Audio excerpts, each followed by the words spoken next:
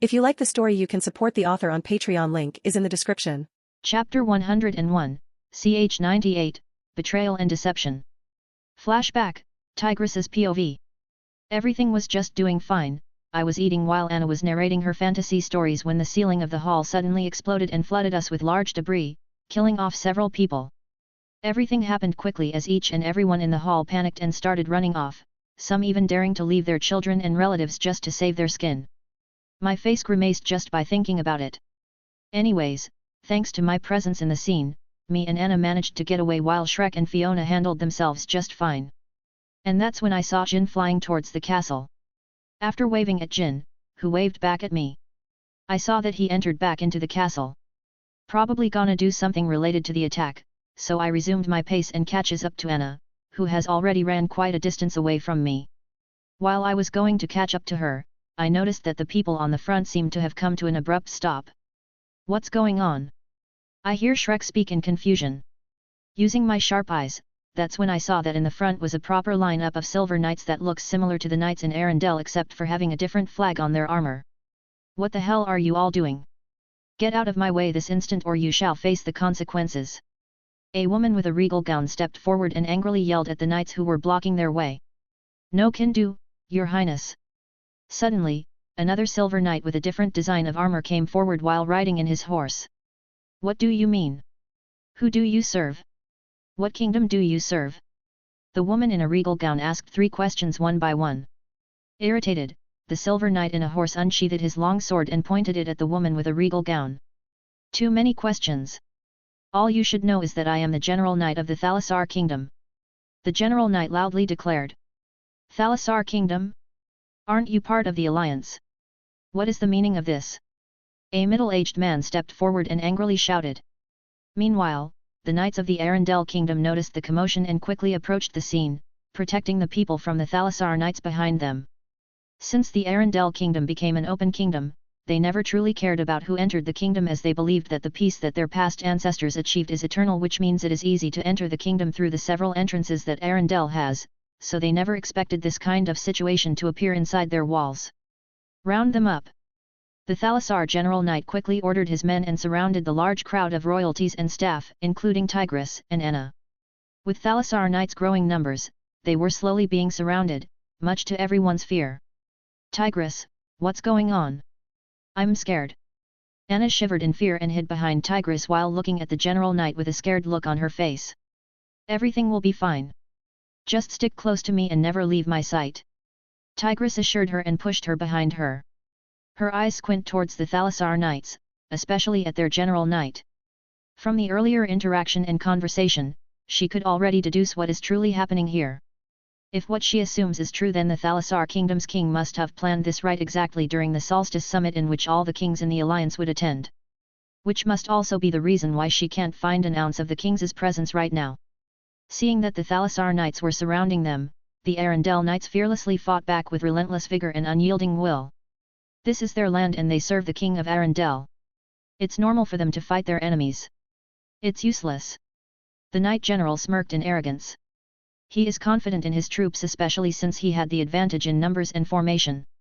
However, his arrogance didn't last long when an orange-haired woman suddenly flew in the air and landed in the middle of their formation, causing a shift in the troops' formation and balance.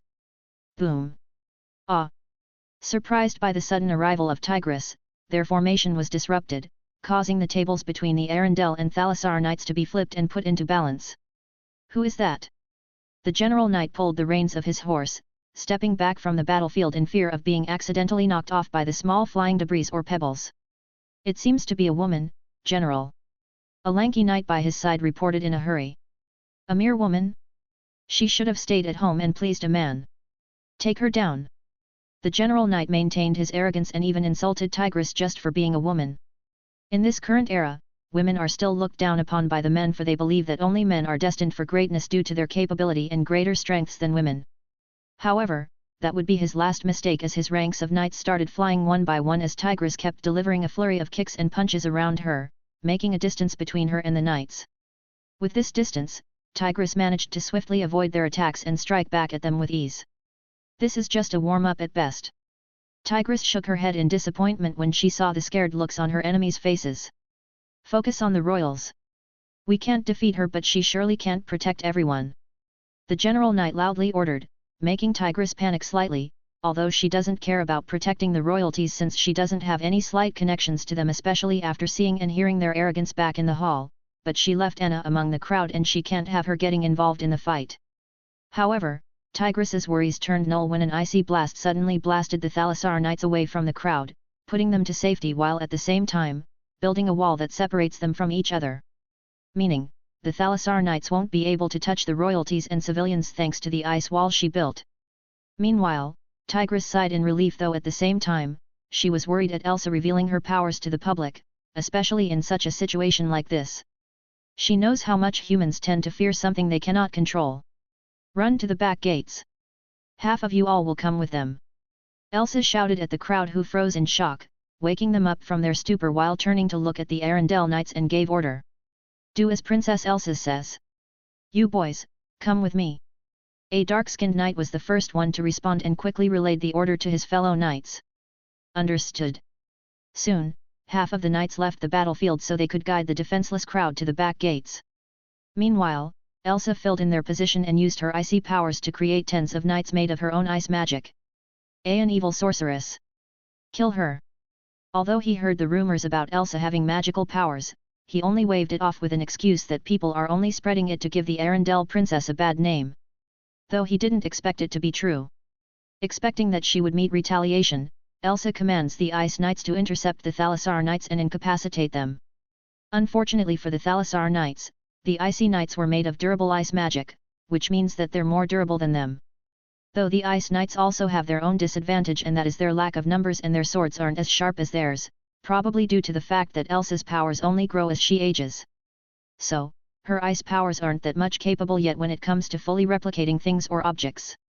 Though, their ice swords are just exactly what Elsa needed, as she doesn't want to kill them, only incapacitate, so the ice sword is more like a blunt weapon instead, which makes it easier to take the Thalassar Knights by smashing the hard ice swords in their heads. Bam! X10.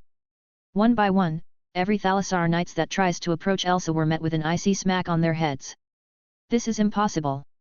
The General Knight of her Thalassar kingdom gritted his teeth in both anger and fear. If only he believed in those silly rumors, then perhaps he could have prepared or at least made an emergency plan in case something goes wrong. His king merely told him to scare off Arendelle's citizens and the guests in the Solstice Summit before capturing them to ensure that the plan goes smoothly. Unfortunately, his information was not only wrong but also lacking, as there's also the orange-haired woman who is decimating his troops as time goes on. In fact, he even saw two knights flying so high that it went somewhere in the king's castle. A hostage. We need a hostage. The General Knight muttered to himself before looking around for a hostage, and that's when he saw a brown-haired girl running back towards the castle with worry on her face. Gotcha. Smiling evilly, the General Knight dismounted his horse and started sneaking towards the unsuspecting brown-haired girl. Meanwhile, Anna got worried for her parents, since the last time she remembered were the two of them joining along the meeting of the kings. Though she wished that her mother stayed by her side instead. Mama, Papa, please be okay. Anna prayed to whoever god she could remember. She even prayed on the god of chocolates that she used to pray to back then for fun, not knowing that a vile and evil man was walking towards her. Chapter 102, ch 99, There's an imposter among us. Back in the meeting room, Iduna was glaring at a certain man in the room, specifically the king of Thalassar Kingdom, Morn. Earlier, after Agnar left with the bald man, Morn suddenly stood up, and much to everyone's shock, the bandits just acted normally and even nodded at Morn with respect before eventually revealing that Morn was actually behind all of this. You traitor! Iduna venomously spat out her words with contempt. I am her doing us all a favor. Iduna, this alliance will bring us nowhere. We need war to advance, we can't live forever under the banner of peace. Peace brings us nothing but only makes us soft. We need violence in this world. The king of Thalassar Kingdom stated with certainty and a hint of superiority in his voice. I just want to go back to my kingdom. Fiona's father, Harold, sank in his chair and decrepitly muttered his words. Your kingdom? What kingdom? As a matter of fact, I have been planning all this for 20 years.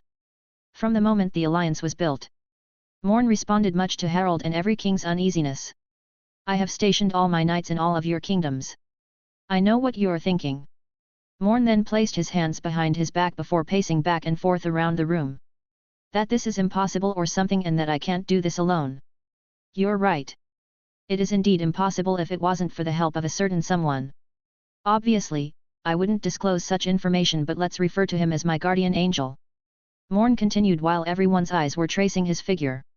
In return for helping him find something and someone, he'll give me power that would make me realize my plans. Obviously, I didn't believe me at first, but after he showed me his might, I realized that he has the power to change this world. To me he is a god. Morn raised his hands and clasped them against each other, seemingly as if he was praying to the gods. And that trumpet earlier? Pfft, it's a fake obviously. He would be back here any minute now and with the flower that my guardian angel asked of me. Morn finished, and with that, everyone snapped out of their stupor and realized that they were actually submerged in listening to Morn's story. They're like children that are listening to their bedtime story. You said earlier that this guardian angel asked you to find something, which I presume is the flower? Then who is this someone? Out of everyone in the room, only Iduna managed to listen carefully to every word that Morn said earlier and noticed that something was amiss, so she asked. Oh, you're sharp, Queen Iduna, I commend you for that. Yes, you are right, the flower isn't as important as this someone that he is looking for. He only told me that this someone is a devil. That's all he told me. It would be hard for me to find this devil if it wasn't for the clues and rumors that I got from my informants.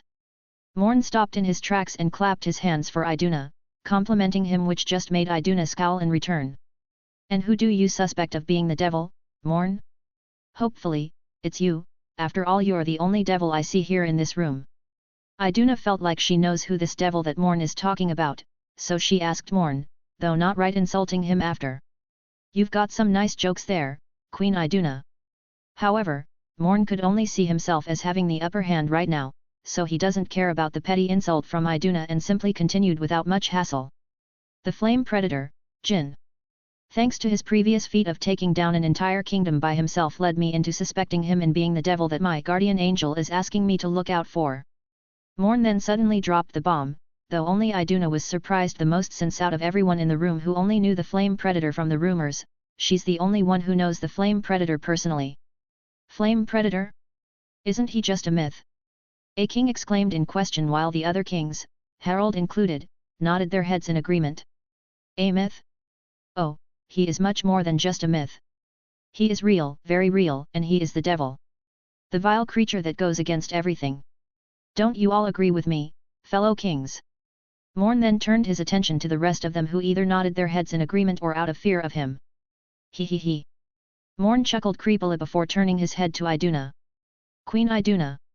From the information I received, you actually not only took the devil under your wings but even betrothed him on one of your daughters, Princess Elsa. How outrageous, a beauty like her should be suited to someone like me.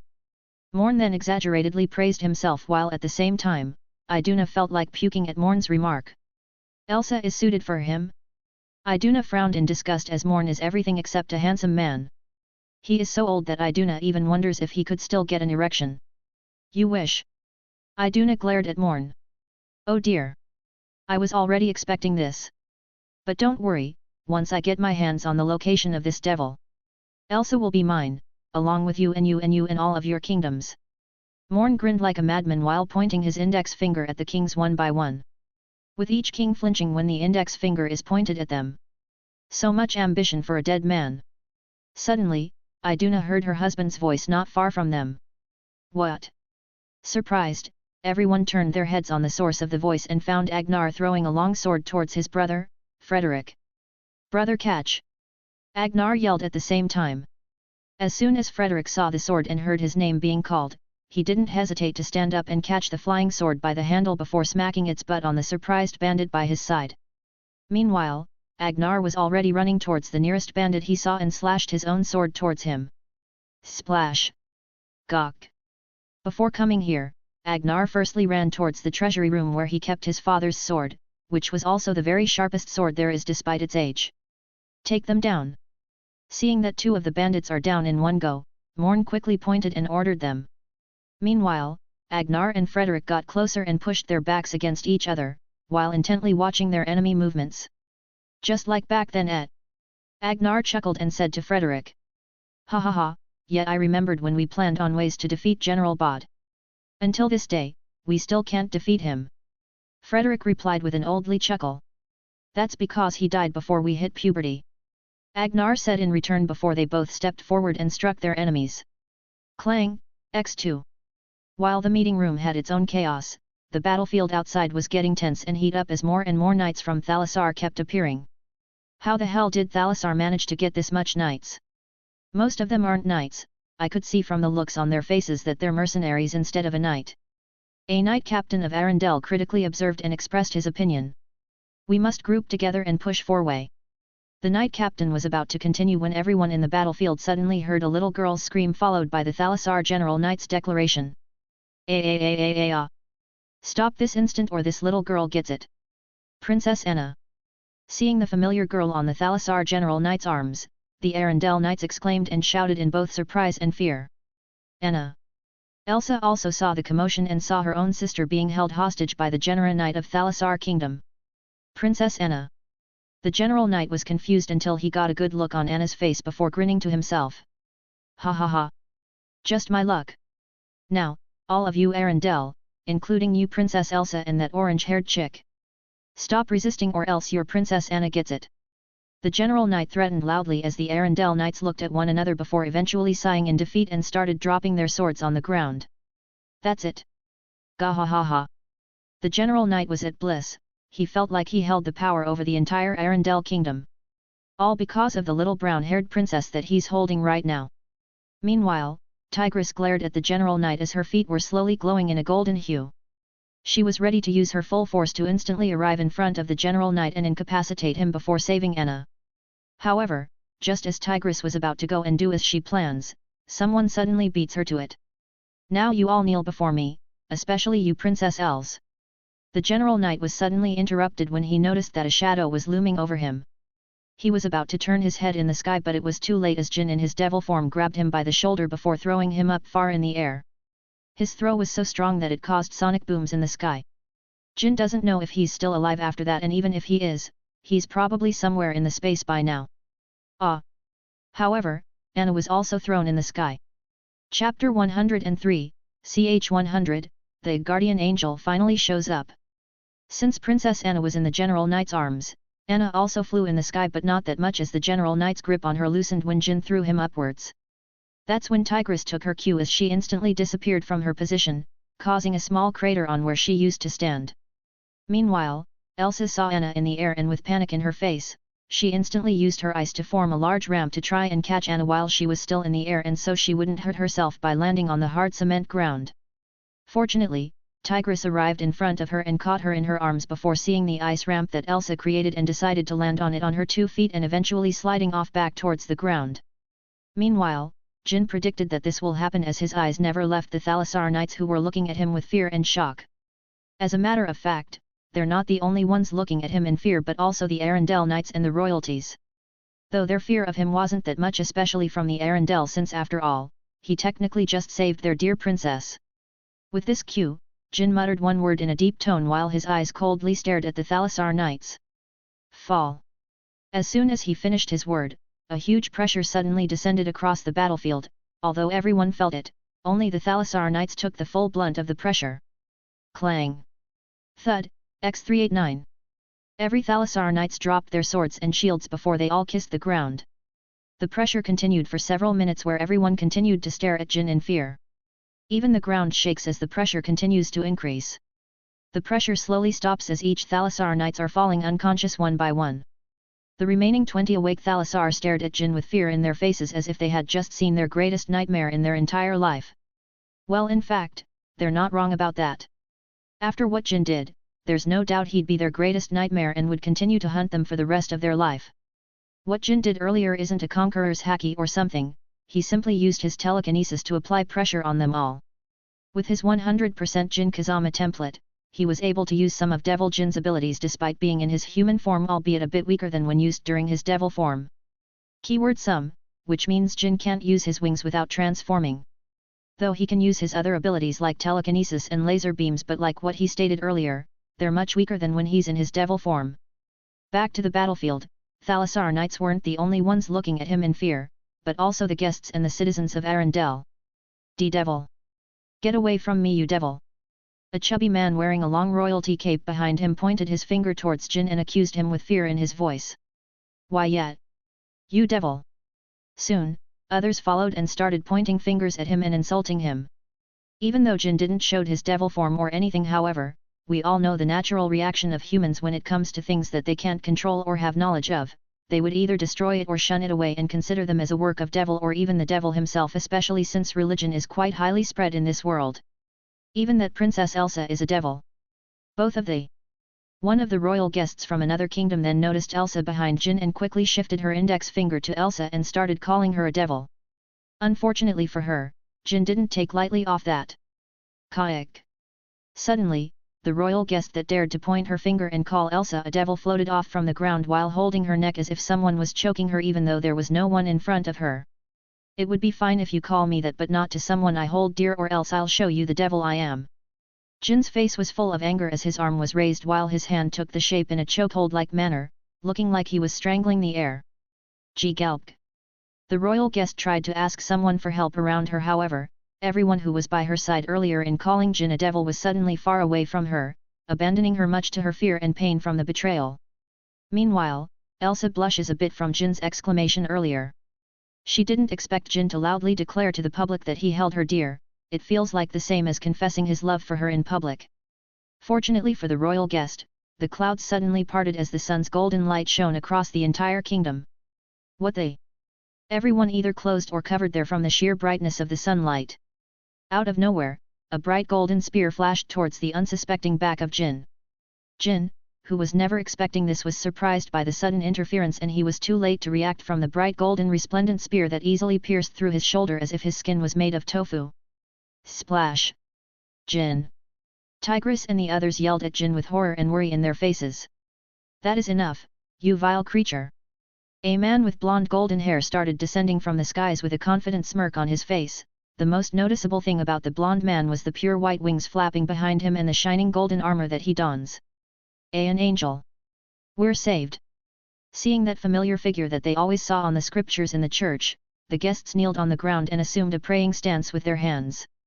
Even though Jin and his women just saved their lives, the church's influence on them takes a very deep root in their heart and instills to them that it is normal to cast away the devil and hate them, while you must unconditionally love the angels and revere them. I knew I would find you here. Luckily, someone told me to stay. The angel with a punchable arrogant smirk on his face said with the same arrogance in his tone like the one on his face. And who are you? Do we know each other? Jin asked while trying to maintain a calm face. He can't show in his face that the hole on his shoulder is burning and the pain is very unbearable. What kind of spear did he throw at me? Why can't I heal myself? Jin panicked inside his mind as he noticed that his regeneration was taking longer than usual and the pain on his shoulder goes stronger as time passes by. You don't need to know me. A devil doesn't have the right to know a mighty angel's name. It's blasphemous. The angel replied with venom on his tone, quite contrary to what his race is supposed to represent. As an agent of kindness and eradicator of evil, I shall punish you for your existence itself and for what you represent. Die, you blasphemous creature! The angel then raised his arms past his head and started chanting that gave Jin enough time to focus on healing the hole on his shoulder. As soon as the angel was done chanting, a large war axe made of golden motes of light formed on both of his hands. Hey! The angel folded his wings and nosedived his way towards Jin. Knowing the consequences of that golden light touches him, Jin quickly transformed in his devil form and touched the shoulders of Tigress, who was carrying Anna in her arms, and Elsa before using his teleportation.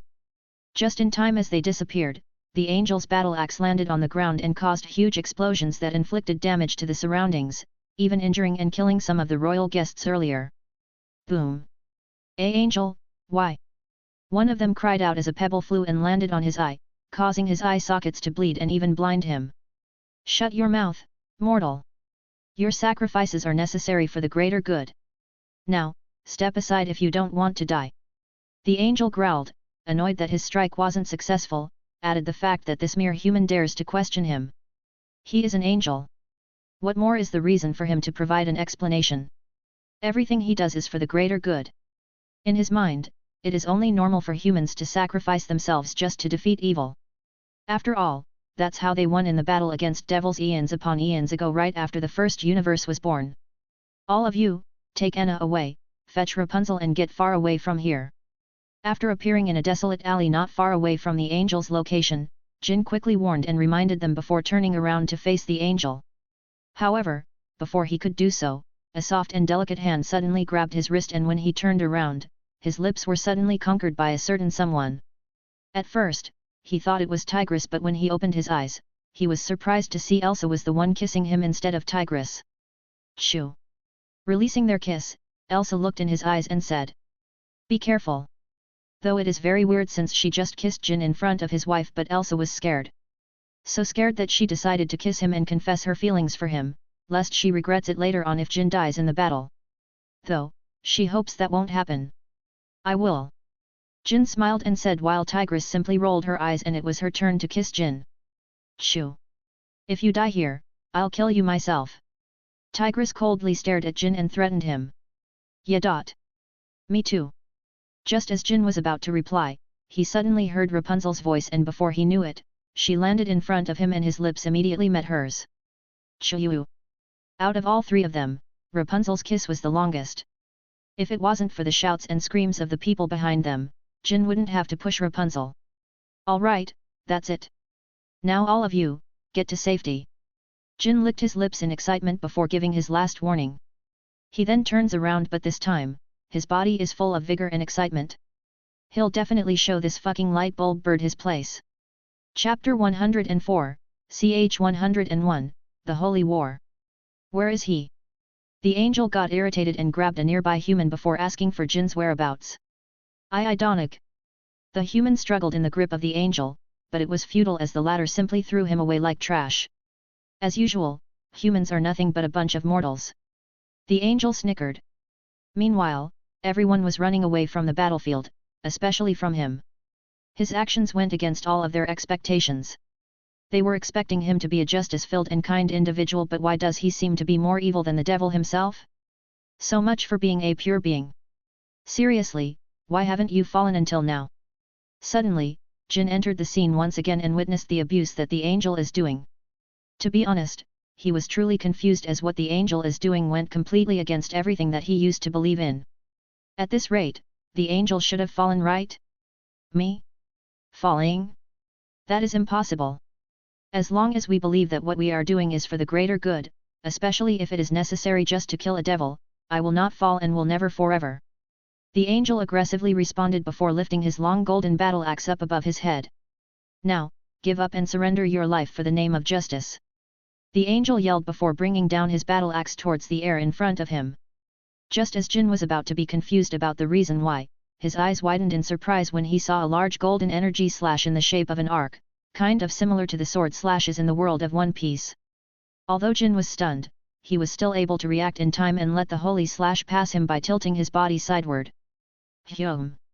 He could even hear the air reverberating as the holy slash passes by him, indicating just how strong the holy slash is. At the same time, his head is running at full capacity. He has so many questions right now, he needs answers. First of all, how did an angel find him here? No, scratch that, the real question is why is there an angel in this world without being informed by God? Sigh, now that I asked this question to myself, I finally realized my mistake. I think I have been relying too much on him for informing me in such things. I feel like a spoiled child right now. Jin facepalms himself at the realization. While Jin was having his moment of enlightenment, God was nodding his head several times when he heard his thoughts. Finally you won't have to make the same mistake as the last time you did. God scratched his beard and said in mysteriousness. As for the meaning in his words? Only time would tell. Back in the battle, the holy slash turns out to be more destructive than he expected, as the entire south side of Arendelle was slashed into pieces, and if this goes in, it won't take long before the entire kingdom will fall into ruins. This can't do. I need to somehow bring the fight outside. Jin analyzed the cause of their fight and realized that he can't let the kingdom take the full blunt of their fight. Since his goal all this time is me, then surely he would chase after me, right? Deciding to test his theory, quickly turned his back to the angel. Using his wings, Jin quickly flew away from the angel, letting himself be a free target for the angel. As he expected, the angel did chase after him and threw several spears made of holy light towards him. Jin simply dodged them all thanks to his sharp senses, though it is mostly due to the heat that he felt whenever a spear of holy light was getting closer to him, which signals him to tilt his body sideways to evade. Come back here, you venomous creature! Face retribution for your existence! The angel shouted as he gave chase on him. If someone were to look at the sky right now, they would only see a trail of black and gold blurs chasing in the skies while heading outside the walls of Arendelle. This place should be good enough. Jin looked around and saw no one except for them. Done running, you vile creature! The angel also stopped in his tracks and thought that Jin was tired of running. I was never running. I was just finding a good place for us to fight.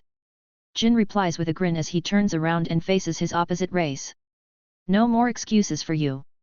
The angel was still under the illusion that he is superior to Jin, thinking that Jin was merely a small devil like the ones he used to kill in the past. I wasn't making excuses. I was just telling you the last words you will hear before you die. Jin spoke up in return before releasing his blades of havoc and twirling them around his body in a few swings. Humph! The angel harumphs before dashing forward and swung his battle axe towards Jin. Jin reciprocated by blocking the swing with one of his blades while using the other one to slash the angel towards his neck. Although the angel flew back to dodge, at least Jin knows how to strike on the head instead of his body, unlike a certain thunder god. It's just luck. The angel muttered while looking at the small hem on his cloth. A small cut could be seen from Jin's counter slash on him earlier. While thinking to himself that Jin just got lucky. Applause yourself, for I am about to take this fight seriously now, you foul creature. Despite raising his head in seriousness, the angel still maintains his arrogance and confidence, which somewhat irks Jin a little bit. Serious or not, nothing will change. Meanwhile, Jin's pride in his devil form is slowly peaking the more he maintains this form, so his reply has a tinge of pride and also arrogance. How arrogant? The angel responded in return. I miss the part where that's my problem. Jin replied before taking the first strike. Rattle. Throwing both of the blades towards the angel, the chains of his blades rattled as the speeding blades were a few meters away from the angel. Throwing your weapon is cowardly. What did I expect from a devil? The angel said before using his battle axe to not only block the blades but also used its chains to lock it around his weapon's handle. Seeing what happened, Jin tried to pull his weapon back but to no avail. The angel seemed to have predicted this and has a smug smile on his face. You think you're the only one who attaches chains in his weapons? How original! The angel spoke in mockery before smirking and pulling his battle axe very hard, causing the chains to snap and extend to its maximum length. Snap! Rattle! Jin quickly tried to balance the force and pull his chains back. Unfortunately, the angel seems to have greater strength than him when it comes to physical force. How pathetic! The angel muttered in disgust, though he was surprised that Jin managed to resist him. As far as he lived, one thing has always been certain in his mind. And that is, angels are physically stronger than devils, while the devils are mentally stronger than the angels. That's a fact that has been going on in the war between angels and devils. But the devils lost the war eons ago. They lost their creator, which has made them weaker than normal. How come this devil is slightly stronger than what a devil should be? Questions were being raised in the angel's head. During the greatest war of all time, which is called the Holy War, a war between the children of God and the children of a being known as the first devil, or primordial devil as some call him. It was known that the first devil used to be a child of God, until he fell from grace for some unknown reason, who then created the race called devils, the exact opposite of the angels. It was never known how he fell and how he managed to rise from the ashes and declared war on God and his children. The war escalated and affected countless universes, destroying a few universes at the process. There is one thing that is confusing about the war though.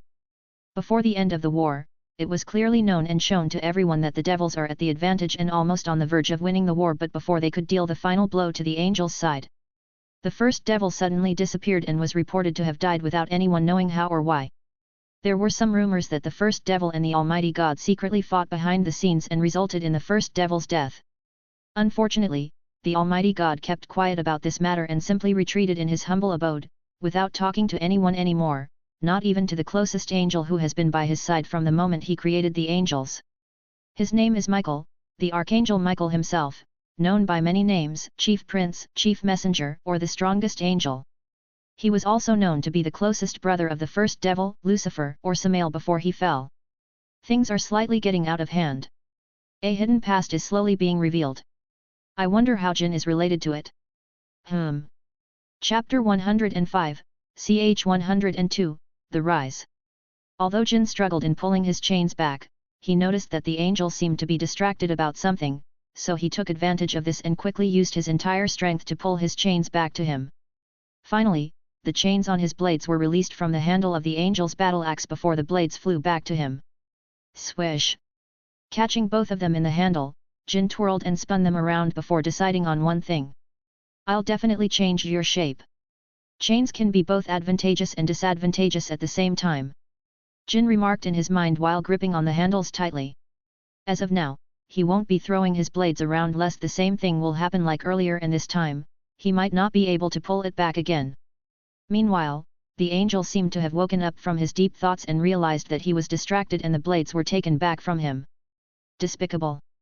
The angel spat before spinning the battle axe around his limbs before eventually slashing the air in front of him again, but this time, as the air slash flew towards Jin in fast speeds, he also followed behind the air slash, taking advantage of the size of the air slash to hide behind it and for it to distract Jin before striking him out.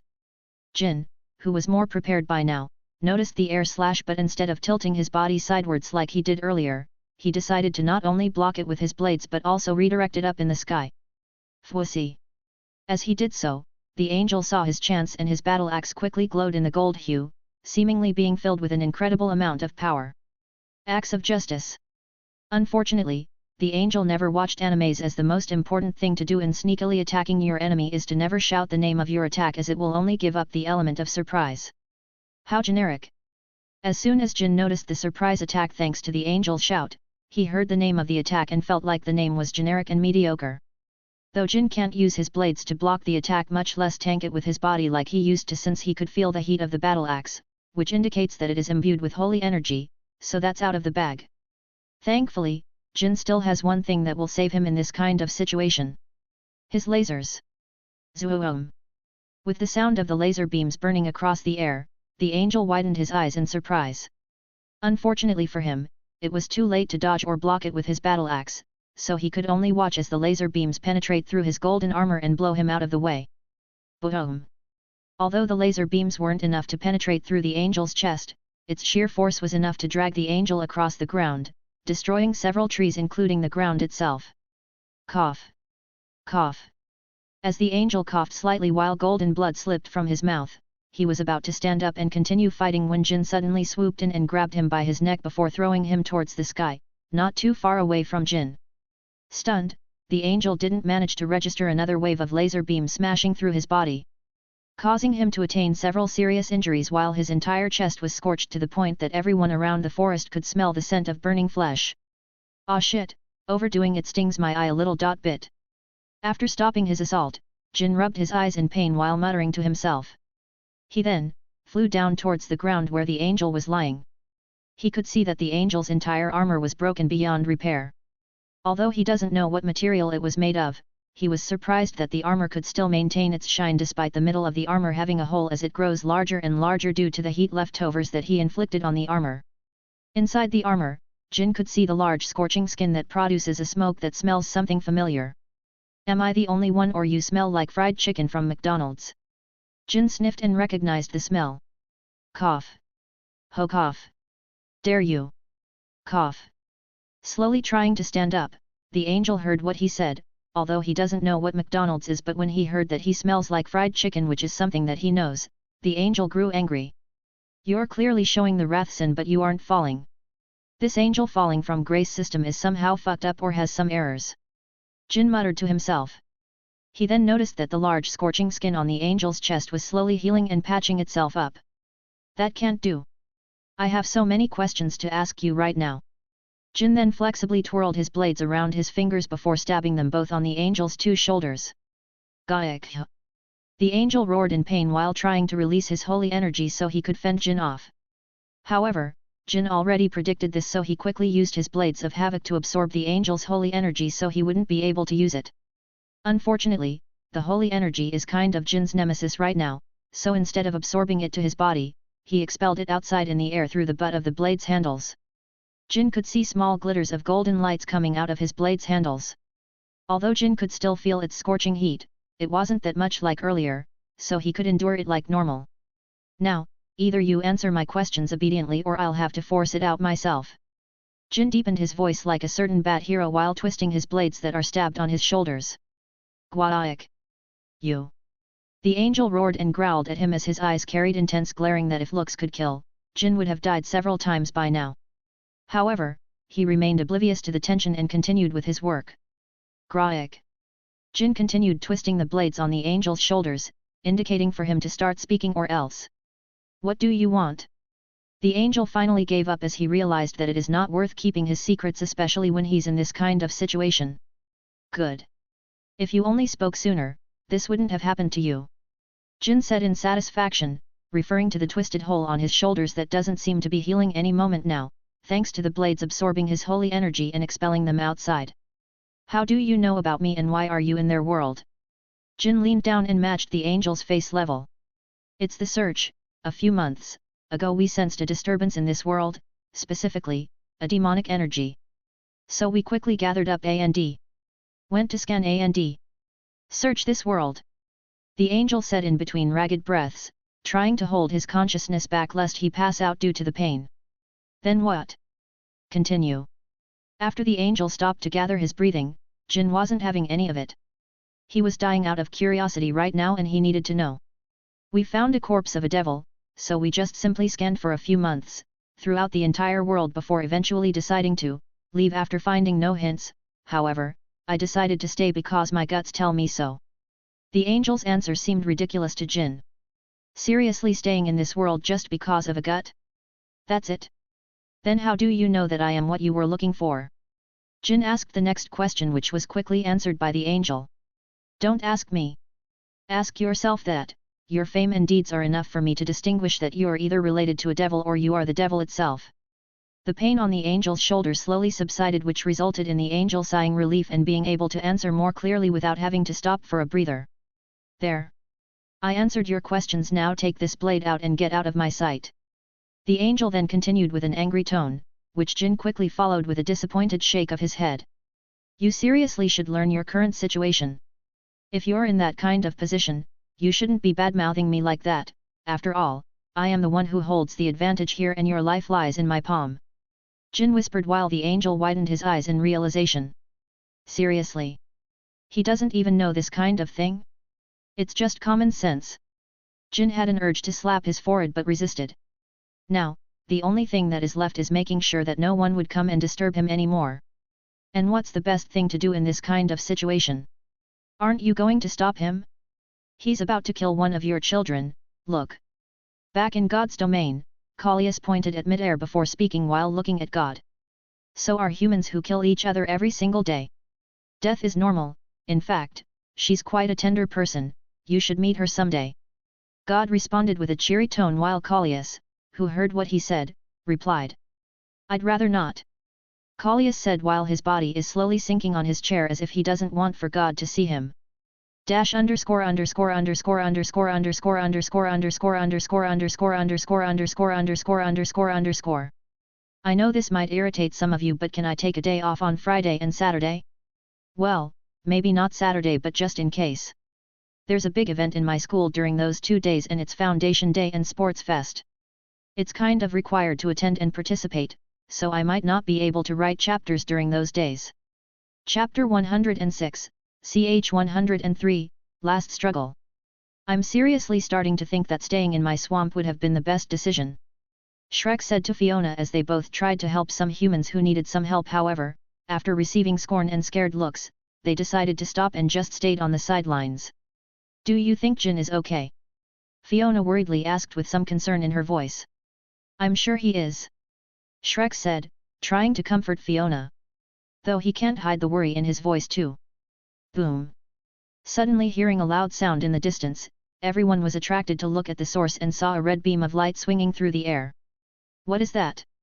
A person pointed at the red beam of light in the sky, further gathering the attention of everyone in the kingdom towards the scene.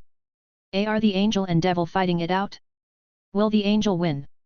One of them shivered while speaking. As one of the people who witnessed the angel's brutal personality earlier, he felt like his whole life was a lie. The same goes to the other people who feel like the angels weren't that kind as they were taught by the church. Unfortunately, unlike them, the church people still believe in the angel and wished for his victory. Everyone! We must pray for the angel shall win. The devil has landed on our ground and only an angel can vanquish them. Gather around me and pray. A man wearing priest's clothes tried to encourage them by spreading his beliefs. However, everyone just simply stared at him before ignoring him and resumed whatever they were doing.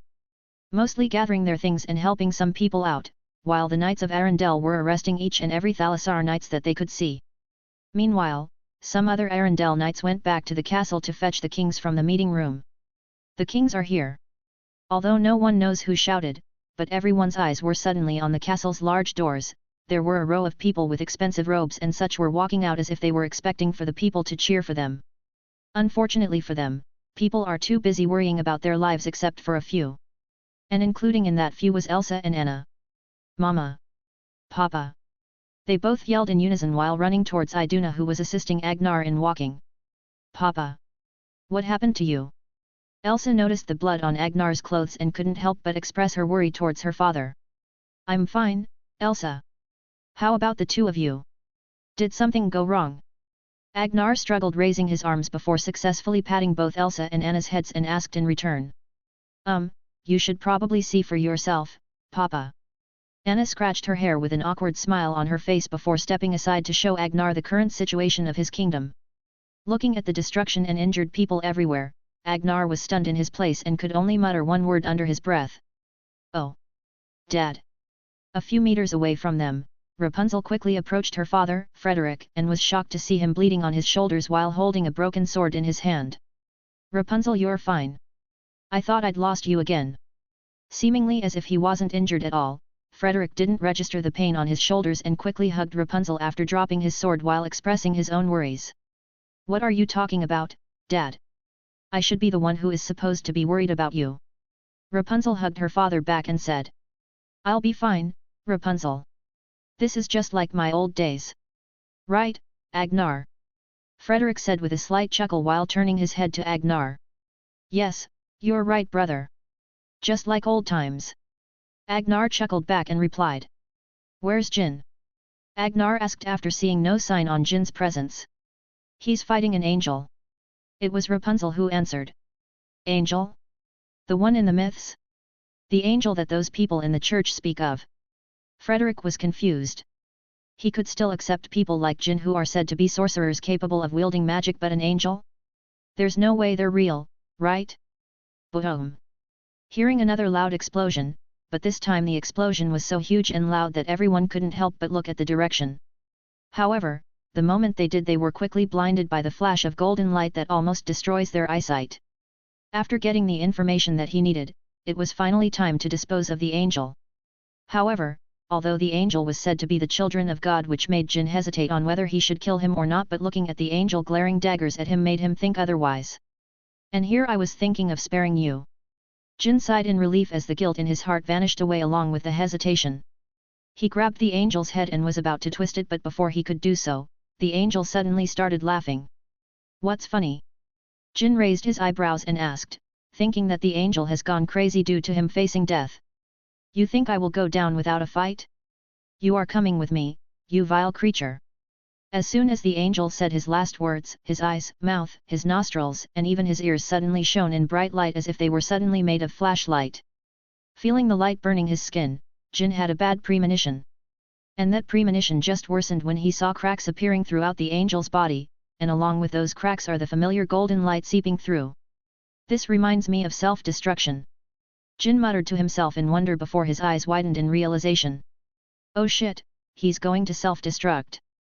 As soon as Jin finished his words, he didn't hesitate to push the angel away from him and quickly used both his wings and chi to fly very high up in the sky. He even used his teleportation to leave the area, and thankfully he did, because the moment he disappeared from the place, the entire forest exploded. Boom! Instead of the usual explosion, the explosion didn't look similar to a normal explosion. The entire area was lit in a bright light as if the entire sun itself had descended down on the ground. Meanwhile, back in the kingdom. Although everyone was blinded, including Tigress, her senses were telling her something, and the last time she saw before she was blinded was a large explosion, so she quickly stepped forward and used her index claw to write something in the air. Although no one could see it, if someone were to look at the air in front of Tigress, they would see a couple of Chinese characters that quickly rotated against each other before forming a huge golden dome that covers the entire kingdom of Arendelle. She used her entire chi reserves just to implement this move. And thankfully, it was worth it because as soon as the golden dome was standing still, the large light explosion reached the golden dome and it surprisingly managed to block the light explosion. Meanwhile, Elsa, who finally managed to scrub her eyes off from the blindness, saw that the entire kingdom was covered in a golden dome, thanks to Tigress. However, when she saw that the entire place outside the golden dome was nothing except for white, she was shocked and confused. She only moved in time when she saw some cracks appearing in the golden dome. "I can't hold much longer." Tigress, who also managed to recover from the flash, yelled while blood trickled down on her nose and mouth. Knowing what to do, Elsa quickly raised both of her arms before making her own defensive ice dome that serves as the second dome inside the golden dome. It took a few seconds before she finally managed to create a dome large enough to cover the entire kingdom. When Tigress saw this, she sighed in relief before exhaustion and chi depletion side effects quickly overwhelmed her, causing her to close her eyes and fall on the ground, while releasing her golden dome at the same time. When Rapunzel saw her passed out, she quickly knew that Tigress needed help, so she ran over to her and used her hair to cover her entire body before closing her eyes and assuming cupping both of her palms. She didn't slack off in her powers actually. During the week, Jin first told her to master and find ways to effectively use her power before he teach her kung fu. Although Rapunzel was disheartened by this, but she was thankful that she didn't give up because she discovered that if she sings in her mind instead of using her voice, she can still use her powers and even faster than chanting it using her own voice. While Rapunzel was healing Tigress, Elsa's arms strained a little as she felt the light explosion smash on her ice dome due to Tigress passing out and releasing her golden dome. Despite this, Elsa didn't stop and continued supplying the ice dome with her ice magic. Everyone including her parents could see that whenever a crack appeared on the ice dome, it would quickly regenerate as if it didn't appear in the first place. Meanwhile, Jin was very high up in the air, but he was unfortunate as despite teleporting, he was the closest to the explosion, so it was a bit too late and his left wing was burning and turned into charred meat. Damn! This hurts. Jin tries to reach for his back to massage his stinging back, but to no avail. His muscles were quite on the way, so he could only wait and endure the stinging pain on his back. Hopefully, they're okay. Jin cast a worried look on the large ice dome in the kingdom of Arendelle. Even though he's almost in the atmosphere of the planet, his sharp eyes are still capable of seeing the Arendelle kingdom. Chapter 107, ch 104, The Aftermath. It took a few seconds before the light explosion subsided. Except for the tall walls of Arendelle standing still without an ounce of damage. The entire area around the kingdom turned into something akin to a wasteland. There's nothing that can be seen around except for dirt and ashes. The trees, grasses, and even the poor animals were eradicated thanks to the angel's self-destruction. What have you done? Jin shook his head with regret after seeing the aftermath of the explosion. If only he knew what would have happened, he would have grabbed the angel then and there and threw him outside the planet in space. I'll check them out if they're okay. Jin said to himself before flying down towards the kingdom, still donning his devil form. As he entered Arendelle and slowly landed on the ground, he couldn't help but feel annoyed as everyone's eyes were on him. What are you all looking at? Jin snarled at them and they quickly looked away and resumed doing their own things. Treating Jin as if he wasn't there to begin with, much to Jin's relief. Jin. Among the women, Tigress was the first one to approach him and engulf him in a hug, all while planting her head on his neck while sniffing at the same time. Sniff. I thought you were going away again. Tigress whimpered in worry. I ain't going anywhere this time. It's not that easy to get rid of me. Jin replied with a slight chuckle. Rapunzel and Elsa soon followed and hugged Jin on both of his arms while expressing their concerns over him. Why does this feel like some generic-ass harem anime? Jin's face twitched when he felt his arms being engulfed by their slightly moderate bosoms. Like I said, I'm fine. It's just a few scratches here and there. Jin assured them that he's fine. How about that glowing chicken? Did you kill him? Tigress's eyes glowed at the mention of Jin's enemy, even though she didn't specifically mention the angel's name, just a nickname that she wanted to say just to vent off her frustration. Although this day wasn't that grand to her, but to Rapunzel and Elsa, this day is very special as they would learn and follow the footsteps of their parents. The angel? He's dead, you don't have to worry about him. Though he didn't die by my hands, as you can see. Jin said while gesturing to the wasteland outside that was caused thanks to a certain glowing chicken. Why? What happened? This time, it was Elsa's turn to be curious, so she asked and Jin shall answer. He killed himself. He kind of overloaded himself in his own energy before eventually causing a large explosion using his body as a shell. Jin simply explained in layman's terms. Why would he do that? It's idiotic. Elsa was confused and exclaimed. I have no idea. He probably thought he could take me down along with him just as I was about to kill him. Jin answered with a shrug of his shoulders. To be honest, he was expecting a very challenging fight against the angel. He was expecting himself to be bloodied and injured all over his body while using his will to stand strong. Unfortunately, his expectations on angels were too exaggerated. He even thought that he would finally be able to use his demonic energy just to fight off the angel, thus revealing his existence to the multiverse once again. Too bad the angel that he fought this time is probably some low-level grunt or minion. What now? I'm sure after this, the world will fall into chaos. Devils and angels' existence will not only cause everyone to doubt their views on the world but it will also enlarge the church's influence. I'm sure they'll take advantage of this even to paint themselves as the only people that could protect the world from the devil. As expected of Elsa, despite being locked in a room for years, her quick thinking and hunch reminds Jin that Elsa has a royal blood coursing through her veins, so he shouldn't be surprised that she could predict the outcome of this large event. That's simple. We make our own religion. Jin said with a smile. What? How would we do that? She asked. Although I wasn't looking at what the angel did while I brought you to a safe place earlier, but I'm sure those guys aren't blind and saw the brutal ways that the angel showed earlier. Do you think they will worship someone who kills and doesn't care about their lives? Jin continued as a reply while pointing his finger towards the royal kings, queens, and prince/princesses from the other kingdom who were the ones to witness the angel's vicious and cruel actions. You'll build your own cult. Elsa finally realized what Jin was thinking, though her other side of the brain thinks that his plan might not only work but would also overthrow those arrogant church people who think that their religion should be the only one people should worship. As the Princess of Arendelle, Elsa has read the history of the kingdom, including those of the church people. She knows how cruel and brutal they are just to imprint and force their belief on other people. Due to that, the church's influence diminished slightly with the help of several kingdoms who were dissatisfied with them. However, although their influence was cut off by the alliance, but just because their influence on the world decreased doesn't mean they're gone. In fact, they're still pursuing their old ways of imprinting their belief on the people, except that they're more discreet this time instead of doing it in the open like in the past. It's not a cult. We're just building our own religion to fight off the church's plan to influence the world. Jin corrected Elsa and explained. What will be the name of your religion then? This time, it was Rapunzel who asked, as she has been curious since the moment he mentioned building his own religion.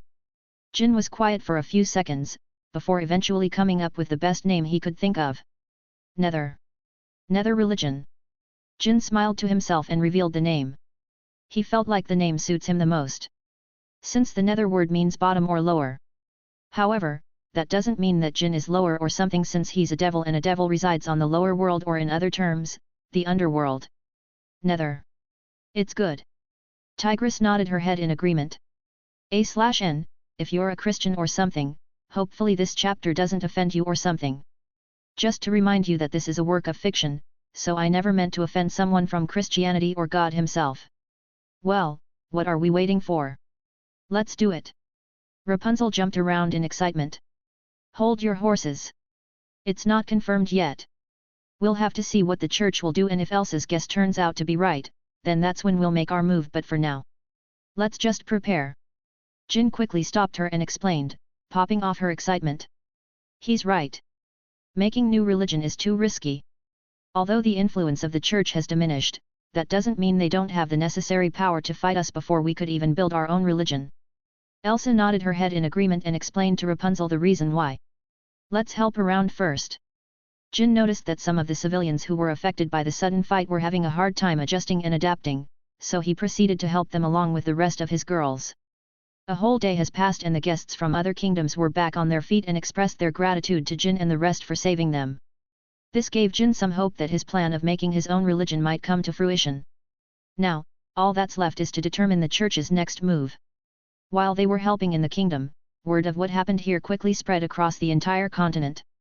Aside from the other kingdoms who were just shocked and wanted to know more about what happened, the citizens of Thalassar Kingdom rejoiced after hearing the news of their king's death from the hands of the kingly brothers, Agnar and Frederick. It turns out, the Thalassar Kingdom has been secretly suffering from the rule of their king, Morn. Morn has been ruling his kingdom with an iron hand, and those who try to rebel against him were quickly executed on the spot. What surprised Jin was the fact that Morn was able to hide his wrongdoings despite being under the flag of the alliance. Just it's not easy to enter the alliance, as having an equitable personality is a must. Once the alliance finds out that you're a corrupt person who abuses his power, they wouldn't hesitate to kick you out of the alliance. Now, thanks to Morn's betrayal against the alliance in which he thought he would win, the Thalassar Kingdom was freed from its cruel ruler. What? Meanwhile, Jin was shocked to discover that Agnar announced that Elsa will soon be crowned as a queen next year, giving her some time to prepare and gather some experience. I don't know why Papa decided on that, but he said that during the events yesterday, he was afraid that he would leave this world someday and he was worried about the kingdom and us. So, while he's still alive and kicking, he wanted to train and prepare me for becoming Arendelle's queen. Elsa stuttered and explained everything to Jin. Well, after the sports fest and foundation day. Guess what? I fell sick and so far it's getting worse and worse. That's why I have a deal for you guys.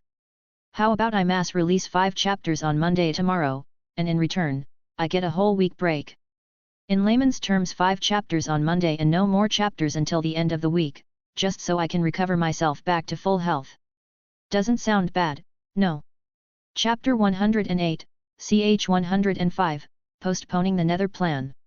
Preparing for the next world. Jin, I don't think I'm ready to become a queen. I'm nervous. Elsa didn't hesitate to express her worries to Jin. After months of getting to know him, she already sees Jin as someone she could trust with her entire heart. Don't be nervous. Although I don't have any experience with that, I feel like you're going to do just fine. Jin tries to assure her, however, he sighs when he sees that Elsa was still nervous. I don't have the experience to become one, and why does Papa have to retire so early? He's still in his 40s, isn't he? Elsa grabbed a handful of her hair and complained before slumping off on his bed with her face staring at the ceiling. Meanwhile, Jin was deep in thought, trying to find ways to help Elsa on her problem. I'm not fit to become a queen. Elsa grabbed a pillow nearby before burying her face with it and yelled. This is so unlike you, Elsa. I can see that you're really worried about this. Jin approached Elsa and sat next to her on the bed. What do you mean by that? Elsa removed the pillow and turned to look at him with a confused expression on her face. You see, if a person is truly nervous about something, you will see it from the way he acts. If it is different from normal, then that means the person is really worried and overthinking about the problem. Jin gave advice that he picked up on thanks to his Uncle Iroh template. What should I do then? If I become a queen, would I really be able to rule the kingdom like my father? Elsa expressed her worries to him. That's the problem here, Elsa. Don't think of following the same path as your father did, you don't have to rule the same rule that he did. Jin said, and when he saw Elsa's confused face, he sighed and changed it in layman's terms so she could understand. All I'm saying is just be you. Don't change what you are just because you feel like it is unfit. Jin then held Elsa's hand as he spoke with his eyes staring directly at hers. Really? Elsa felt touched by his words and can't help but feel a fluffy feeling raging on her chest. At this point, their relationship is very close. In fact, Jin felt like Elsa was already considering him as her lover, it's just that it is not yet official. I think I have a solution to your problem. Jin then squinted his eyes as realization dawned upon him before expressing his solution to Elsa. Really? What is it? Elsa quickly got up from the bed and sat before looking at Jin with excitement, eagerly waiting for the solution that he thought of. Do you remember what Tigress told you when I disappeared after the battle with that devil? Jin first asked while Elsa placed her fingers under her chin, trying to remember what Jin was talking about. That I am an agent of God. Seeing that Elsa was having a hard time recalling her memory, Jin decided to juggle it up a bit. Oh, I remember. After hearing what Jin said, as if the switch was triggered, Elsa quickly remembered what Tigress told her that day. The day when she was about to blame herself for being the reason why Jin died, or so she thought. Even though she doesn't completely believe her at that time, but after witnessing everything that Jin has done, she felt like an idiot for doubting Tigress's words back then. So, everything about you fighting in this great war is real?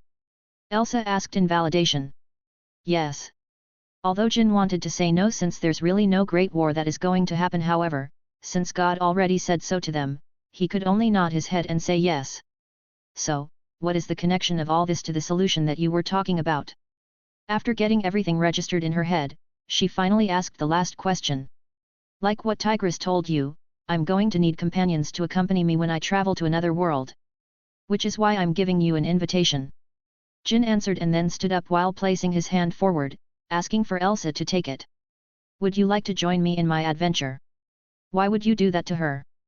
Meanwhile, in a large royal bedroom full of expensive ornaments and jewelries, Iduna was flabbergasted when she heard what Agnar did. I want her to learn and mature early. I'm afraid that if she idles any longer than she is now, she won't grow up to be a responsible queen to Arendelle. I am just helping her. Agnar tried to reason it out, however, Iduna wasn't having any of it. She's still 18. She must first reach her 21 before she could partake with politics and the kingdom. Iduna healed her face in disappointment while Agnar sighed. Looks like he would be sleeping on the couch tonight. Just let me handle this, okay? I know what I'm doing. Agnar stands and held Iduna's shoulders as he tries to reassure her. If something bad happens to Elsa because of your decision, I swear I will never talk to you again. Iduna pointed her finger directly at Agnar's face before loudly declaring over him.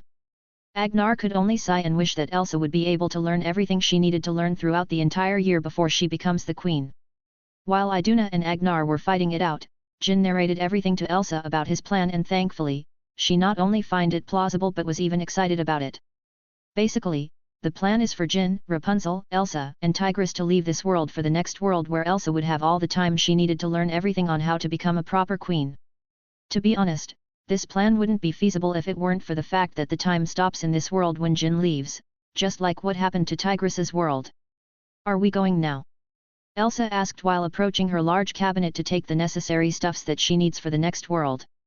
I'll call Rapunzel and Tigress first. Jin replied before standing up from the bed and walked out of the room. Why does this situation feels like those romance novels that I read in the library where the princess was burdened with forced marriage and has to run away from home with her secret lover? Elsa blushed while imagining in her mind that she's a fragile princess who were forced to marry a prince that she doesn't love from other kingdom, and during so, she met a commoner who she fell in love with, and that commoner is none other than Jin himself. What are you thinking, Elsa? Elsa clasped her cheeks with both of her hands while reprimanding herself at the same time. With everything that has happened, I'm sure he's just waiting for me to express my feelings to him so we could our relationship official. Elsa remarked while looking at the door where Jin left through with complicated but determined look on her face. Meanwhile, after leaving Elsa's room, Jin walked around the halls, searching for Rapunzel and Tigress. At this time, they're probably still helping around outside. Jin said to himself, so he changed his direction and started walking through the front door when he suddenly stumbled upon a little minx. Thud. Quickly grabbing her arms, Jin finally got a good look in who he stumbled to and saw Anna with a bulging cheeks. Anna? What are you doing? What's with the face? Jin first helped Anna stand on her feet before asking questions. However, instead of answering his question, Anna suddenly panicked and shook her head repeatedly before evading Jin and ran past him. Thud, X10. She didn't ran too long before several chocolates in wrappers started falling from her dress to the floor. Turning around and seeing that Jin was looking at her in suspicion, Anna awkwardly smiled with her mouth still bulging before quickly crouching, picking up every chocolate pieces that fell on the floor. If Jin wasn't looking at her, he'd thought that the chocolates on the floor mysteriously started disappearing. As soon as the chocolates were gone from the floor, Anna hurriedly scurried off, but not before flashing a hush gesture towards Jin. Jin could only sigh and nod his head. Just brush your teeth soon after. Jin reminded her as he stared at her running figure. Jin. Just as Anna disappeared from his sight, he suddenly heard Tigress's voice behind him. Turning around, he raised an eyebrow when he saw several shopping bags that are hanging around their limbs and necks. Where were you and what are those? Jin asked, referring to the several shopping bags on their possession. A new clothing store just opened up, so we decided to come and visit. Why do you ask? Rapunzel replied before asking in return. Let's have a talk. It's important. Jin approached them and took several shopping bags beside carrying them. He's proper gentleman, especially towards his women. We're leaving. After telling Rapunzel and Tigress about Elsa's matter. There's nothing to be worried about. Time will simply stop as usual when we leave the world, so except for us aging, nothing will change here while we're gone. Jin assured them as he thought that they're worried about what will happen while they're gone. That's not the reason why we're worried. We were worried for Elsa.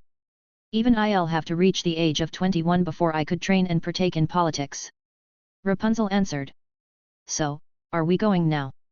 Tigress asked, although she felt sad in leaving this world as she has already grown attached to several people, but thankfully, time will stop so she doesn't have anything to worry about. I'll ask God about it first. Since he decided this for himself, Jin doesn't know if God will agree to it, so he needed to ask for his permission first. Just as Jin mentioned God, the world once again went into a halt except for Jin. Chapter 109, ch 106, the flower turns out to be the goddess. Just as Jin mentioned God, the world once again went into a halt except for Jin. Long time no see. Without even seeing God's figure, Jin already greeted him as if he were here. How's it going with you, son? Jin heard his voice behind him, so he turned around and saw him walking towards him with his same old calm smile. As much as I want to say it's just fine, but would you believe me? Jin then flashed out a teasing smirk towards him. He knew that whatever he is doing here, God will always be watching him, though except for his private sessions. Nope. So, are you sure you want to leave now? Don't you want to meet this world's goddess? God then replied before asking with a smile. Goddess? Oh right, my mission. To be honest, I feel like the mission isn't that hard. I mean, you told me to watch over the gods just in case they tried some means that will harm the multiverse, but so far, the first god I met was a weird drunkard and now, I almost forgot about this world's creator. Jin responded with a shrug of his shoulders before continuing. She should have at least approached me first, right? I mean, I just invaded her world and caused several changes under her nose. After Jin was finished speaking, God just mysteriously smiled at his small complaint before eventually revealing the truth. I'm disappointed that you haven't realized it even now. God shook his head and said, much to Jin's stunned expression. Realized what now? Jin raised his left eyebrow and asked in confusion and concern. It kinda hurts his feelings seeing that God was disappointed on him. Jin might not be a religious person, but the moment he met God face to face and has always been under his care, Jin has already grown attached to him and already sees him as his own father. It's kind of weird, but who doesn't want to have God as your father? Although Jin finded it a bit weird, but he knows how to cherish things, so instead of complaining about it, he just accepted it like a man. It's just like what God told him when they first met, that is to appreciate all the things that are granted to him. He learned this lesson when he first complained after claiming his first gotcha role. You see, gods are not someone you can easily trifle or play with. You must know that their strength exceeds your expectations on them. If you think they are beings who could create and destroy a universe, then that's just insulting them. They can do more than that. The reason why I brought you to these worlds are because I know the gods and goddesses who rules over them. God explained while Jin kept nodded his head several times before he continued. I am only contributing to your growth, Jin. Once I deemed your strength and mind worthy, only then I would bring you to a world where you would face real challenge. As of now, I need you to keep getting stronger. After hearing what God said, Jin sighed and felt like an idiot for not noticing such thing. What's the point of his Iroha's template wisdom? I understand. What about this world's goddess? Should I meet her? Jin bowed his head in understanding before asking a question.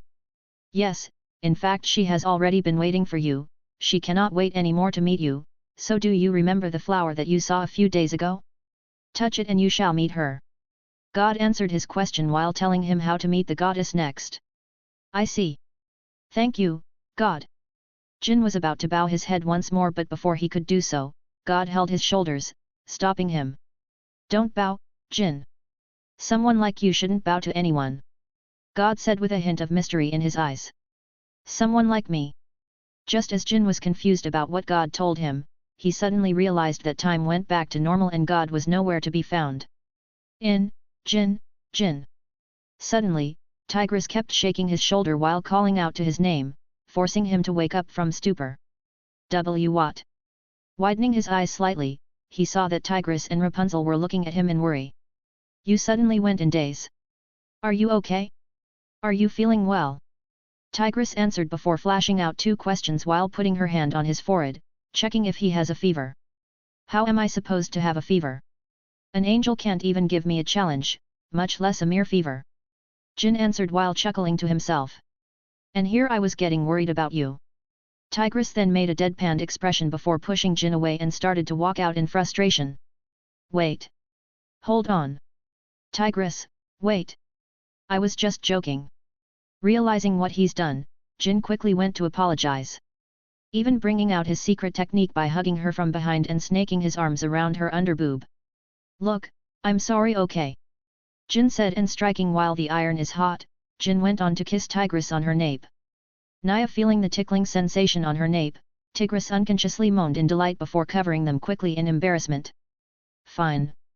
I forgive you. Just, don't do that again, especially in public.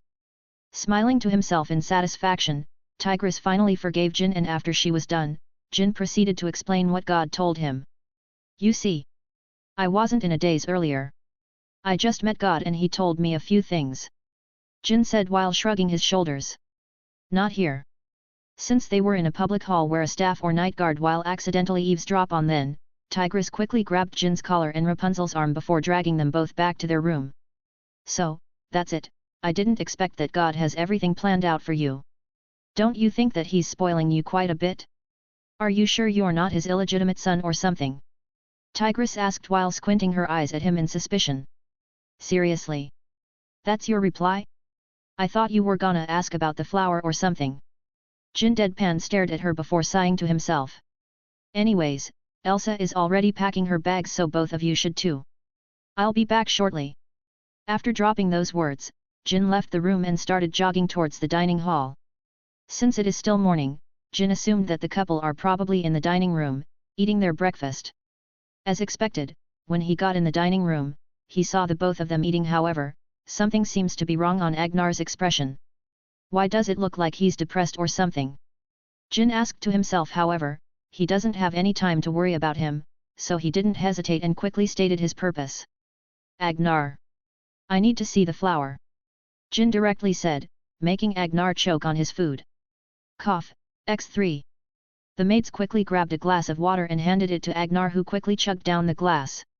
Cough. Cough. Sorry, what were you saying? Agnar coughed for a few times to clear his throat so he could speak clearly. I said I need to see the flower. And no, I'm not trying to take it for myself. I just need to test something out. Jin assumed that Agnar was worried about him stealing the flower, however that wasn't Jin's intentions, so he cleared the misunderstanding before it could escalate further. Cough, I wasn't worried about that. I was just stunned by your presence. Please enter the room like a normal person next time, okay? After hearing what Agnar said, Jin embarrassingly scratched the back of his head. Sorry about that. I'll try to fix it next time. Jin apologized and replied. Thank you. Anyways, if I'm going to be honest, you can take the flower for yourself. I don't need it anymore, especially after what happened. I thought I am capable of protecting it. Agnar's words shocked Jin quite a bit. He wasn't expecting this answer. What, why?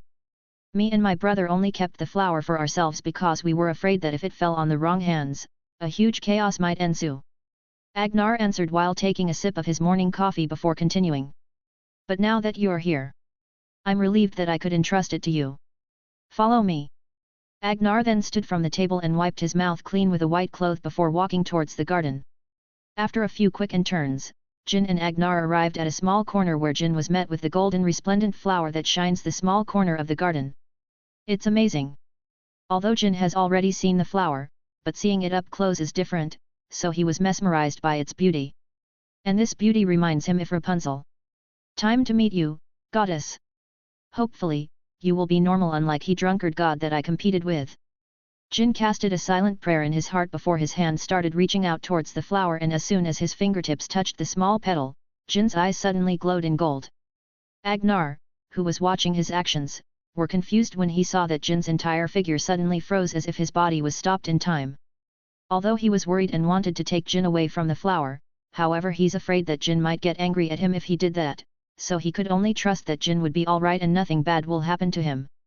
While Agnar was worrying about Jin, the latter suddenly found himself in a very vast expanse of land full of lush grasses but no sign of trees. Where am I? Jin searched around and asked out loud. It's nice to finally meet you, venerable devil. Chapter 110, ch 107, She Ain't That Bad. It's nice to finally meet you, venerable devil. When Jin heard the feminine voice, his body turned around, searching for the source of the voice. Thankfully, she wasn't hiding herself, so all it took was a simple turn before Jin finally met her face to face. You're breathtaking. Jin hissed in amazement. He didn't expect the goddess to be this beautiful. Well, he was already expecting her to be a beautiful woman after all.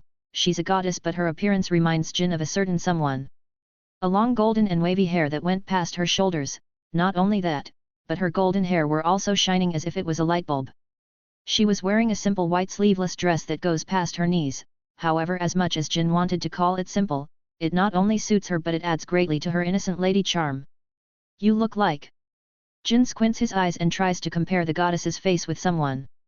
Rapunzel. You look like Rapunzel. Jin widened his eyes in surprise when Rapunzel's face suddenly overlaps with the goddess's face. Chuckle. Chuckling slightly, the goddess finds Jin's reaction amusing. Should I take that as a compliment? She smiles and asks. I think so.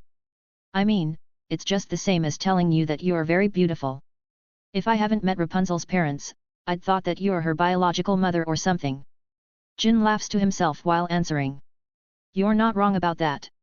Rapunzel can already be considered as my daughter. The goddess replied, much to Jin's confusion and shock. What? What do you mean by tha? Oh, I get it. Jin suddenly had a look of realization on his face as he nodded his head repeatedly. Basically, since the flower is somehow part of her and this flower was consumed by Rapunzel's mother before she gave birth to her, Rapunzel is already considered as someone related to Rapunzel, like a biological mother. It must be nice having two mothers at the same time. Jin muttered to himself while mentally chuckling. Noticing that the goddess was still looking at him with an amused smile on her face, Jin cleared his throat and decided to take this situation seriously. Ahem. Anyways, there must be a reason why you wanted to meet me, right? Jin then raised the question that he's been eager to know. Let me introduce myself properly. My name is Ilaria, the goddess of life and the eternal nurturer. The goddess, now known as Ilaria, introduced herself first before she continues. All this time, ever since you came in my world, I've been watching you. Ilaria said with a smile, probably not knowing that what she's doing makes her a creep and a stalker. Okay, I don't know what to say about that. Should I feel safe since a goddess is watching over me? Jin was also weirded out by the innocence of Ilaria in front of him. I can see everything through Rapunzel's eyes. And during those times that I watched your actions, I came to a conclusion that you truly love my daughter.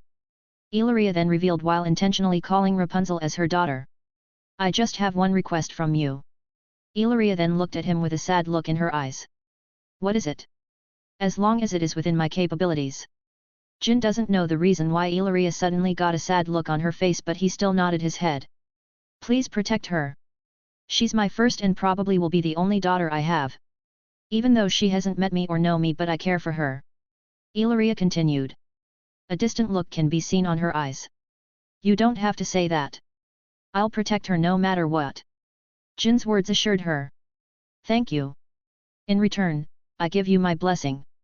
Ilaria smiled in relief before waving her hand towards Jin. A strange golden light suddenly entered Jin's chest from Ilaria's hand. What the? Though confused, Jin didn't feel any harm from what she did, so he just accepted it with a warm thank you for her. Although I don't know what you just did, but thank you. Jin spoke while touching his chest, trying to find any anomaly but find nothing. Luminera. Ilaria suddenly uttered a word that confused Jin slight.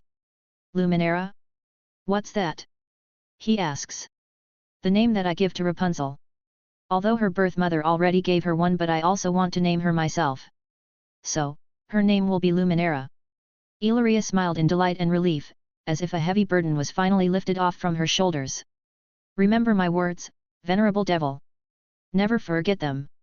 As her words starts to fade away along with the entire area around Jin, including Ilaria herself. Wait, hold on. What do you mean by venerable devil? I'm just a normal devil. Unfortunately, Jin's calling were already too late as the entire scenery has faded away from Jin's vision, and before he knew it, he was back in the garden along with Agnar.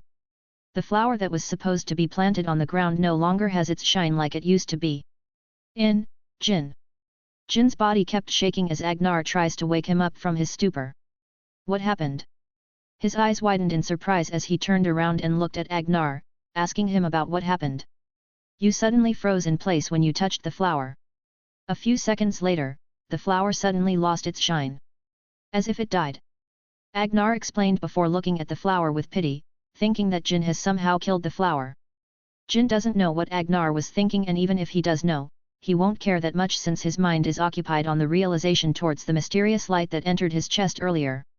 Did I somehow absorb the flower's powers? So, I'm kind of like Rapunzel now? I guess. Jin wondered to himself while looking at the poor flower that looks like a normal flower due to losing its light. To be honest, Jin could only arrive at this conclusion if it wasn't for seeing the flower without its bright light. Luminera, Rapunzel's true name. Jin muttered in his mind. He was shocked to learn that Rapunzel's source of powers were deeper and profound than he thought.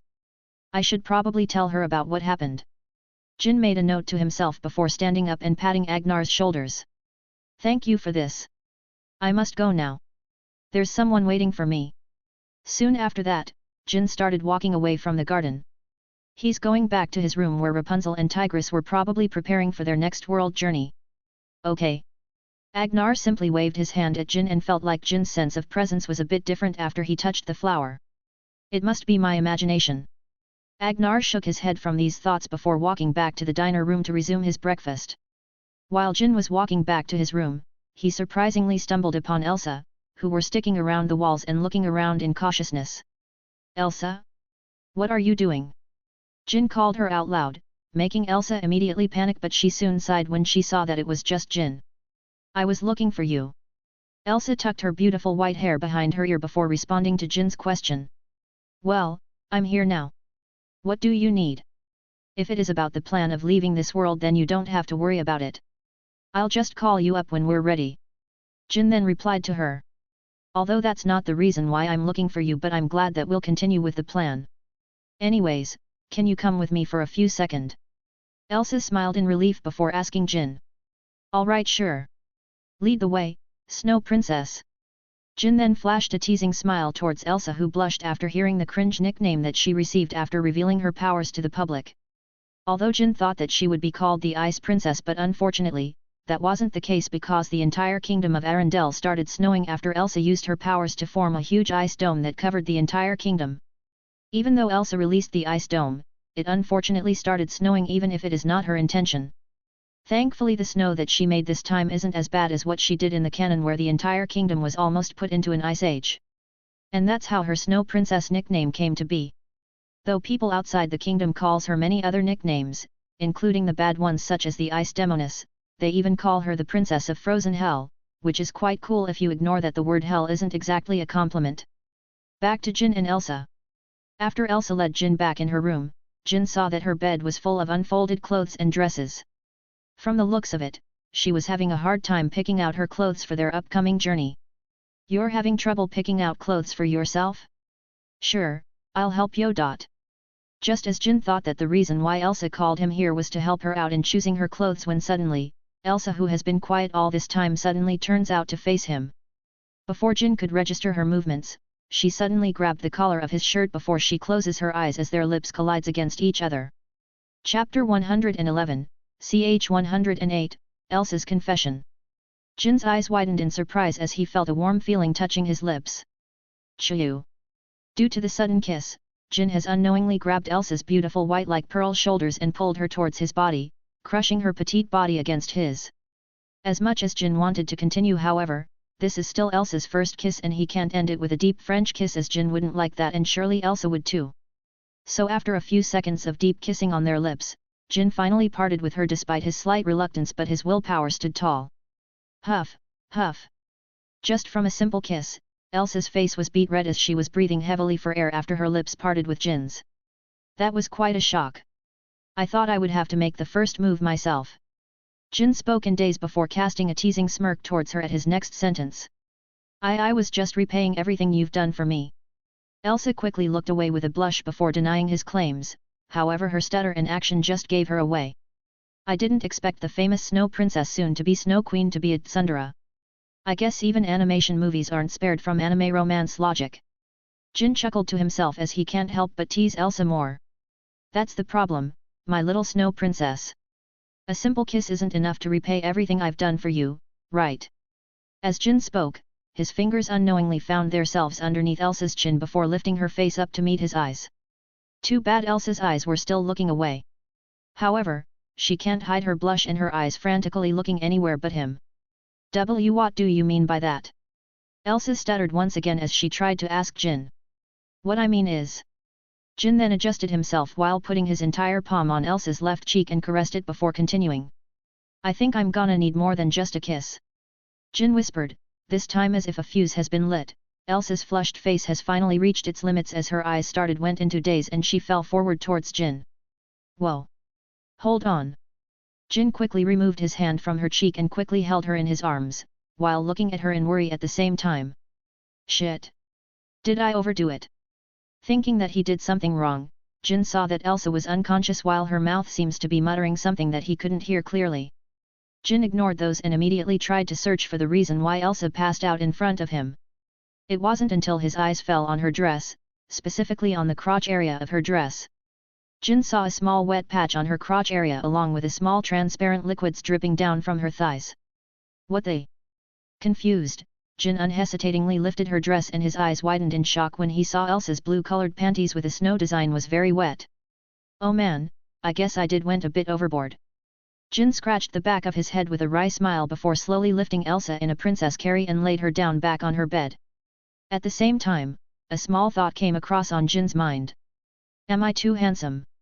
While Jin was too busy thinking to himself, he failed to perceive the pair of eyes peeking on the small gap of the door. Where's Jin? Back to Tigress and Rapunzel. After they finished packing everything that is necessary for them, they waited for 5 minutes in their room but there was no sign of Jin. Let's search for him. Rapunzel quickly jumped on her toes and excitedly said while tiptoeing towards the front door. Wait. Ugh, since when did I manage to stop you whenever you want to do something? Tigress was about to catch her with her hands before slapping her forehead in realization and sighed. Come with me, Tigress. Quickly. Rapunzel excitedly said while peeking outside their door and seeing no sign of the staffs, she made a hush gesture back to Tigress before carefully stepping out of the room. There's no point in being sneaky. It's not like anyone would stop us from going anywhere we like. Tigress sighed once more before speaking, however, as Rapunzel was already outside, she only spoke to no one but the air in front of her. Fine. Tigress rolled her eyes before hurriedly catching up to Rapunzel. Her speed was very fast that she appeared in a blur beside Rapunzel, almost making her yelp in surprise if it wasn't for Tigress covering her mouth. How are you supposed to be sneaky if you are going to shout and alert everyone on our presence? Tigress said. Since Rapunzel wanted to play the role of sneaking around, then as a fellow sister of Rapunzel, she would obviously play along with her playful antics. Shall we? 8th. Rapunzel silently spoke despite Tigress's hands being on her mouth. After Tigress removed her hands from her mouth, Rapunzel quickly returned back to her usual playful attitude. He must be here. Rapunzel whispered as she opened the nearest door but saw no one. Not here. Probably here. Not here either. Ha! He must be here. Nope. It's Kai's room. Why is there a pink lingerie there though? For the next several minutes, Rapunzel has literally opened every door that they come across, even the castle's butler. Kai's room wasn't spared and Rapunzel accidentally saw something that she shouldn't have seen. Alright, if Jin isn't here. I'm going back and just sleep. Rapunzel heaved in tiredness before declaring to herself as her hand touched the door's doorknob and proceeded to twist it. Isn't that Elsa's room? Tigress raised her eyebrow and was uncomfortable of barging in the princess's room without asking for her permission. However, it was already too late as Rapunzel has already opened the door and she gasped in surprise when she took a peek inside. Tigress! Come look! Rapunzel excitedly called out to her in a whisper. What is it? Tigress asked in return before taking a peek inside. What she saw also made her gasp as she could see Jin and Elsa kissing each other. Tigress and Rapunzel stayed in their place and watched as how Jin teased Elsa to the point of causing her to pass out. What a pervert! Rapunzel said in disgust when they saw how Jin casually lifted Elsa's dress just to see her panties. After Jin brought Elsa back on her bed, Rapunzel finally raised a question to Tigress. Hey, do you think Elsa will also be part of us? What do Jin call it again? A harem. After what they did, what do you think? Tigress looked at her and asked in return without answering her question while answering it at the same time. Oh, my bad. Rapunzel silently chuckled in realization. We should go back now. Let's not disturb them. Tigress gave them a one last look before speaking to Rapunzel. Just as Rapunzel nodded her head in return as the both of them started to turn around to leave the scene, Jin's words suddenly brought them back. Are you two done peeping? You guys can come in now. Both of them quickly froze as they looked at each other's eyes. Rapunzel's eyes were having a helplessness look while Tigress's was a look of awkwardly, she didn't expect to be caught. Soon after they both came in, they saw Jin sitting on the bed with his arms crossed while looking at them with a dangerous glint in his eyes. Now, give me a good reason for peeping on us or else I would have to punish both of you before we proceed on the next world. Jin grinned evilly as Tigress knew the meaning behind his words. It only means one thing. They'll be fucked very hard until they pass out. No one except for them knew how much of a monster Jin is when it comes in bed. Not even Tigress, who has an incredible amount of stamina thanks to her race, however when it comes to fighting Jin in bed, she can only send her prayers before being mercilessly plowed from her behind until she passes out. It was Rapunzel's idea. So without hesitation, she quickly pointed her finger at Rapunzel and immediately blamed her. What? No. Tigress, you traitor! Rapunzel cried out. She thought she and Tigress were sisters in all but blood. She didn't expect her to betray her just to save her ass from being plowed really hard. Rapunzel. Jin's grin widened as Rapunzel gulped her saliva in fear. Since that day, she finally felt true fear. Elsa's POV. Opening my eyes, I was surprised when I found out through my window that it is already nighttime. Only when she realized this that she remembered what happened before she passed out. I can't believe that just happened. I closed my eyes in both excitement and disappointment. Although what happened earlier excites me very much, however, at the same time I was disappointed because I passed out and the situation earlier weren't finished and probably wouldn't be finished forever. Wow, the first thing you woke up, you suddenly closed your eyes and kicked your legs like a maiden in love. Widening my eyes in surprise, I slowly turned my head towards the source of the sound and found Jin looking at her with a teasing smile while Tigress and Rapunzel stood beside him side by side. Though I wonder what's wrong with Rapunzel? She seems to be breathing heavily and not standing straight. Did she caught a fever? Chapter 112, ch 109, The Next World, Hotel Transylvania. After informing Elsa that they would be leaving soon, he left Elsa's room. For some unknown reason, Rapunzel decided to stay in the room with Elsa. Although Jin was curious and wanted to know the reason, however he knows and respects his women's privacy. Jin got back to his room along with Tigress as he sat on the bed and looked at her. Sit beside me, my little kitty. Jin warmly smiled as he called out to her. He noticed earlier that Tigress seemed a bit down, so he wanted to take this precious time to have some time along with his very first wife. What's wrong? As Tigress sat on the bed where he patted his hand, Jin tucked her small orange hair behind her ears before asking in concern. Nothing. Tigress seemed hesitant about something before saying. You can deceive others but not me, my little kitten. Now, tell me what's wrong or I'll have to use some hard measures. Jin said before whispering the last sentence to her ears while his hand roams across her back that slowly found itself down towards her ass. Sigh. I really hate the feeling of being an open book to you. After a moment of contemplating, Tigress finally sighed and chuckled while expressing her hate on him. Oh dear. You know you love me. Now, tell me what or who made you like this. I swear I'll smack that bastard. Jin made a threatening gesture, not knowing that he was referring to himself. Jin, do you love me?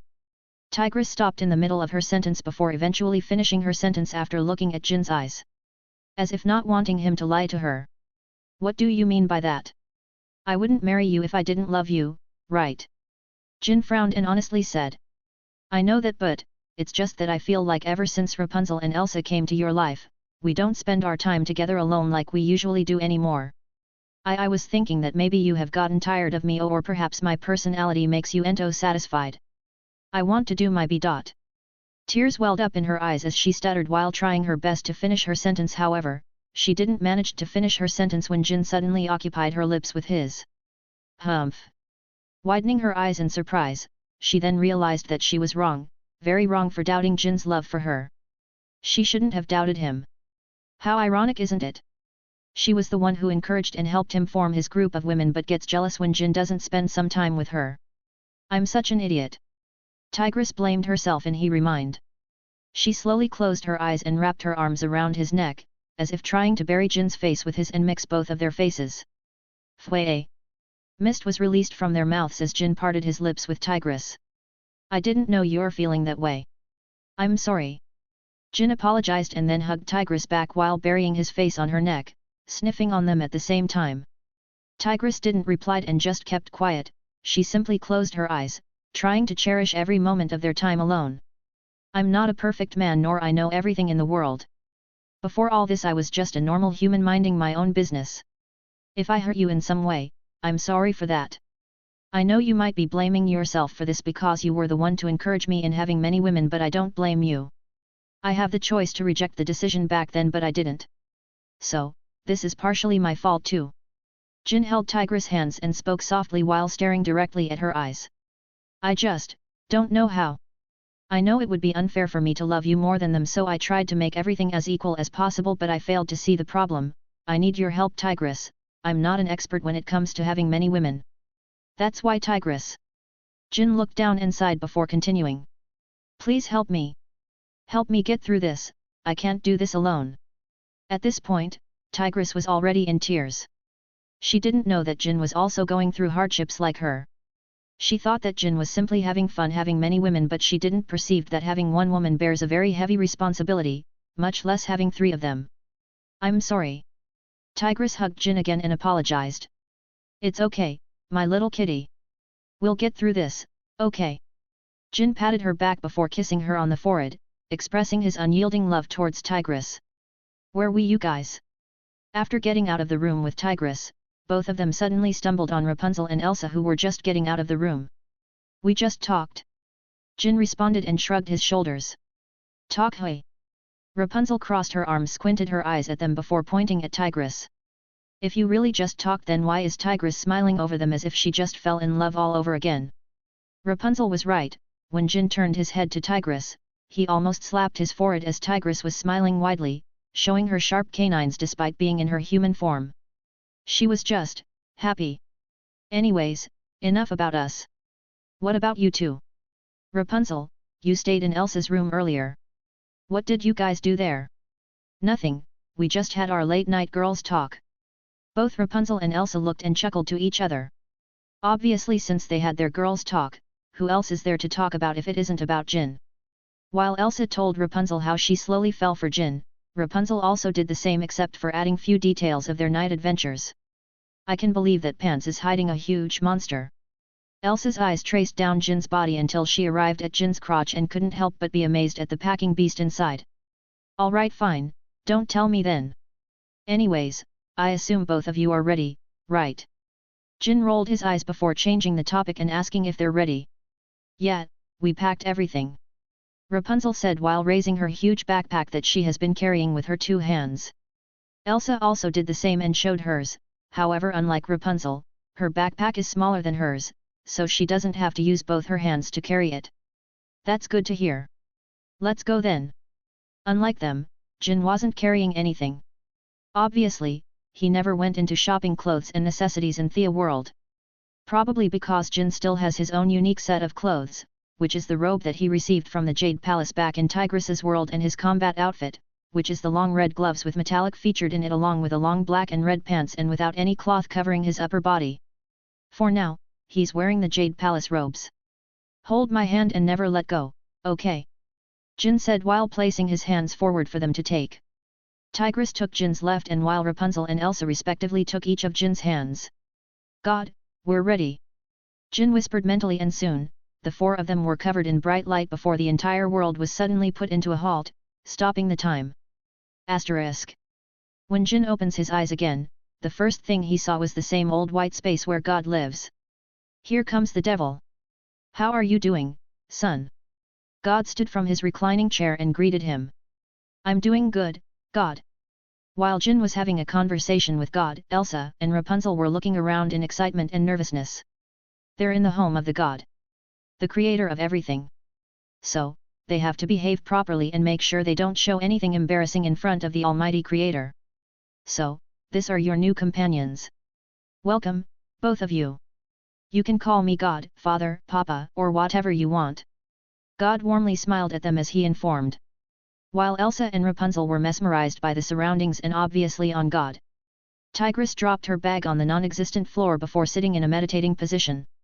This is the second time that she visited this place, and whenever she is here, she felt like being in the safest place in the world.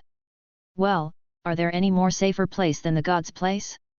Unfortunately, their visit was short-lived as Jin informed them that they would be leaving soon, after he finished his small conversation with God. Good luck on your next journey, son. God smiled and waved his hand at them as Jin and his women once again flew ahead in bright light before they disappeared. Ha, I can't believe I would see him grow up again. Time flies. As if time ever matters to you, old man. Oh, you wouldn't understand, Callias. Because you never had a child. God rebutted and chuckled when he saw the embarrassed look on Callias's face. Asterisk. Meanwhile, in a very lush forest illuminated by the moonlight, 4 figures suddenly appeared in a flash of light. That was fast. I didn't even blink and we're already here. Rapunzel blinked her eyes and said in a surprised tone. Where are we? Elsa looked around and saw nothing but a bunch of trees and green grass. Combined with the presence of several small animals such as rabbits and squirrels. I wonder how much time has passed. Jin muttered to himself in wonder before a familiar voice greeted him in his head. Oh, you're still alive. You sure you're not a protagonist in some kind of story, because I could tell you have some kind of plot armor and it is really thick. Chapter 113, ch 110, These zombies are on fire. Oh, you're still alive. You sure you're not a protagonist in some kind of story, because I could tell you have some kind of plot armor and it is really thick. Why does it sound like you really want me dead? If you want me dead, then you could have given me a weak template and watch as I die due to it. Jin made a very confused expression as he asked. And what? Kill myself? No thanks, if I do that then I might as well as doom my entire life. What do you mean by that? Nothing. Just an old man rambling his mouth. Sigh. Anyways, so what's my template for this world? Jin sighed and then said. Hold on. After the template system responded, Jin could hear a bunch of balls clashing against each other, before a mechanical sound resonated throughout Jin's mind. Clang. Ah, you sure you're not a protagonist? This template is quite strong even in this world. Really? What is it? Hearing the template system's remark, Jin got excited and couldn't help but fiddle with his fingers. Congratulations!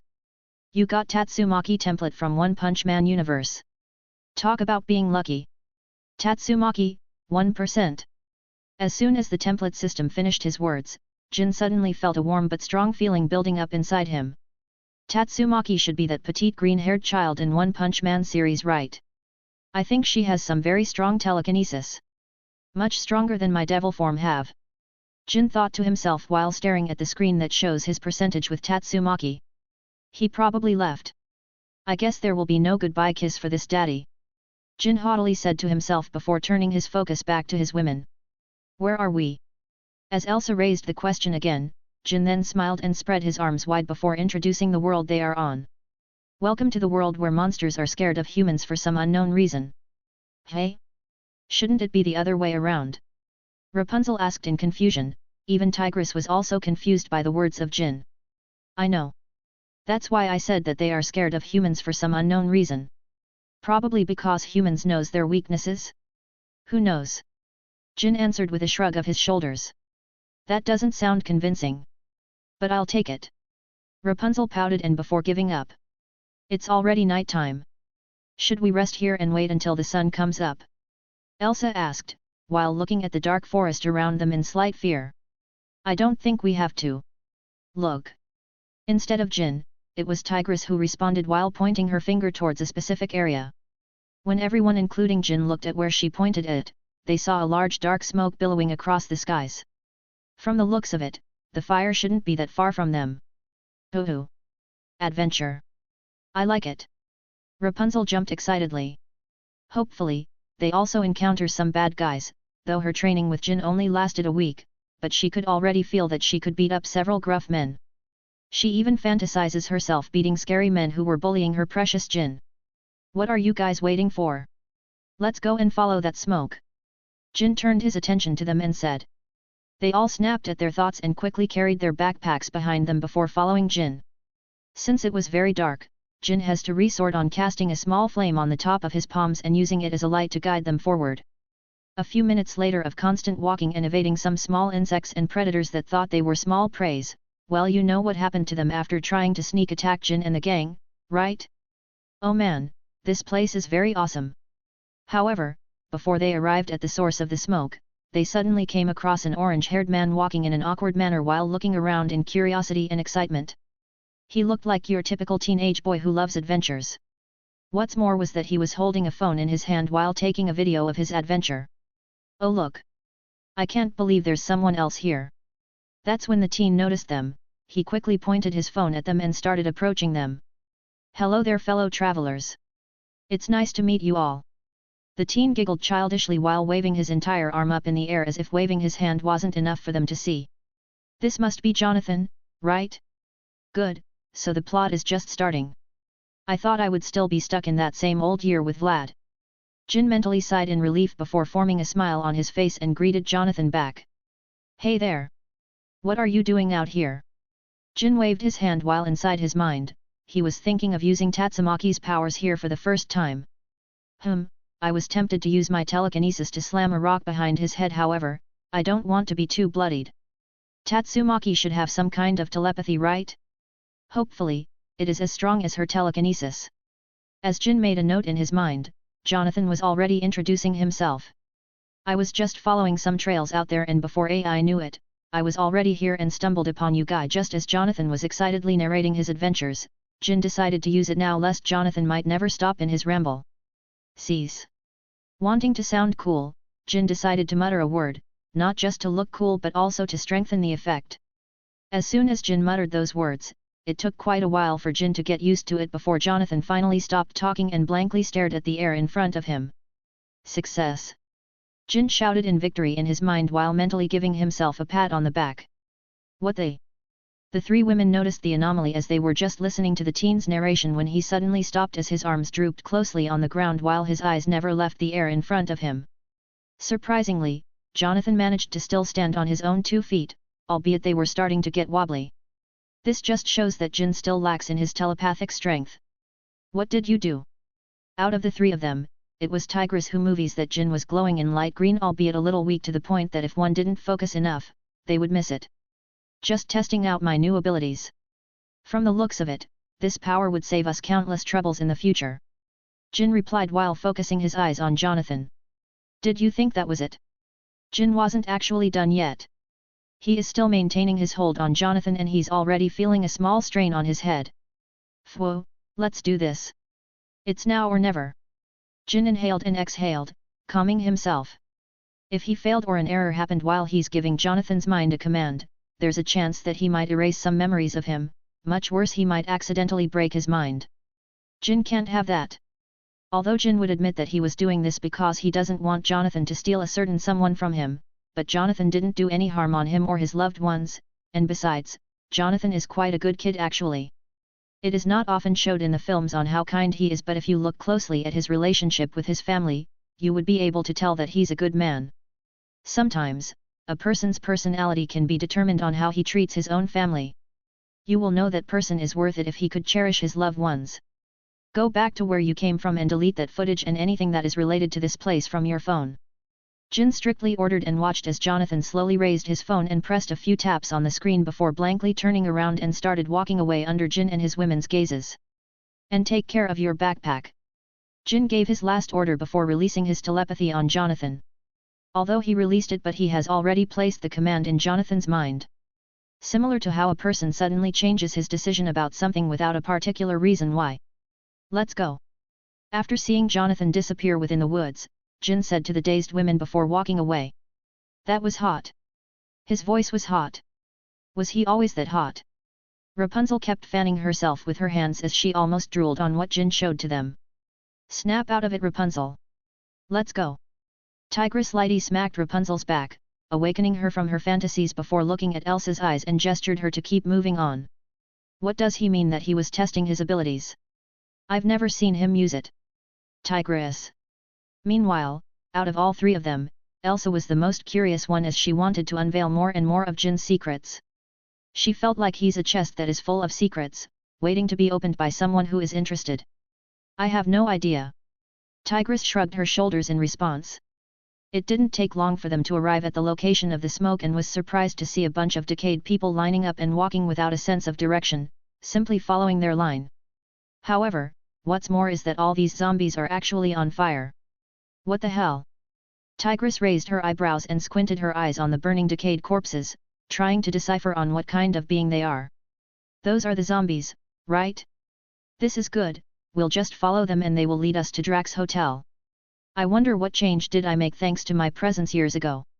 Jin placed his finger under his chin while wondering to himself in excitement and worry. He's half worried that he changed the world so much that caused Dracula to never have a daughter named Mavis. But this fake town exists, which means that Mavis also exists. Using his critical thinking, Jin quickly analyzed the town and sighed in relief that he didn't change anything major. Chapter 114, ch 111, Human free since 1898. Let's follow them. Jin said after finishing his moment of thinking. The three women nodded their heads and quickly chased after the burning zombies and followed them. Meanwhile, Jin looked at the dark area behind him. He just felt like someone was staring at him, specifically glaring daggers at him. Is it just my imagination?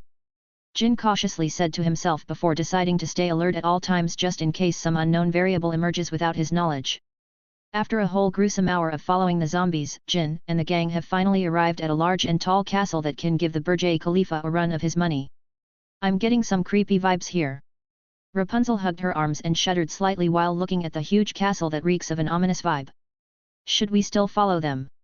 Elsa asked while pointing at the huge group of zombies they were following earlier. Instead of going through the front entrance of the large castle, they started walking towards the back of the castle. Tigress, you can transform in your other form now. Everyone here would consider it as normal, unlike in the previous world. Jin didn't immediately reply to Elsa's question, instead he gave a go to Tigress so she could transform back to her original form. Tigress nodded her head and closed her eyes. Soon, before everyone's sight, they saw how fur slowly appeared in every nook and cranny of Tigress's body. Her facial features also started to morph back to her original face. Her muscles also started to enlarge and become more compact than it is in her human form. That's the Tigress I know. Jin smirked at seeing the original appearance of Tigress. It's been quite a while since he last saw her tiger form, and despite that, he was still fascinated by her beastly beauty. Both you and Rapunzel here will enter through the front doors. I'm sure with both of your appearances, they wouldn't see you as humans. Why me? I'm human, right? Rapunzel awkwardly raised her hand and said with a hint of doubt. Their head chef inside looks human except for his short stature, but they still considered him as one of them. Surely as long as you release your golden hair and let it flow as it usually is, they would see you as part of them. After Jin finished his explanation, Rapunzel nodded her head in understanding. How about me? Where am I going? This time, it was Elsa's turn to raise her hand and ask a question. You're coming with me, Elsa. You look like a human. I don't want our appearance to attract unnecessary attention, much worse they might start to attack us. Jin shook his head and replied. What he's saying is actually true.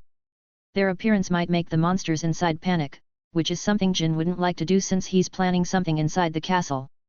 Sure, he could transform in his devil form and enter with ease, however, that would be too much trouble as his evil thoughts are reigning supreme during his devil form, so it's quite a hassle to deal with. Not only that, he can't let Elsa go through the back door alone without knowing what to do. Jin is 100% sure that trouble would find her if that happens. Let's go. Jin gave the final order. Tigress and Rapunzel started walking towards the entrance while Rapunzel was removing a bunch of hair ties from her hair, so it could flow freely and fall down on the ground. One thing that is unique about her hair is that it wouldn't get dirty no matter how dirty that ground is. Rapunzel confirmed this when she fell into a mud a few days ago, and except for her clothes getting mud all over, her hair was as clean and smooth as ever. If the ladies from Jin's world were to know this, they would definitely fight for tooth and nail just to have this kind of hair. God knows how much women love their hair, probably much more than their man. As for a man? A simple car and brand new shoes are enough for a man to live the rest of his life in bliss. Putting that aside, Jin and Elsa covered their heads with a cloth, looking as if they were robbers breaking in a house before they started following the zombies who were walking to the back door. Org! Suddenly, one of the zombies looked at them in confusion and curiosity. Stunned, Jin and Elsa sweated a bit before they looked at each other's eyes.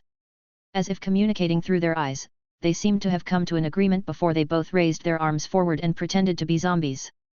Rag. Jin made a noise similar to a zombie just like the ones in the movies he used to watch. Thankfully, he used to be an actor in his past life, so pretending to be someone or something is a walk in the park for him.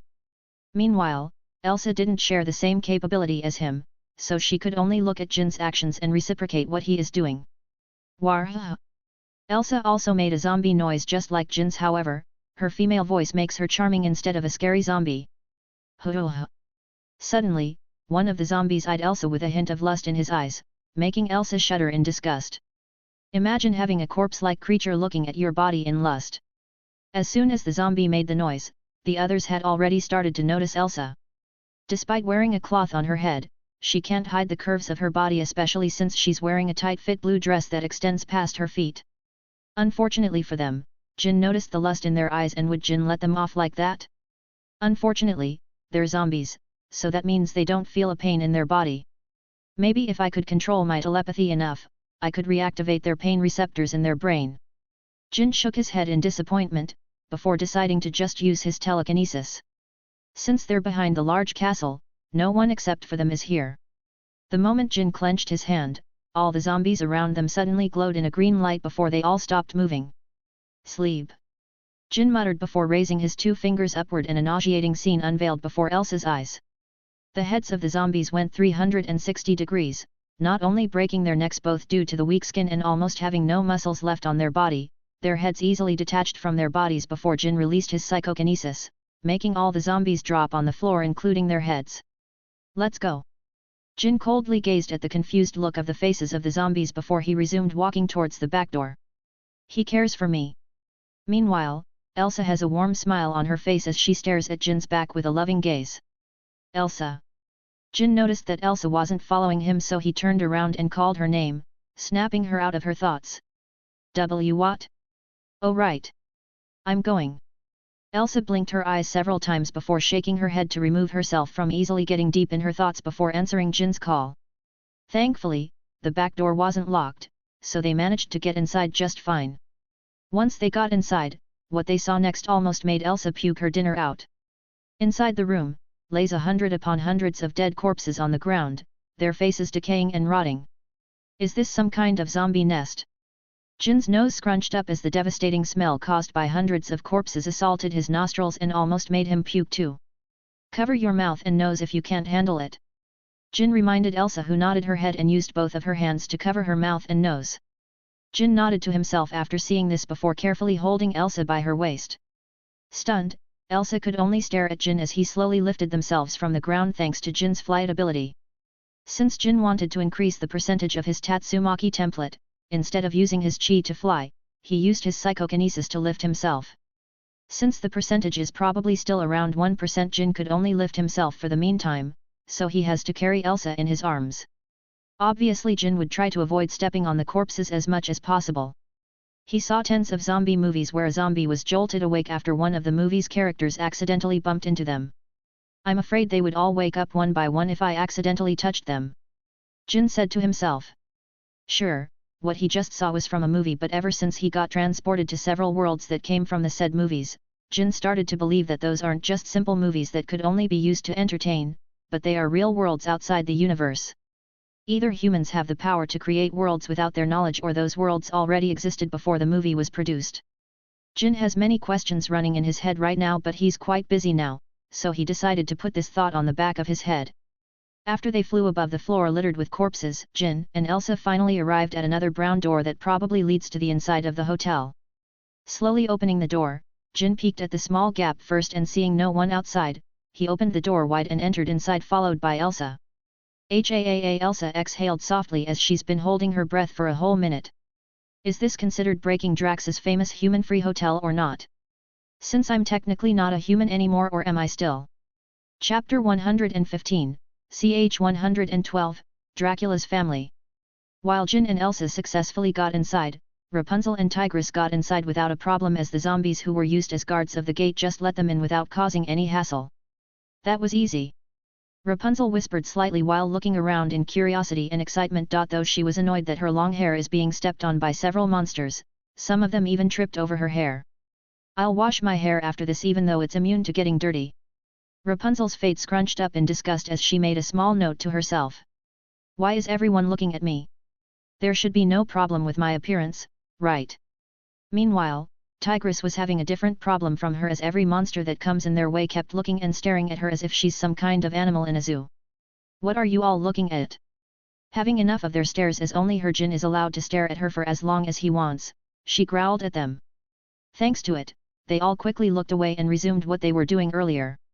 I didn't expect her species to still exist. I thought they were extinct. At the same time, she could hear the whispers from the monsters beside them, further confusing Tigress. What do they mean by that? Is my race extinct here? Tigress mentally spoke to herself as a wolf wearing a blue long sleeve and a red necktie surprisingly approached her. Tiredness can be seen on his face, indicating that the wolf must be stressed about something. Whoa! Excuse me, but you're a were-tiger, right? I thought you guys were like gone in this world. This is the first time I've seen your kind after hundreds of years. The wolf man said, his tired face having a slight tinge of excitement within them. Who are you? Interested by the information that she got from the wolf man in front of them, Tigress asked for his name first. Oh, sorry about that. My name is Wayne. Those are my wife and kids. Say hello, kids. The wolf man, now known as Wayne, introduced himself and his family while crouching slightly to teach his kids to greet Tigress. Roar! Rumble! However, the small wolf pups were simply busy fighting, playing, smelling and rioting against one another. Except for a certain girl wolf pup, sucking a pacifier in her mouth. She raised her small hand and waved, while looking at Tigress in curiosity and interest. Tigress smiled and waved her hand back. She felt like among the wolf pups, this little girl pup was the cutest. Anyways, it is not my position to say this, but Drac is nowhere to be found, so welcome to Hotel Transylvania. Wayne spread his arms with a smile and said before sniffing his nose and his face scrunched up. Oh come on! Who among you pooped again? Wayne rubbed his temples as the previous excitement was gone from his face and was replaced with the same old tiredness that he had earlier. Is it this tough to have kids? Does that mean this would also happen to Jin if we ever had kids? Tigress looked at Wayne and his wife having eye bags under their eyes and trying their best to pacify their children, however none of their attempts worked and only worsened the current situation. Taking advantage of this, Tigress and Rapunzel left the scene. They don't want to be involved in the mess, especially since her nose also got a whiff of a foul smell originating from the pack of wolf pups. After their small interaction with Wayne and his family, every monster inside the hotel got more friendly with them and started greeting them as if they were longtime friends. Everyone knows that Wayne might look like a poor wolf who is tired of life, but amongst them, he used to be a very ferocious monster back in his prime. It was said that his physical strength and senses alone are enough to give Dracula a trouble if they were to fight. Unfortunately, as time has passed, her senses have dulled along with his strength that has slowly dwindled. So, the moment Wayne got friendly with them, they also started doing too. It's quite fun here, isn't it? Rapunzel said with an awkward smile, trying to make some talk. A little bit, yet. I wonder what Jin and Elsa are doing. Tigress replied, however, her mind is occupied with Jin. Wondering what he is doing and how he is right now. While Tigress and Rapunzel were surprisingly welcomed by the monsters, Jin and Elsa were wandering around the long halls. This is indeed a hotel, all right. We already passed 30 rooms, most are occupied. Jin muttered to himself while walking straight with Elsa in his hands. Do you think we're lost? We've been walking for 10 minutes and all we see are just rooms. Elsa worriedly said. At first she was excited since this is the first time she's going to meet other beings in another world, however, she got disappointed when instead of talking to interesting individuals right now, she was lost in a maze hotel instead. Don't worry, my snow princess, look, there are stairs. Maybe that will be our way out. Jin assured her as he squeezed her hand, before seeing stairs that leads upstairs. Elsa sighed in relief before Jin dragged her towards the stairs that will eventually lead them up towards a certain birthday goth girl's room. While Jin and his women successfully entered the hotel without a hitch, inside a room, 3 people were talking with each other. Dad, you are right. Humans are awful. They wanted to bite my toes. I will never leave the castle again. After getting inside her room, a black-haired goth girl quickly hugged her father while tearing up slightly. After she received her father's birthday wishes to allow her to visit the humans outside, Mavis went home crying after her interaction with the humans outside. Bite your toes. Ooh, even I got chills. Dracula dramatically shuddered in fear. And they gave garlic on bread. Mavis continued while holding her hair in fear and shock. Oh my little tarantula. I knew humans would never change. Don't worry, Daddy is here now. He will protect you with his life. Right, Martha? Dracula hugged his daughter back while throwing some comforting words to assure her. Drac, can we talk privately? Behind the father and daughter, a beautiful black-haired woman stared at their interaction with a warm gaze before seriously looking at Dracula with her eyes squint. Oh okay, ha ha ha. Dracula forced a smile while awkwardly laughing, trying his best not to show a hint of fear for what was about to happen. Now little mouse. How about this, Daddy will give you the bestest birthday ever. Look what I have brought you. Worm cakes. Dracula turned his attention back to Mavis, a wide smile dunning his face before taking out a cake full of worms out of nowhere. Thanks Dad. Mavis wiped off her tears from her faces before taking a bite of the worm cakes that her father brought to her. While watching both of them, Martha was having a complicated look on her face. She could tell that her husband was lying. As his wife, she knows almost everything about Dracula. After giving Mavis a peck on her forehead, Dracula turned to the side and watched as Martha carefully hugged Mavis in her arms. My little Mavis. I'm sorry Mommy can't give you what you want, but I have a gift for you. Martha smiled and said before taking out a small box wrapped in a package before giving them to Mavis, who took it from her hands in excitement. Holy rabies! Thank you Mom! Mavis excitedly jumped before unwrapping the box and taking out a small key out of the box. A key? Of what? Mavis raised her hand that is holding the key while asking in confusion, allowing Dracula to also get a good look at Martha's gift for Mavis. That key looks familiar. Dracula raised his eyebrow and muttered in confusion while squinting his eyes at the key on Mavis's fingers. It's the key to a locked closet in our room. The closet where your daddy hides the black coat that you really liked. Martha revealed, dropping a bomb on Dracula's head while flashing a smirk towards him. Wait, what? Hearing Martha's words, Dracula was shocked. That closet has been locked for 100 years. The closet only has one apparel inside. It is the coat that his benefactor and savior that is stored inside. Ever since that day, Dracula never forget the moment Jin saved his life. No one knows how much he wanted to repay Jin for saving him. However, no matter how long he searched and tried, he can't find any signs of Jin. It is also due to him searching for Jin that he accidentally stumbled upon his beautiful wife, Martha. Jin, wherever you are, I hope you're seeing the family that I have built. I probably wouldn't have this if it wasn't for you. Dracula smiled and said inside his thoughts, though he's still shocked that Martha is giving the coat of his benefactor to Mavis. Martha, I don't thi. Dracula, do you remember how many times you rejected Mavis for seeing the coat? However, Martha cut him off by turning her head towards him and speaking with a very cold voice that only Dracula could feel. Shudder. Dracula immediately trembled and his mouth twitched for a few times before sighing in defeat. Alright fine. Maybe Wavy can have it. Yay. Thanks Dad, Mom. A wide smile immediately blossomed in Mavis's face as she jumped on her toes and grabbed both Dracula and Martha into a deep hug. No problem, sweetheart. Martha patted Mavis's back before looking at Dracula. You're welcome, my little Mavis. Dracula also smiled warmly before meeting Martha's eyes with his. Both of them looked at each other with loving gazes. Today is a very special day for their family. Unknown to them, a certain individual has stepped foot in their little hotel. Chapter 116, ch 113, Zing. After getting on the second floor, Jin and Elsa slapped their foreheads as instead of seeing other new things in a new floor, instead they just met another set of hotel rooms that extended very far away across the hallway. What kind of hotel is this anyway? Jin said. He doesn't remember the hotel being this big and large in the movies. There should be at least one person around, right? Jin whispered to himself and started walking forward with his hand clasped with Elsa's. It didn't take long before they saw a door being opened. Jin and Elsa quickly hid behind a corner and peeked, wanting to know who was coming out of that door. I didn't lie, my love. I was telling the truth.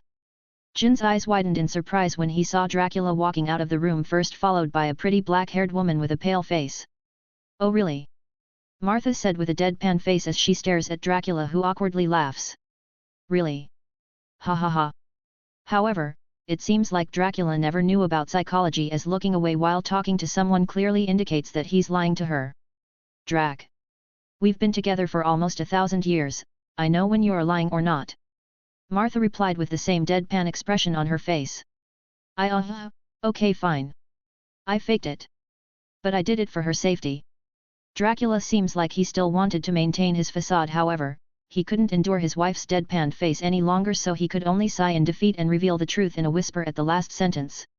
I knew it. You are not doing it for her safety, you just wanted her to stay in the castle with us for the rest of her life. Martha held her forehead and said to Dracula with worry about her voice. I just don't want to repeat the same mistake I did in the past. You remember, Martha? I almost lost you back then. If Dad didn't come to visit us for my birthday, he wouldn't have saved you at that moment. Dracula held Martha's chin to raise her head so she could look at him before continuing. I promise you this, my love. I swear in my rotten heart that I will protect our family. No matter what happens. After Dracula said those words with a smile, Martha looked at him like a maiden in love all over again. Here you are with your sweet words again. I really hate how you can make my heart beat with just your words. You are really evil, Drac. Martha's previously exasperated face turned into a blooming smile mixed with a small blush on her cheeks as she lightly bumped her fist on Drac's chest. Oh ho ho ho ho. You know you love me even if I don't have to speak. My looks are charming enough, aren't they? Dracula teased while straightening his posture and fixing his collar while looking at Martha with a smug face. Oh really? Now, I'm wondering who fell first between the both of us. Martha flashed back a smirk towards Dracula while she started to walk away so they could prepare for their daughter's birthday. I admit that it is me. But, it makes me wonder who fell harder. Dracula rebutted before mischievously sneaking his hands on Martha's shoulders before continuing. Now, how about we prepare for our little Mavis's bestest birthday ever? Dracula shouted in an enthusiastic tone in his voice. I think giving him the coat that she wanted is enough to make her birthday the best. Martha said, pouring cold water on Dracula's excitement as he remembered what Martha gifted for their Mavis. I don't know what to say about that anymore. But, fine. She can have it. It's best for her to use it rather than letting it rot in the cabinet. Dracula seemed down as he spoke each word. Shoo. If there is an achievement for the best father in history, no doubt you'll have it long before Mavis was born. You think I don't know how you studied for 3 months straight without any sleep on a human book about how to raise children? Wait, how do you know that? As their legs brought them slowly far from Mavis's room, Jin and Elsa finally went out of the corner where they were hiding and sighed in relief at the same time. I wonder who those guys are. As Elsa doesn't have a sharp hearing, she didn't hear most of what Dracula and his wife were talking about, so it was all left for Jin to explain to her. They're Dracula and his wife, Martha. They're full-fledged vampires. Jin took this chance to introduce both of them to Elsa. Like the one in the myth? How come they don't look like disfigured monsters like the ones written in the fantasy novel I read? Elsa replied in return while Jin simply shrugged his shoulders. Should we enter that room? Elsa whispered while pointing at the room where she saw Dracula and Martha get out. No, I think that's their daughter's room. We don't want to disturb her now, right? Why are we even sneaking like robbers? Can't we just show our presence and introduce ourselves properly? Elsa slightly complained as she felt weird being a princess and all, but she had to sneak around like a thief. Because if the monsters were to see us, they might panic because you know why. Jin then said as he turned his eyes on Elsa. Because they'll panic like you said back then. Elsa replied, repeating the same warning that Jin told them before coming in. Yes, but that's just partially the reason. The main reason is because the moment we landed in this world, I felt a pair of eyes staring at us. I thought it was just my imagination, but the more we stayed, the more I realized that I was not imagining things since the feeling is still there. Jin revealed in a whisper while his eyes looked around in cautiousness. Watching us? Who is it? Elsa got confused and asked. I have no idea. I also don't feel any bad intentions from the stare that I'm feeling. So we should be fine then. It should be, but it doesn't hurt to be cautious. Jin shrugged his shoulders and said before they both resumed their walk. This time, they came across a weird red button on the wall. Hey, look at this. Elsa was the first one to see it, so she approached it and pointed it out for Jin to see it clearly. It says something. Push the red button if you're human. This looks interesting. Elsa read the small line of script-type font text on top of the red button before using her finger to try and push the red button in curiosity. Thankfully, before she could press the red button thanks to her curiosity, Jin quickly held her wrist and successfully stopped her. Don't just casually press buttons just because it says so, Elsa. Who knows what kind of trap that button is? Jin sighed in relief before carefully explaining to her. I know. I'm sorry. Elsa looked away and apologized, slightly embarrassed at being scolded by her lover. Sigh. It's fine, just don't repeat it next time. You know what they say, right? Jin kissed Elsa's forehead and said while turning around to resume their walk before continuing. Curiosity kills the dot. Click. He didn't even manage to finish his sentence when he heard a clicking sound, so he quickly turned around and found that Elsa's fingers were now pressing the button. Cat.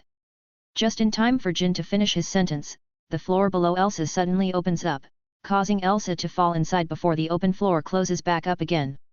Splash! Elsa!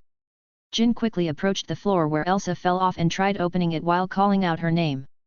Click, X10.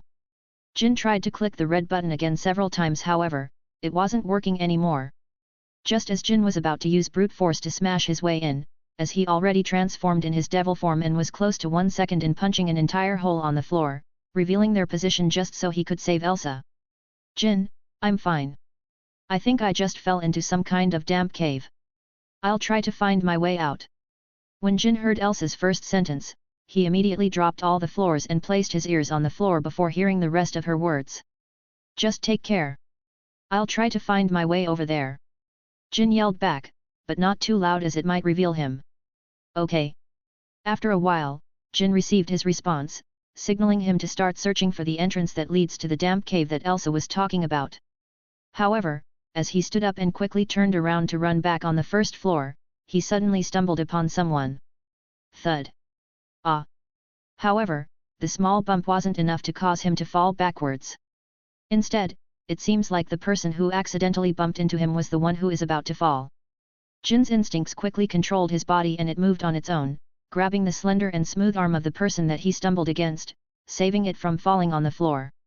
After getting a hold on the arm, Jin finally got a good look at the person he stumbled with. Are you okay, miss? As soon as he saw the short black hair that never went past her shoulders along with an all-black dress that only extended past her knees, Jin immediately knew who he stumbled with, especially after seeing her black lipsticked lip. I'm fine. Mavis rubbed her forehead before opening her eyes so she could take a good look at a man that she stumbled with.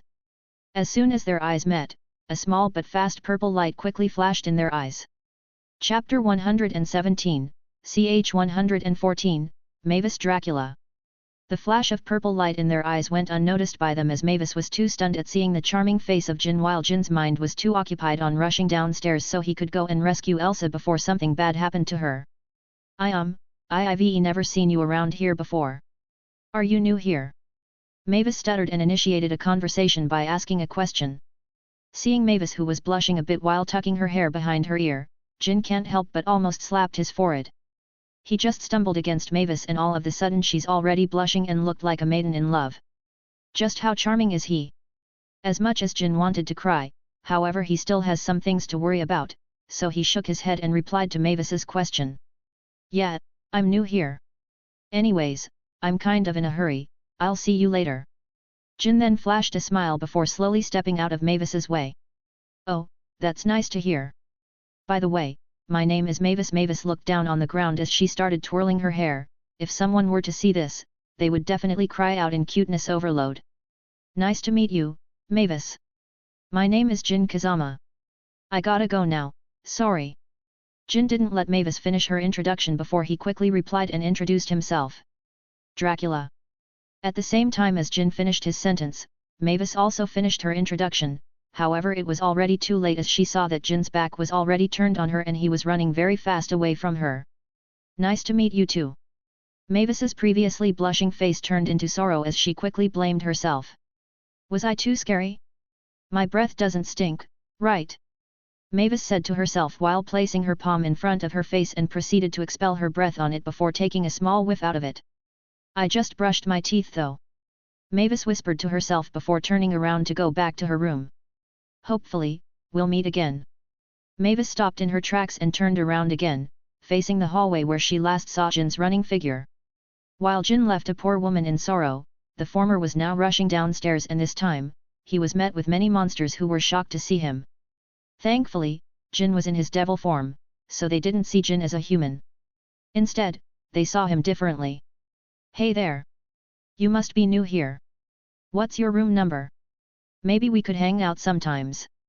A skeleton with an unknown gender approached Jin and spoke in a sultry tone, as if it was trying to flirt with him.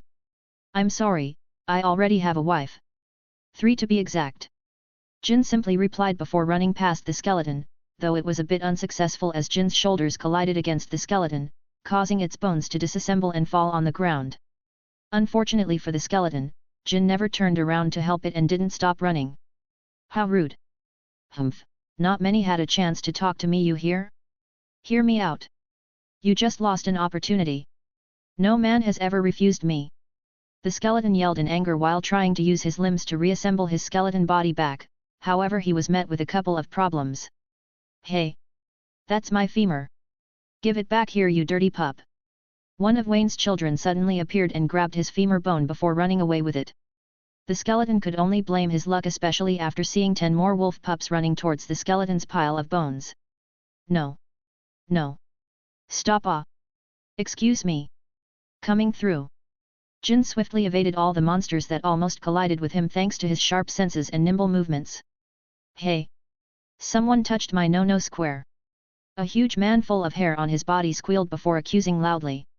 Fuck, my hand accidentally grazes over it. Jin's face squelched in disgust as he felt something hairy on his hand earlier. Who touched my no-no square? Is it you? The Bigfoot then grabbed a poor long-nosed man by his neck before lifting him up from the ground. And no. The poor long-nosed man painfully tried to refuse, however, this only made the Bigfoot more angry over him. Thanks to the commotion that is happening, everyone's attention went over then, giving Jin enough space to swiftly leave the crowd and eventually bump into someone. Thud. Ooh, be careful there, angel fella. Fortunately, none of them fell on their butts, so Jin got a good look at who he bumped into. Frankenstein. Jin muttered the name of the person he accidentally bumped into. Sorry, do we know each other? Frankenstein raised his eyebrow and asked before squinting his eyes on Jin's face. I feel like I've seen you somewhere. He muttered. No, we don't know each other. It's just that you're kind of famous. I mean, is there anyone here who doesn't know you? It only took Jin a second to come up with a very good excuse to avoid suspicions on him. Hey, you're kind of right. I always get asked for autographs whenever I come here. Frankenstein scratched his chin and said. Anyways, it's nice meeting you. I'll be going first, I have to meet someone. Frankenstein patted Jin's shoulders before walking away. He's probably referring to Dracula, as Jin saw that Dracula was walking towards the middle of the hall. Okay, nice meeting you too. Seeing Dracula in the distance, Jin wanted to go there and meet him again, however, Elsa's situation is quite dire, so Jin decides to postpone it a bit and save Elsa first. Jin also saw Tigress and Rapunzel. Seeing that they're doing just fine, Jin exited through the entrance this time. After getting out of everyone's view, Jin flapped his wings very hard before combining his psychokinesis and chi flight to fly at very fast speeds, breaching the sonic speeds and even going beyond. As for what Jin did? He circled the entire castle, mostly on the ground, and it didn't take long for him to find a wooden door that looked like it was on the verge of breaking down. Rust can be seen all over its hinges, showing just how old the door is. Jin quickly opened the door and entered. Instead of meeting Elsa, Jin saw a whole lot of maze throughout the entire cave. Oh shit! This would take quite a long time. Jin cracked his neck, preparing himself for the intense challenge of finding Elsa. As much as he wanted to bulldoze himself through, it would alert the monsters outside, and obviously that's something Jin doesn't want. The more he grows strong, the more he wanted to be at peace instead of going violent in every problem. This is what Master Oogway felt when he reached his peak. No wonder he prefers to meditate in peace instead of conquering the world or some shit. Jin muttered to himself. While Jin was going busy finding Elsa across the large maze, Tigress and Rapunzel were surprised to be introduced to Dracula by Wayne. Hey, Drac! Take a look at this! Wayne called out to Dracula with an excited grin on his face. It's good to see you again, Wayne. Oh my! Are my eyes tricking me or am I seeing an extinct tiger? Dracula greeted Wayne first before his eyes fell on Tigress. Haha, I also had the same reaction earlier.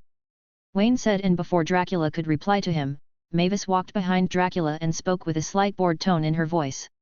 Hey Dad! She called out with slumped shoulders. Oh, the birthday girl has arrived.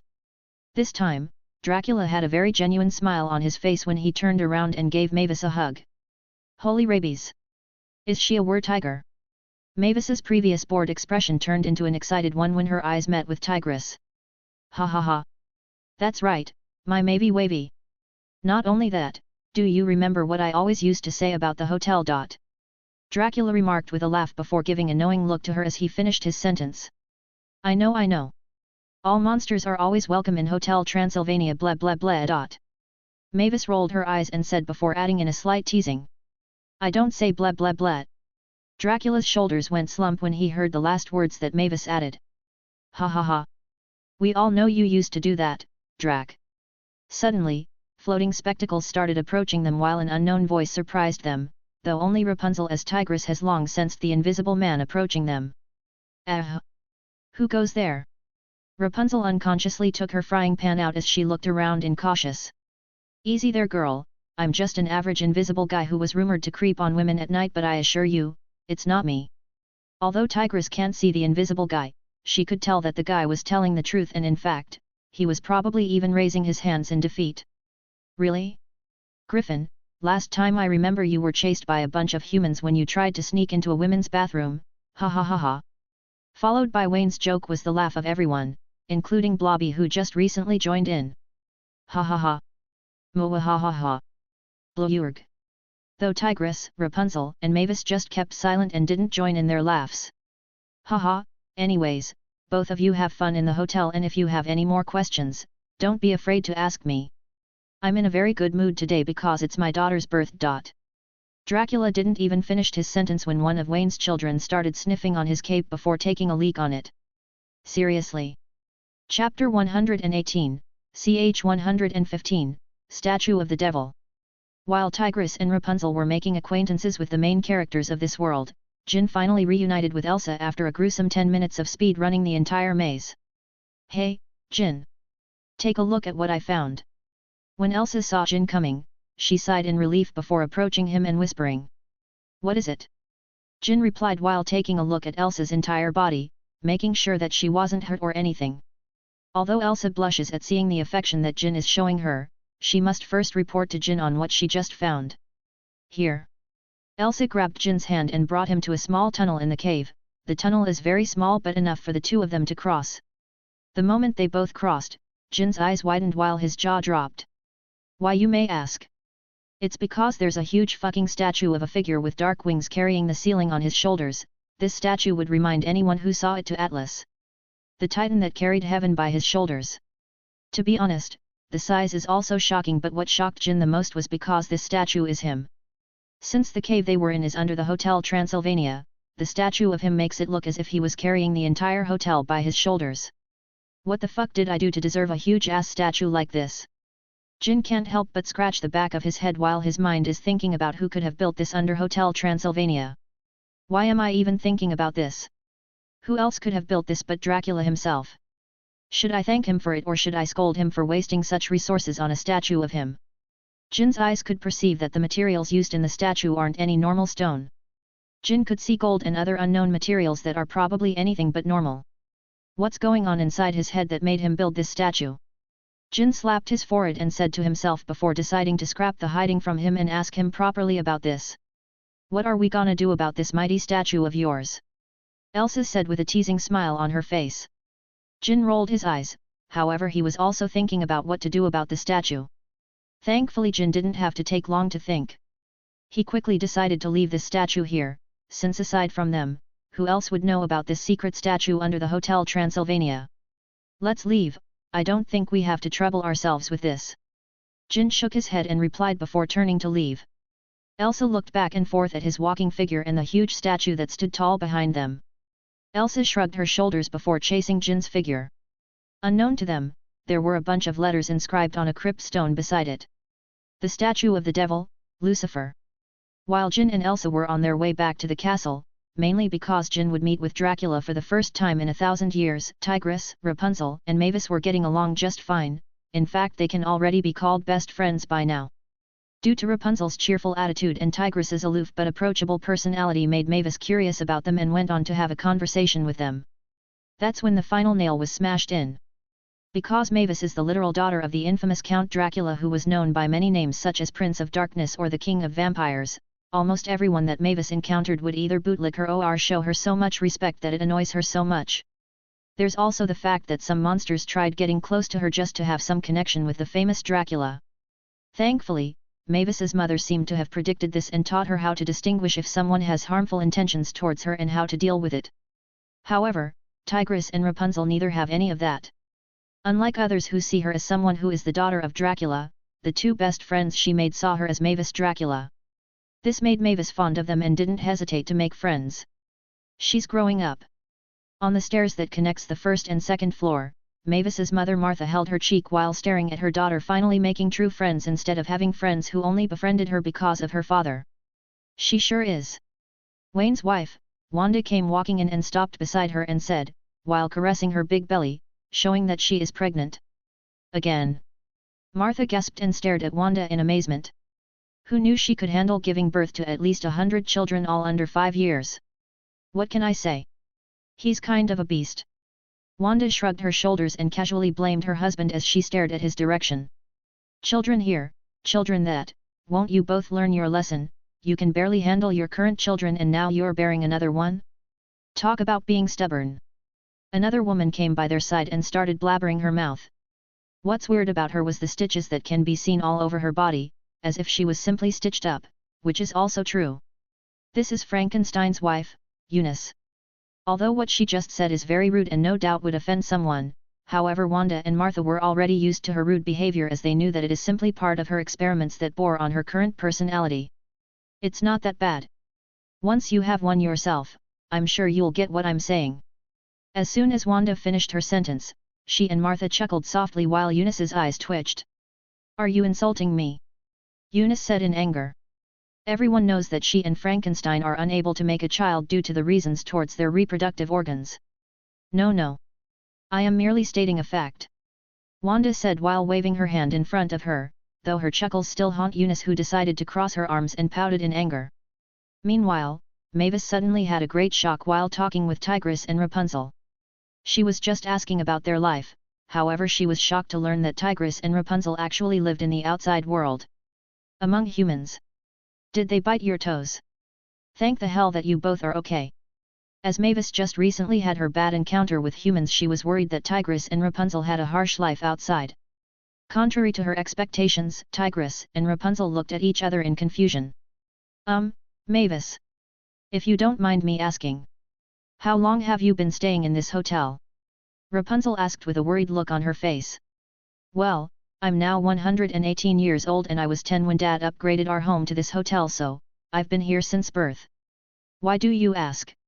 It was Mavis's turn to look confused as Rapunzel gasped and covered her mouth with her hands in shock.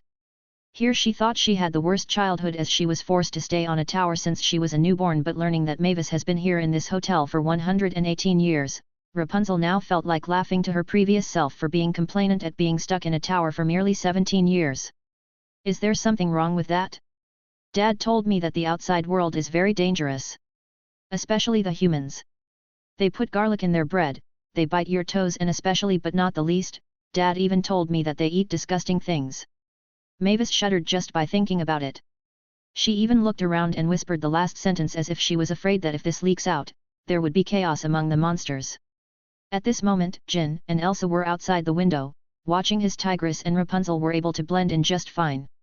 However, Jin's focus wasn't on them, his focus was on Dracula as he saw that he was busy tending to guests. I can't meet him with this much monsters. They would panic if I appeared. Jin muttered to himself while trying to think of a solution. It didn't take long before Jin snapped his fingers as he just had a great plan in his mind. Telepathy. Yes, although I don't know if I could send a message to Dracula's mind as he's probably much stronger than me in this kind of field, but it doesn't hurt to try. Jin said to himself before focusing his eyes on Dracula's figure before sending the message. Inside the hotel, Dracula was having the time of his life as he was reuniting with his old friends when his mind was suddenly probed and he received a message. As the great Dracula, he could tell that the message doesn't have anything harmful, so he allowed it in his mind, finally receiving the message. The message only contains 6 words inside. Meet me outside, behind the castle. Confused and curious at the same time, Dracula excuses himself from his friends before eventually walking out of the castle. It took him a long time to get there as he was met with several monsters outside the entrance who started throwing inquiries left and right. Thankfully, Dracula is a professional when it comes to this kind of thing, so he manages to slip out smoothly. Hello. As Dracula was approaching the back of the castle, he started calling out for the person who sent him the message. This is creepy. Hopefully, no human would pop out and scare me. Dracula shuddered just by thinking about it. Just as he was about to call out again, a voice suddenly interrupted him. You've grown well, Drax. Chapter 119, ch 116, Reunite. You've grown well, Drax. Suddenly hearing an unknown but familiar voice, Dracula quickly turned around and searched for the source of the voice. Who goes there? Dracula yelled while squinting his eyes around the place. He felt like the voice was familiar to him, but due to the long amount of time from being away to Jin, Dracula has long forgotten what his voice sounds like, which is why he only felt that it was familiar to him. Guess who? The voice whispered playfully. It seems like the wind carried the whisper, which is why Dracula managed to hear it despite the low volume of sound. I have no time for games. I have a birthday to plan out, so if you're not going to show yourself, I might as well go back. Before Dracula could finish his threat, an invisible force suddenly grasped his entire body, making him unable to move. Thankfully, Dracula isn't any normal vampire. There's a reason why he's called the Prince of Darkness and the King of Vampires. A single amount of resistance is enough to break the hold on him. Now you are pissing me off. Show yourself. Dracula made an angry face as his eyes glowed in red, and all of a sudden, the entire area became intangible, allowing him to see through the lush forest. As soon as his eyes caught a figure among the trees, Dracula smirked in victory before using his telekinesis to lock the figure from afar. Gotcha! The King of Vampire grinned in excitement as he quickly started approaching the locked figure. Now, let's see who you are. The more Dracula approaches the figure, the more his gut tells him that something is wrong. And that gut was right, as when he approached the figure he finally saw that it was just a large log that resembles a human figure. What? Dracula was flabbergasted. He didn't expect to be tricked like this. Boo! Before he knew it, a shadow loomed over him, a figure creeped up behind him before grabbing both of his shoulders. Ah!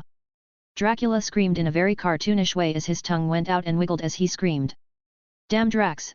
For being known as one of the strongest monsters to exist, you scream like a little girl.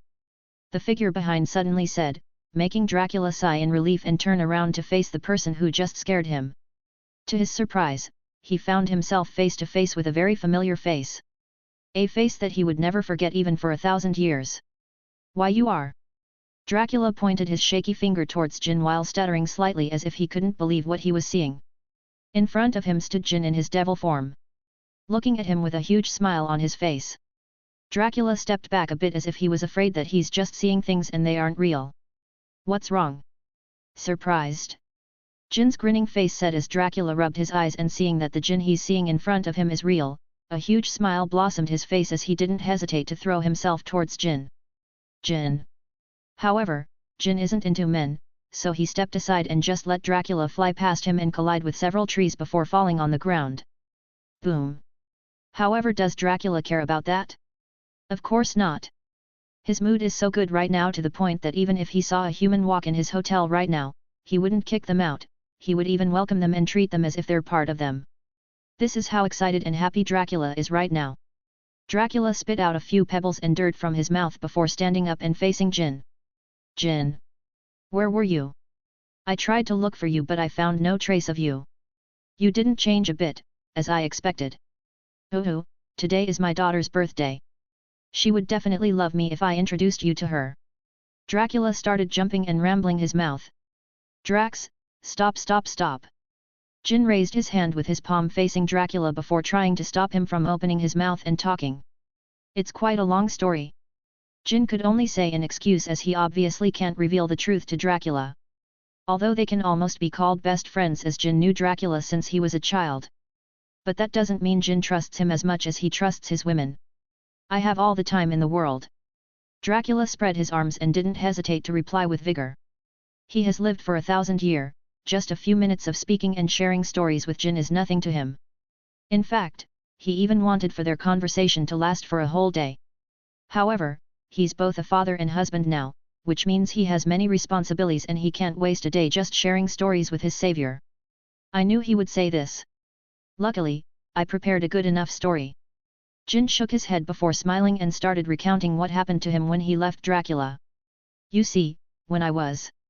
During the entire time of telling Dracula a made-up story of his, Jin saw how immersed and attentive Dracula is towards him. What the fuck happened while I was gone? Jin's eye twitches just by this thought. Who would have thought that his existence would change Dracula's personality so much? Not only that, another thing that shocked him more was the fact that his wife is alive and well, as if she wasn't supposed to die like how it happened in the original story. This must be what they call the butterfly effect. How scary. Jin shuddered just by this thought. He even thinks that if he has a time traveler enemy who went back in the past where Jin didn't meet God yet and killed him. Just this thought alone is enough to make Jin worry about the time and time travelers. Right now, I obviously can't mess with people who have time powers. Especially those who can travel in time. Jin whispered to himself in caution. Making sure to put this advice in the back of his head just in case he grows crazy and challenges everyone in the multiverse. I should definitely watch myself. Jin made a note to himself before going back to filling Dracula's head with made-up stories. While Jin and Dracula were finally having their long-awaited reunion, Mavis was having the best time of her life. The more she stays with Tigress and Rapunzel, the more she realizes that she must not let both of them go. This is her only chance to make permanent true friends. Someone she could lean on whenever she needs comfort and help. Obviously, that is supposed to be her parents' responsibility. However, she is just similar to those teenagers who can't disclose their secrets to their parents due to either embarrassment or afraid of being scolded. This is the reason why teens mostly vents their frustration on their friends, as unlike the parents, they could fully open up with their friends without being scolded or embarrassed. Just as Mavis was busy talking to them, her mother Martha suddenly approached her. Mavis, noticing her mother's presence behind her back, couldn't help but get excited as she wanted to introduce her new and true friends to her mother. Mom, look! These are my friends. Mom, this is Rapunzel and Tigress. Mavis didn't even wait for her mother to explain the reason why she's here before Mavis suddenly grabbed her arm and dragged her to Tigress and Rapunzel, who looked at Martha with amused expressions in their faces. She then proceeded to introduce her friends first to her mother. Tigress, Rapunzel. This is my mom. Mavis finished as Tigress quickly followed up and responded. Hello there. It's nice to meet you. Tigress gave her a slight nod as Martha looked at her with appreciation before replying. Likewise, child. Martha smiled and said. Though she failed to notice the irritable look on Tigress's face, as if she wanted to gnaw on her face, as if she wanted to kill Martha on the spot. If it wasn't for Jin holding her back from going out of control, Tigress might have long snapped and followed her only instinct. Hi. You look just as beautiful as Mavis. It's so nice to finally meet you. Thank you for that. I really appreciate it. Martha smiled softly and said. Well, who wouldn't like to be complimented, especially since her daughter is indeed beautiful and probably even more beautiful than her. And now being called as beautiful as her makes Martha's dead heart throb slightly. Mavis. I haven't seen your father after he went outside. We have too many guests this year, so I can't go outside myself, so I advise you to go outside and fetch your father back here, okay? Martha smiled creepily as she spoke each word. She just can't believe that Dracula would all of a sudden disappear from people's eyes. After all, almost half of the monsters that booked a room in his hotel are just fans who want to meet him in person. Oh okay. I'll be on it. This time, Mavis felt scared of her mother. So, after she relayed the message to Tigress and Rapunzel so she could give a reasonable reason to go outside and start looking for her father. Thank you, dear. Martha quickly turned back to her warm and calm expression as if she wasn't staring at the void with cold eyes earlier. Chapter 120, ch 117, You Know Each Other. Oh right. I'll introduce you to my wife and daughter. I'm sure they will definitely like you. After realizing that it's almost been an hour since he started talking with Jin, Dracula remembered that it was his daughter's birthday and wanted to introduce Jin to his family. Lead the way. Jin extended his arm forward, letting Dracula walk in front of him so he could follow. Dad? Where are you? Mom is looking for you. As Dracula was about to walk back towards the castle, he suddenly heard his daughter's voice calling out for him. My little Mavis. Daddy's here.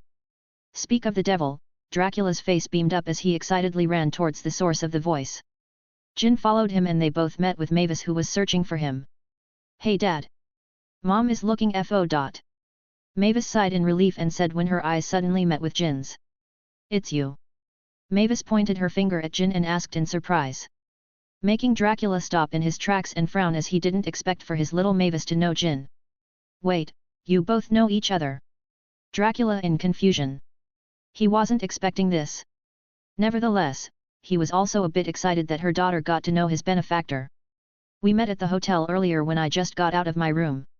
He told me that he was in a hurry. Mavis said casually. However, her eyes can't be said the same as she was staring directly at Jin's eyes, as if something about him was attracting her attention. Wait, you've been in the hotel? Why didn't you tell me? I could have attended you and introduced you to everyone. Dracula questioned Jin as he felt like Jin was deliberately avoiding him. I was in fact, looking for you earlier.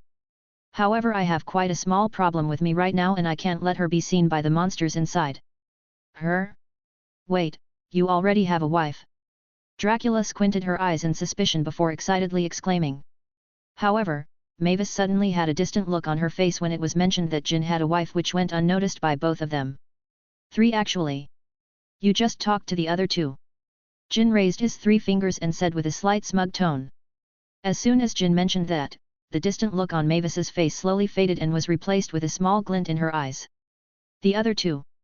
Meanwhile, Dracula was confused about who the 2 wives that Jin mentioned were. I'll introduce you to them later. Jin waved his hand and finished. As much as he wanted to reveal it, however, it would be better if he introduced them face to face. Oh right. Although you both know each other, please allow me to formally introduce you both to each other. Dracula closed his eyes with a smile before pointing his arms towards Mavis. Mavis, this is my benefactor, the great devil Jin.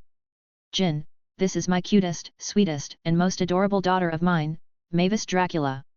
Although it may seem like Dracula exaggerated a bit on Mavis's introduction, however, when Jin saw Mavis's blinking eyes with a small smile adorning her face, Jin changed his mind and felt like Dracula's even understating Mavis's introduction. Wait, your benefactor? You mean the great devil that saved monsters from those humans? The hero of all monsters? The greatest monster of all time? And the most handsome monster of all?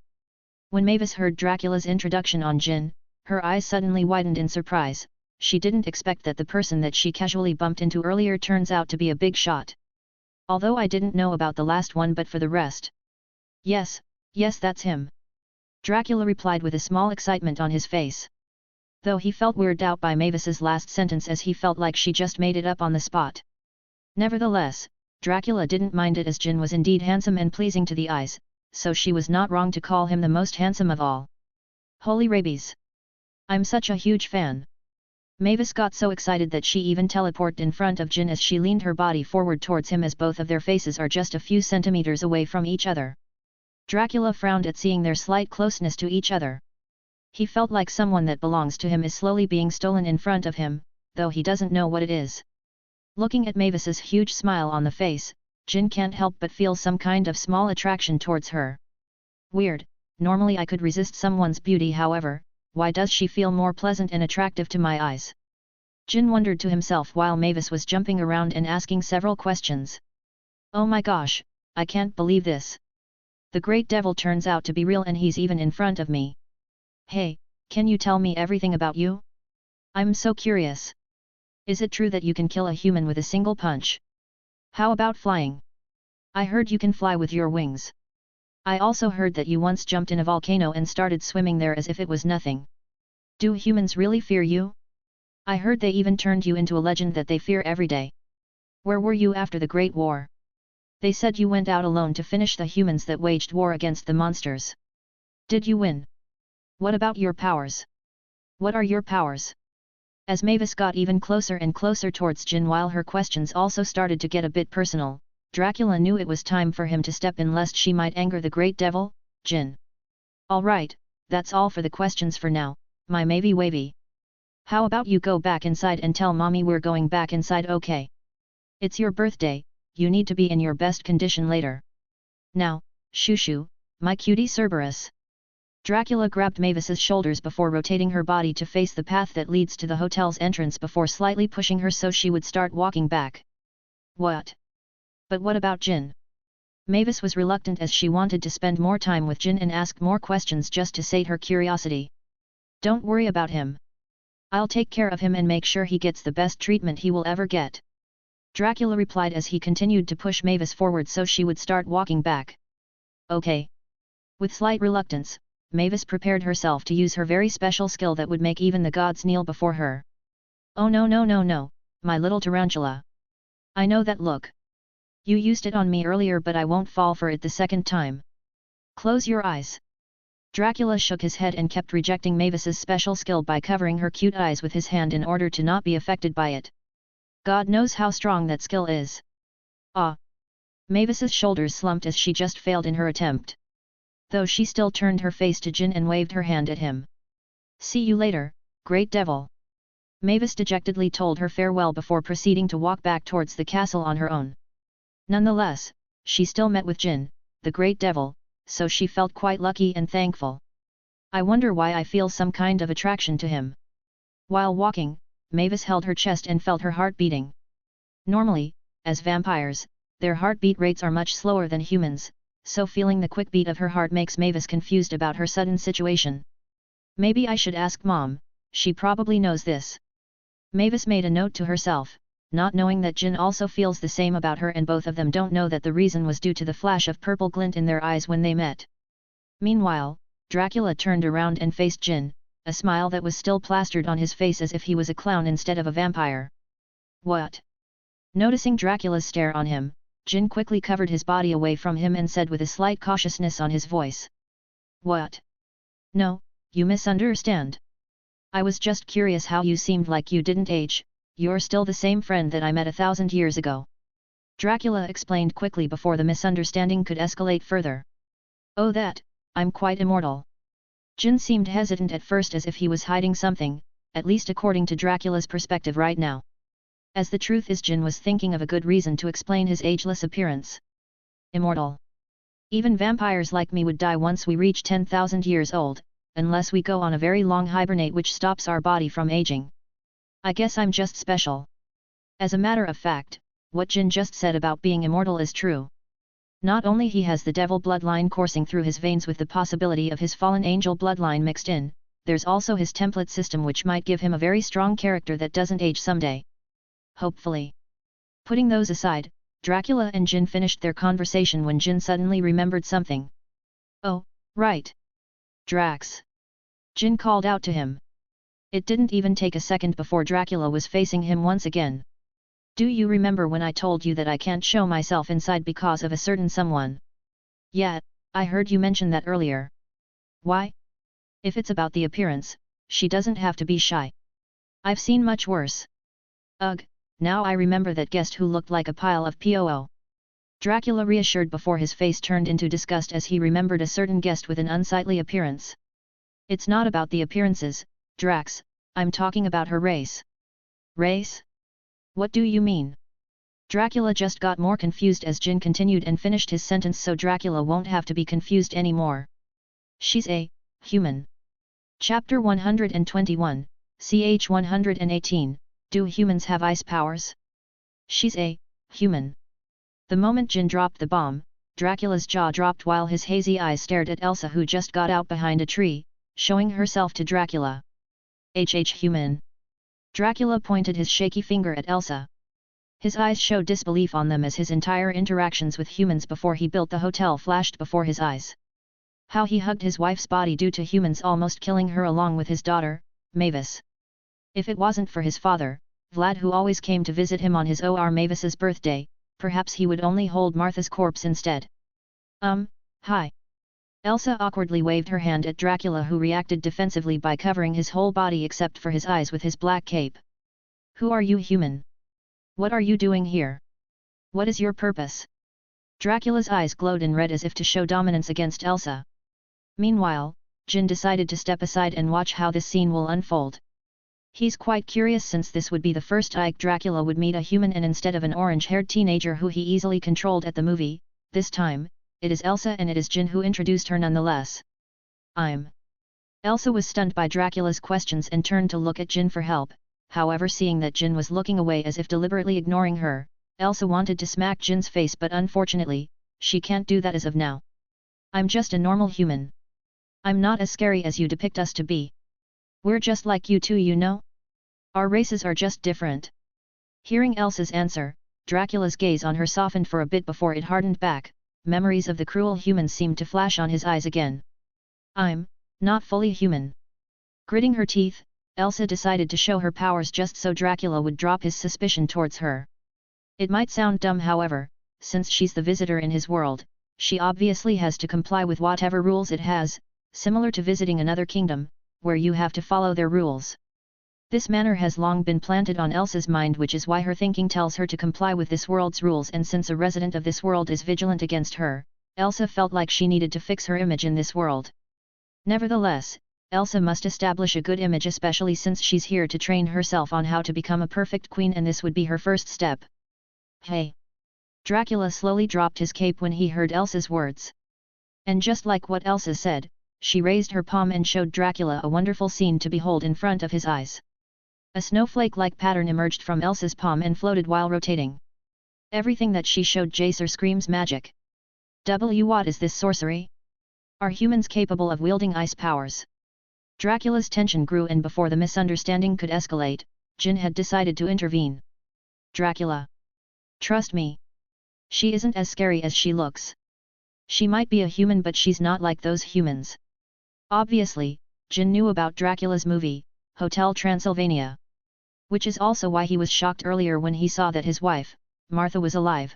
She was supposed to be dead and killed in the original timeline. This just shows how scary the butterfly effect is and how powerful the power of time is.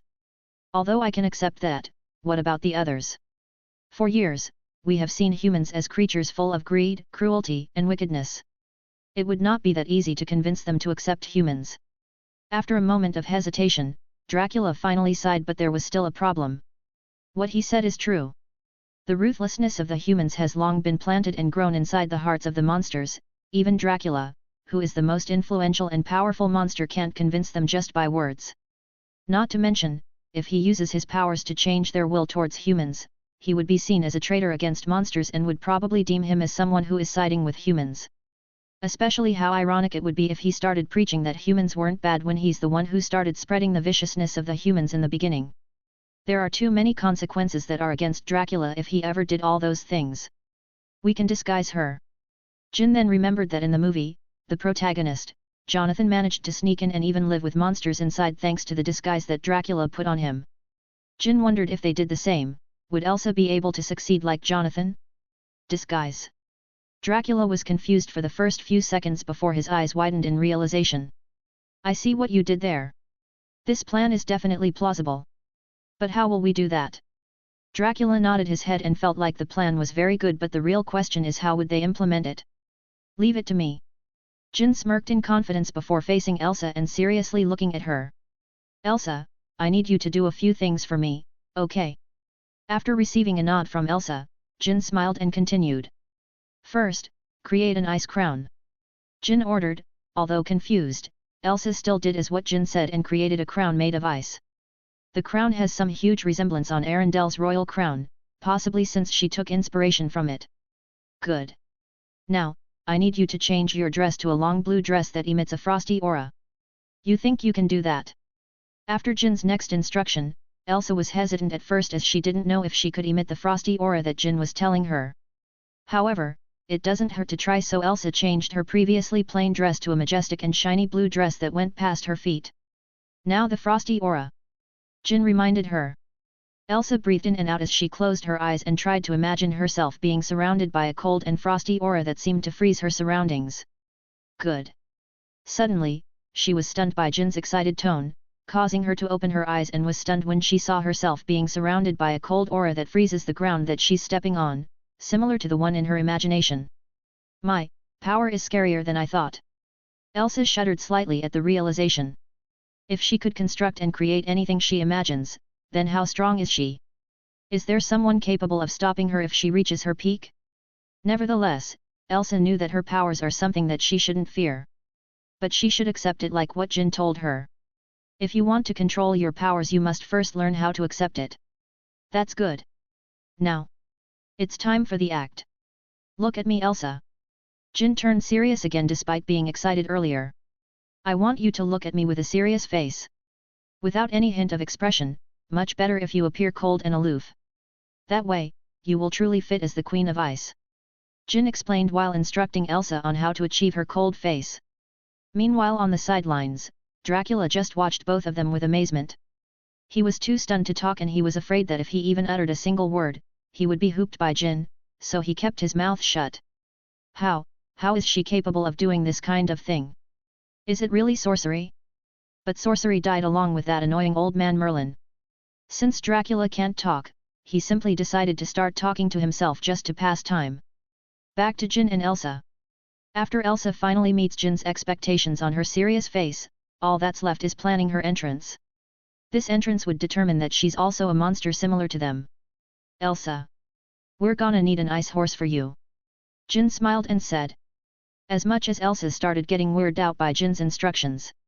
However, no matter what, she still trusts him with her entire heart, so she did as he told and created a living ice horse in front of Dracula's shocked eyes. Did you create a living being with your powers? At this moment, Dracula felt like his entire view of the world was turning upside down. He can't even determine if he's really living in his world or he was accidentally transported to another world with his hotel. Yes. Since there was no point in hiding it, Elsa nodded her head and confirmed Dracula's question. Shouldn't that be impossible? I've never seen anyone create a living being, out of nothing, not to mention, a human. Dracula rubbed his temples and felt like leaving here, since the more he stayed the more painful his headaches might become. Now, all that's left are minions. Jin smirked and said. This time, he doesn't want the monsters to see Elsa as a fellow monster, he wanted them to revere her and see her as someone they should and couldn't touch lest they're not afraid of death. Minions. Elsa tilted her head sideways in confusion. Asterisk. A few minutes later, inside the hotel. Everyone was minding their own businesses when a cold breeze suddenly attacked all of them, causing some of them, especially those who don't have furs, to shudder from the freezing sensation. What is that? Wayne was gritting his teeth and hugging his arms due to the intense cold that they're feeling. Thud. Swish. Followed by the cold breeze was the sound of the entrance door being pushed open, followed by the heavy tapping of high heels. Chapter 122, ch 119, Ice Queen of Antarctica. As soon as Elsa entered the hall in her full glory, everyone froze as soon as their eyes met with Elsa's cold, indifferent face that seems to have threatened to freeze them if they move an inch. Who is she? A small skeleton whispered to his fellow skeleton friend with a hint of fear in his voice. How am I supposed to know her? I'm just as confused as you are. The skeleton friend rebutted, shutting him up. Their remarks were heard by the monsters around then, and they also share the same confusion as them. Who is she? Why is she so scary? What kind of monster is she? Several questions kept popping up in their minds, however all of them remained unanswered until Dracula finally stepped in. Seeing Dracula, who walked in the middle of the hall with Elsa standing behind him, everyone sighed in relief. As long as Dracula is here, then there's nothing for them to fear. However, that's just what their mind comforts them, as their bodies were still freezing cold, and even the famous wolves such as Wayne, who are famous for having thick furs that are resistant to cold temperatures, can't help but shudder due to the cold. Calm down, people. I would like to introduce you all to someone. Dracula loudly announced, his voice resonating across the hall, calming everyone and shifting the focus on him. Drax, who is she? Griffin, the invisible man asked while pointing a finger towards Elsa. If it wasn't for his floating glasses that seemed to shake, everyone would have thought that he was the only one who wasn't pissing himself off. Don't be in a hurry, Griffin, I'm just getting there. Dracula said while scanning his eyes around the crowd that has formed, and seeing how Jin managed to blend himself among the crowd during the distraction that Elsa's entrance caused, he sighed and remembered what Jin told him earlier. I don't want the world to know of my existence yet, Drax. Like what you said, after a long time of not showing myself to the world has made me forgotten by almost everyone, but for now, I want the world to stay ignorant of my presence. After hearing what Jin said to himself, Dracula wanted to ask a question, however Jin seemed to have read his mind as he already answered his unspoken question. I can't disclose the reason to you as of yet. For now, just do as I said and introduce Elsa as we've planned so she could blend in among the monsters inside. Jin patted Dracula's shoulders, who just dumbfoundedly nodded his head in return. Her name is Elsa, the Ice Queen of Antarctica. Dracula loudly announced. However, what followed was a simple silence that made the situation awkward and Elsa almost blushing in embarrassment. That's because no one has heard of Elsa, the Ice Queen of Antarctica. This is probably the first time they've heard of her. I want to dig a hole and bury myself now. Elsa almost wanted to blush, however, she forced herself to calm down as she needed to maintain her cold and frosty image as an ice queen. He said he'll give me a reward if I finish this without any mistakes. Thankfully, the reason why Elsa was forcing herself in this situation is due to the promise that Jin told her before all of this. I wonder what the reward is? Elsa asked herself in confusion, while at the same time, she can't help but fantasize on what kind of reward that Jin will give her. What is she thinking? Jin wondered to himself when he saw Elsa's eyes darting around the crowd, and when she eventually spotted him, he could see a hint of excitement and anticipation in her eyes. He's not sure, but he felt like he also saw a bit of lust in her eyes. While everyone's eyes were on Elsa, some were charmed by her icy beauty, they were even thinking of flirting with her, but the ice-cold look on her face made them think otherwise. Where is he? Throughout the crowd, Mavis kept pushing herself inside while thinking to herself. She was trying to look for Jin as she wanted to spend more time and get to know him better. Please don't tell me he already left. When Mavis thought of this, she felt like her soul left her body. She doesn't know the reason, but she suddenly felt extremely sad. So sad that she was even thinking of going against her father's words and go to the outside world just to search for Jin. Fortunately for her, just as she started to walk away while looking down on the ground in sadness, she suddenly stumbled upon somebody that she used to know. A/N, but you didn't have to cut me off. Ahem, sorry about that. Let's proceed with the story. What the? Hey. Mavis rubbed her head and pouted while looking at the perpetrator that crashed into her. Sorry, my bad. However, she was surprised to find who it was. It's you. Mavis gasped in excitement when she saw that it was Jin who stumbled into her. It's you again. Contrary to Mavis's excited voice, Jin's face twitched and his tone contains a hint of annoyance, which Mavis didn't notice as she was engrossed in dragging Jin away from the crowd so she could have some alone time with him. It's not like I like him or anything, I just want to get to know him better, and this crowd would only distract my goal. Yes, it's just a goal. Although Mavis felt like what she is doing right now is immoral, however she quickly blamed it on her goal of getting to know him better. Meanwhile, Jin felt more annoyed at Mavis, however he couldn't blame her. After all, not everyone could meet their idol face to face, especially when they jinxed, which the both of them didn't know yet. It didn't take long before they both arrived at Mavis's room. Alright, this is way too fast and direct. Is this how monsters express their feelings? I know Mavis probably has a crush on me, which is obvious, but this is a bit fast, considering that she's a girl. Jin's face twitched while looking at Mavis, who sat on the edge of the bed and kept glancing at him from time to time while her fingers were tapping on her knees as if this was her first time having a boy in her room except for her dad, which is not a lie considering how protective Dracula is when it comes to Mavis. Should we introduce each other again? I mean, isn't that the common courtesy? Then, we would say our hobbies, likes, unlikes, and then tell stories about our life. Mavis started counting what to do with her fingers. Though she started feeling nervous when Jin was unresponsive and was simply looking at her and then darting his eyes around her room. Seeing her clothes littered across the floor, Mavis blushed madly before using her super speed to clean her entire room. Fwussy. Jin felt a burst of wind smash against his face before the clothes that are littered on the floor are already gone. She's fast. As expected of the Dracula bloodline. She probably has all of Dracula's powers. Especially that ability to stop the time of someone. Jin still felt fear for that kind of broken ability. Who in their right mind wouldn't be afraid of that ability? Imagine when you're fighting Dracula and all of the sudden, in a single blink you're already dead. What's worse is you don't even know what happened and how you died. Thankfully, God told Jin that he has some kind of immunity towards it thanks to his devil bloodline. At this time, Jin still felt like the devil Jin bloodline isn't supposed to be this strong. After all, if devil Jin is as strong as this, then all devils in that universe are probably as strong as him, right? I feel like something is wrong and I can't put a finger on it. Jin wondered to himself into knowing that his silence has caused Mavis to swear heavily in anxiety. He's mad at me for dragging him to my room all of the sudden, right? He also have a wife, right? No, 3 wives. Mavis almost felt like crying as a single tear was threatening to fall down from her eyes. She doesn't know why she's feeling this way. Suddenly, Mavis felt a warm sensation patting her head. Why are you crying? Jin asked. He felt his heart being pierced by several needles when he saw the tears welling up on Mavis's eyes. Hey! I'm crying. Mavis's eyes widened in surprise and she can't help but touch her under eyes, and what Jin said turns out to be true. She was indeed crying, and for some reason she doesn't know why. Hold on. Jin muttered as he squinted his eyes at Mavis. She isn't supposed to act like this, especially to a stranger like him. Being idolized is not a good reason for her sudden shift of personality that differs from her canon self.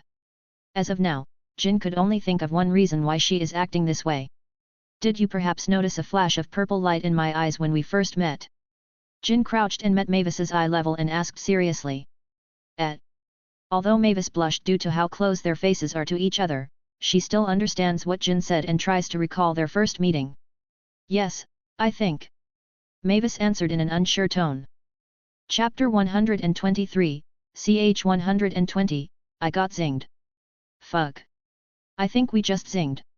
Jin almost wanted to slap his forehead at the realization and wanted to tell Mavis that they zinged, but seeing Mavis's confused face, made him think otherwise. No, maybe it's just a fluke. Zing shouldn't have any effect on me, right? Jin adjusted his collar so he could have some space to breathe, even though he doesn't need to, as he could hold his breath for a whole week without passing out. But, I still need to assess this matter seriously. If such a thing is real in this world, then it is very powerful, as it could affect someone's mind to like the person they just zinged with even though they only just met. Jin could feel the threat that this zing is posing. Luckily, he doesn't seem to be affected by this. Or that's what he thinks. Aren't you mad at me? While Jin was worried about the existence of zing and how it could affect someone's personality just because fate deemed it necessary, Mavis was worried about another thing, and that is if Jin was mad at her for dragging him all the way to her room. No, it's fine. I understand. Jin shook his head and replied, since now he knew that the zing is probably affecting Mavis's personality towards him, he could only feel pity for her since she doesn't know that the zing is influencing her mind. One thing that Jin hates the most is being controlled or manipulated without any consent, or doing it without the said manipulated person knowing that he or she is being manipulated. About bringing you here. I wasn't thinking properly, I'm so sorry for bringing you here. Mavis could only look away in embarrassment and apologize without looking into Jin's eyes due to her shyness. It's fine. In fact, I also want to get to know you. Jin shook his head and replied. Since he's already here, then there's no point in refusing Mavis, lest she might get hurt if he refused. Really? Mavis almost jumped in excitement before gathering her composure and calming herself before continuing. I mean, thanks, I guess. Still, Mavis was still shy, but not as much as earlier. She felt like Jin is very approachable and a friendly person. So, I have so many questions earlier, but now I forgot about all of them. Mavis complained and palmed her face. Calm down. How about I'll be the one to ask questions this time? Jin patted Mavis's shoulders just to calm her down. Okay. Mavis calmed herself down. She knew that she mustn't show an embarrassing side to Jin, or else she might dig a hole and bury herself from the sheer embarrassment. Alright, let's start. Jin then sat beside Mavis, making her blush a little bit, but wasn't as bad as she blushed earlier. First question. How does it feel to be a Dracula? Jin then proceeded with the first question, which Mavis answered without any hesitation as if it had been rehearsed. It's both good and bad. Though I wish people would know me as Mavis Dracula herself instead of knowing me as the daughter of the great Prince of Darkness, Dracula. Blah blah blah. Mavis responded with a small but funny imitation of Dracula, though if Dracula were to hear her, he would definitely refuse that people see him that way. The truth is, Mavis has been asked this question several times and almost all her answers were the same. However, at her answer this time, she wanted to humor Jin a bit, so she added some jokes just to make herself not appear boring to Jin. At least that's what she thought, as her face was enough for Jin to stare at for hundreds of years without getting bored. Sigh, I guess I'm also not immune to the zing, hey. At the moment of realization, Jin sighed as he knew that his current thinking about Mavis is to fall for her and make her his. Fortunately for him, Jin could still resist a bit, so he's still a bit fine except for his thoughts being a little bit inappropriate towards Mavis. That's all. Jin asked again for confirmation, making Mavis fall into contemplation, thinking about what else is there in being a Dracula. I heard Draculas are quite strong. Jin said with a grin on his face. Oh, right, there's also that, but Mavis seemed both embarrassed and hesitant about something. I'm not as strong as you think I am. Although I have powers, but I never truly trained them like my father did when he was young. All this time, my entire dream is to visit the human world, and so far, it has brought me nothing but false hope and disappointment. Mavis looked down on the ground with sadness evident on her face. From the looks of it, Dracula's little plan seemed to have backfired a bit, and the consequences are probably not what Dracula has expected. You know, just like monsters back then. Humans also have a good and bad side. Obviously, Jin wouldn't expose Dracula. He's a friend, and friends never snitches to others. Perhaps stealing their daughter's heart is fine? So you mean? Mavis slowly caught up with what Jin said, but she still wanted his confirmation. Yes, perhaps what you just encountered are the bad side of humans. In this world, if there is good then there is evil. Both exist at the same time, they're balanced like all things should be. Jin gave his first advice to Mavis, albeit borrowing a few words from a certain mad titan. You're right. What I just encountered are a bunch of bad humans. There are also the good ones. Mavis's face beamed up and she exclaimed in excitement. Meanwhile, Jin heard some footsteps walking towards the room. Unfortunately, Jin can't determine who it is, but what's important is that someone is coming towards them. Quick! Hide! Mavis also has sharp senses aside from Jin, so she also heard the footsteps and started pushing Jin away, directing him towards her cabinet as if she was about to be caught making out with her boyfriend. What the hell is wrong with this gothic vampire? Jin's face twitched but decided to play along and hid inside the cabinet. Anyways, even if he was about to be caught, he could simply teleport away with his teleportation ability. Knock, X2. Just as Jin entered the closet and Mavis closed the cabinet, someone knocked on the door. Mavy Wavy. Daddy's here. Of course, he brings you fav. Outside the door, Dracula stood straight and wanted to tease Mavis as he brought her favorite, which is the scream cheese. However, when the door was opened, Mavis was so fast as she snatched the scream cheese on Dracula's hand before closing the door back down after she got inside. It was so fast that only a second had passed after she snatched the scream cheese. Thanks, Dad. She only responded once she got back inside. Alright, scream cheese? Dracula's eyes suddenly widened when he saw how Mavis just stole the scream cheese from him without even greeting him. Crack! Martha, who was beside him, heard something broke within Dracula and can't help but sigh. She's obviously like me when I also met Dracula. Wait.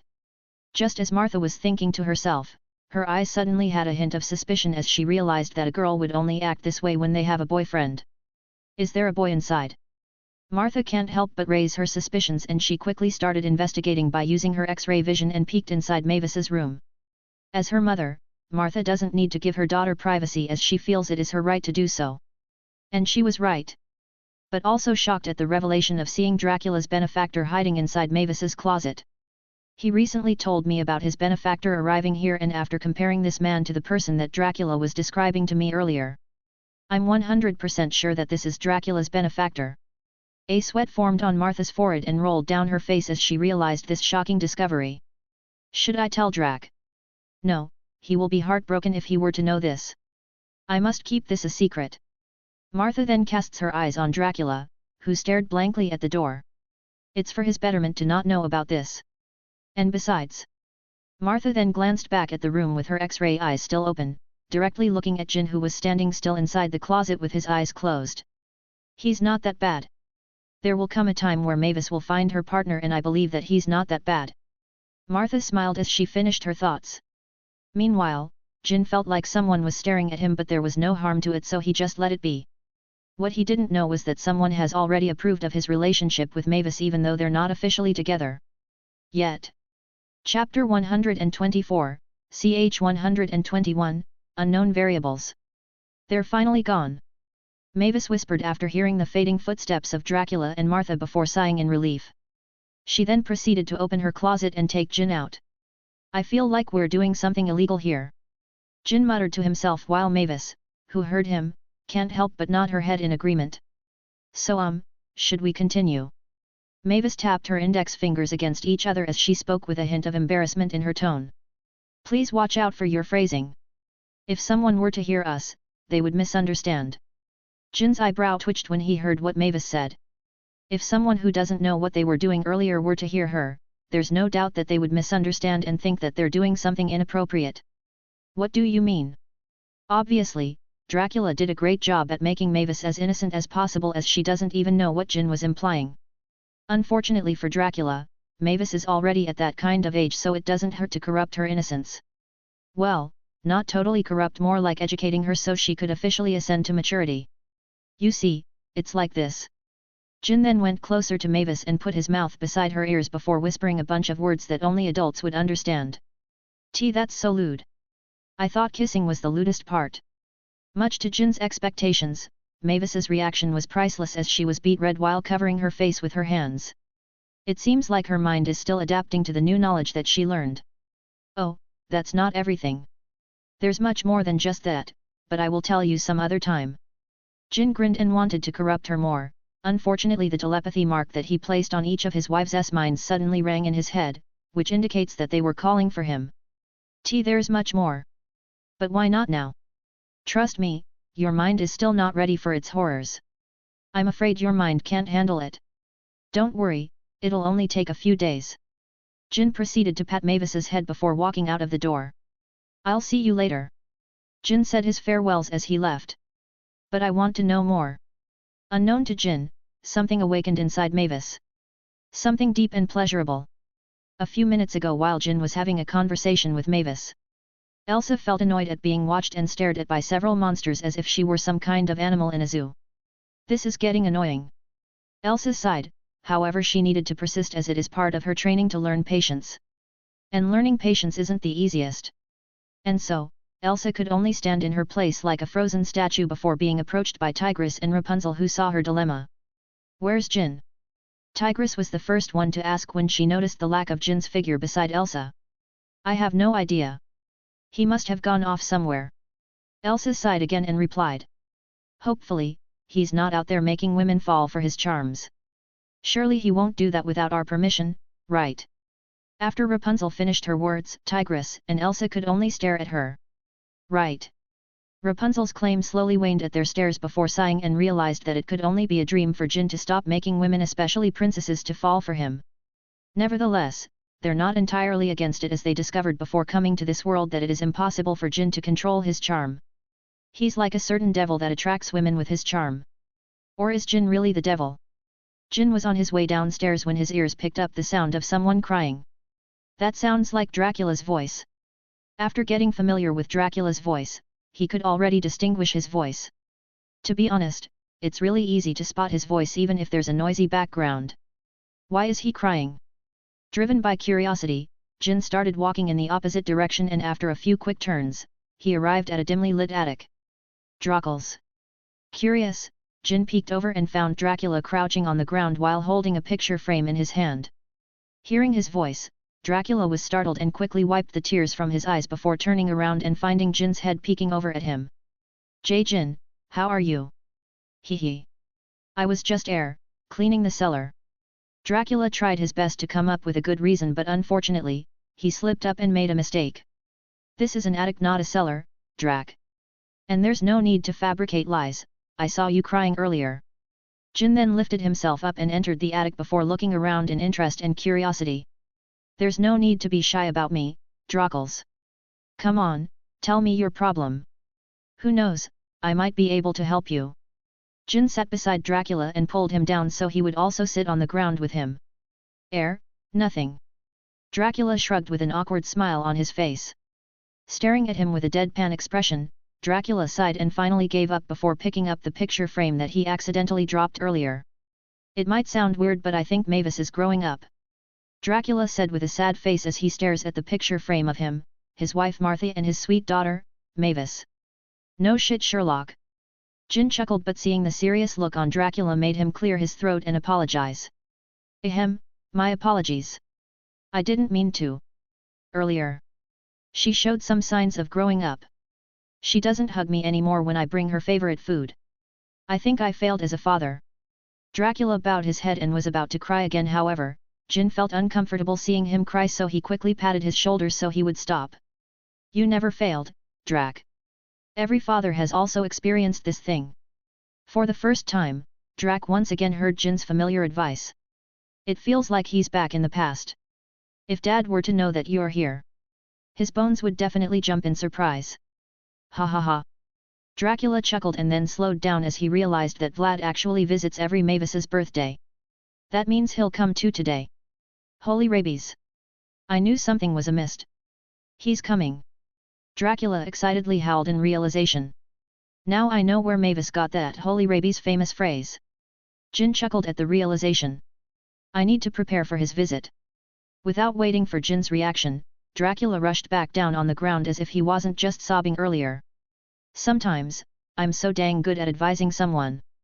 Jin shook his head with a chuckle before standing up to resume where he was supposed to go earlier. Back to Tigress and the girls.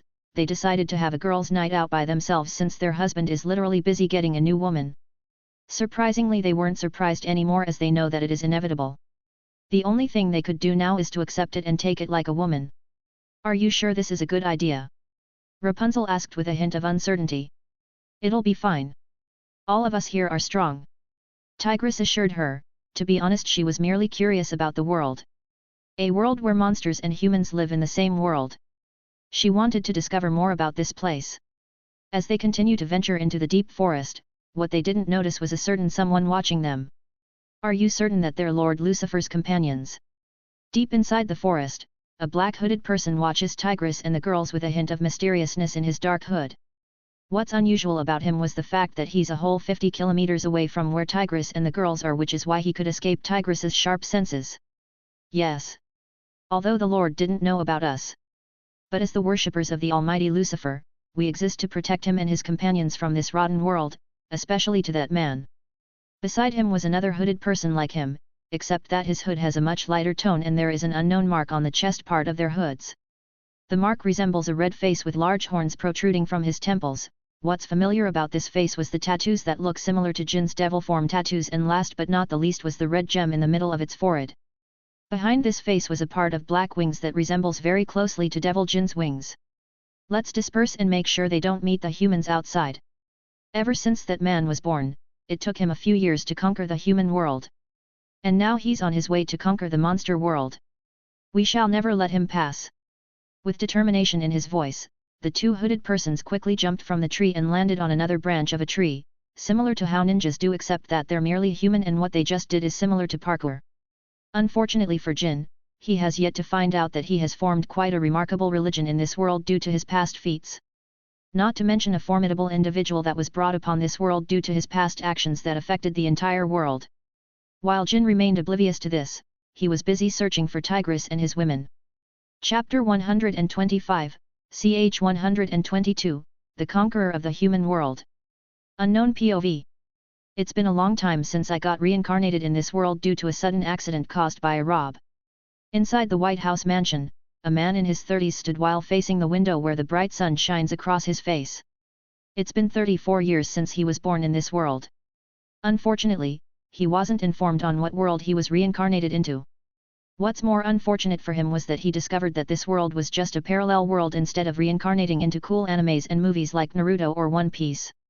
Obviously, as someone who was reincarnated by a rob, he got a few wishes on the way. First, he wished for a vampire bloodline. Though it is not powerful at first, but as he got older, he trained and used this world as his playground to improve himself. His last wish was obviously a dick enlargement. As someone who was single in his past life, he didn't waste this opportunity to get himself some bitches. And looking at the famous celebrities lying naked on his bed made him grin widely. With his cheats, he didn't need to work himself on the way up, as his hypnotic ability as a vampire is enough to bring him into the top. At least that's what he thought as when he became the president of the US and even conquered the nearby countries, which is World War III, by the way. He accidentally discovered a certain religion that worships the devil. At first, he doesn't care about it as it is just a religion and there's nothing more to it until he discovers the other races aside from humans. It was when he came to visit the Area 51 that he discovered a large talking bat. At first, he thought he was simply seeing things until the large bat revealed about the other side of the world on Earth. The world of the monsters. After years of hiding from humans, they were finally discovered by the humans once again, by him. This made him excited at the thought of conquering the other world, while at the same time, he was cautious as he doesn't know much about the other side of the world. That was until he got more information from the talking large bat. Hotel Transylvania. A hotel where most monsters live. A place where humans would never be able to find as they're hidden away from the human eyes. When he first heard about the hotel from the talking bat, lust appeared before him. He's not oblivious about the animation movies in his past life. And one of those notable movies that he knows is the Hotel Transylvania film. Mavis, the man licked his lips in delight, and hopefully, he's not late and Johnny hasn't taken Mavis's virginity yet, as it would be a bit disgusting for him to make a used woman as his lover. In his eyes, greed and evil appeared. Ambitions and plans started to be formulated in his mind. To be honest, I already experienced everything I need to experience in the world of humans. But how do I make Mavis fall for me? We need to zing at first sight. The man tapped for foot on the ground a few times before snapping his fingers as he got a plan in his mind. That's right. I could use my authority as the president to spread the existence of monsters and how dangerous they are. And then, World War IV will ensue. Once I got to the hotel's location, I could use the US Army to bombard them and appear before Mavis and save her from her imminent death. With that plan, we'll definitely zing. Just the thought of his plan succeeding makes him get more and more excited.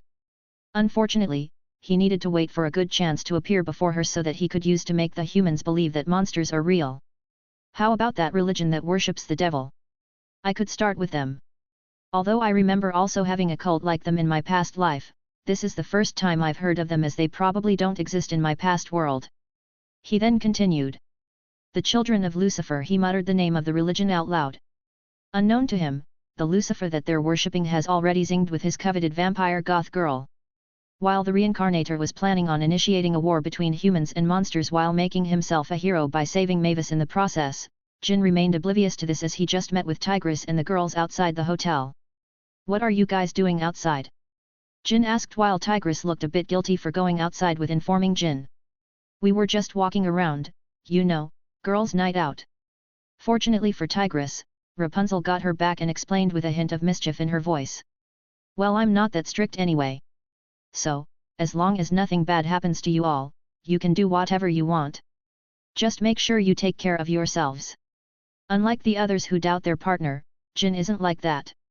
He knows when his woman is losing interest over him, and from what he can see, Tigress and the girls were craving for him like humans who haven't eaten anything for years, so he could assure himself that they're loyal to him, though that doesn't mean he would let them do things that would harm him or anything he cares about. But aside from those, they're free to do what they want. Unknown to Jin, his mindset is something that ladies on Earth would die for. One thing that women like about men is their respect for their privacy.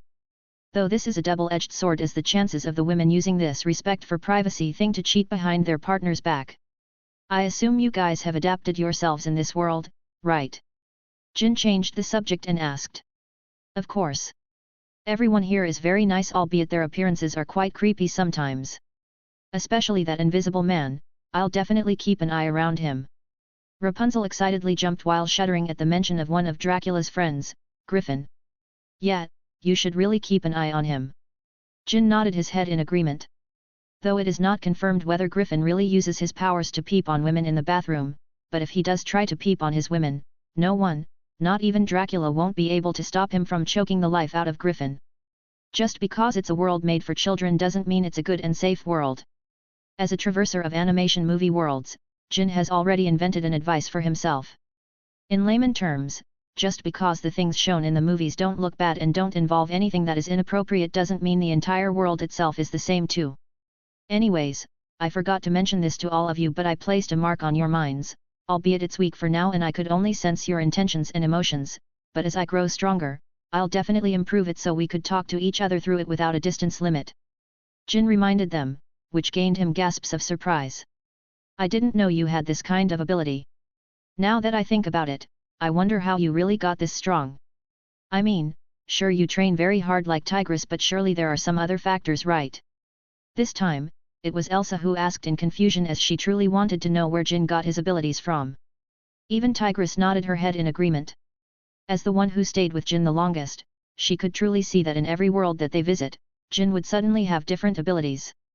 It's like it popped out of nowhere all of the sudden. Jin shook his head. He knew that this question would someday come out of their mouths, though he didn't expect it to be this earlier. Yes, you're right. But as much as I want to share this secret with you, I'm afraid the consequences would be unimaginable. Perhaps, give me a little bit more time until I'm ready to share it with you guys. After Jin finished speaking, he was already expecting to see disappointment and doubts in their faces, but he didn't expect to be hugged all of the sudden by Tigress nonetheless.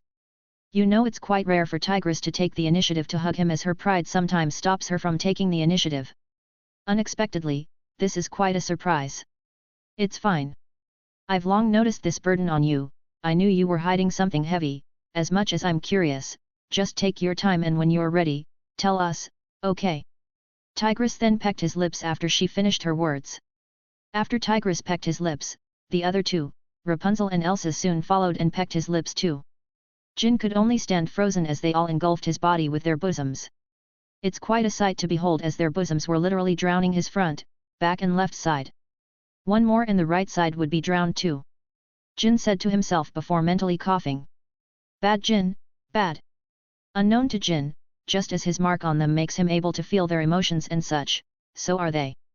So the moment Jin thought of this with lust, they also felt it. How lewd! They all thought in unison. Chapter 126, ch 123, this isn't part of the canon? Obviously, after discovering that the world that he was reincarnated into was the Hotel Transylvania world. The reincarnated man quickly used his connections to search for a man named Jonathan U. Loughran, which is the main character of the film's full name. It didn't take long before he got the report in front of his table. My minions definitely work very efficiently. The reincarnated man chuckled to himself. Obviously, as a vampire, he could also make others become a vampire like him, except that they're under his control. The only reason he hasn't turned the entire human population into vampires is because his control over them would slowly wane the more vampires he got in control due to the strain that will burden his mind. The other reason is because he would lose a good source of entertainment, so he could only make about 100 vampires for now. Now, let's see here. The reincarnated man then picked up the folder with his hand before opening them and proceeded to read. It didn't take long before a frown appeared in his face. What's this? He returned from the forest successfully?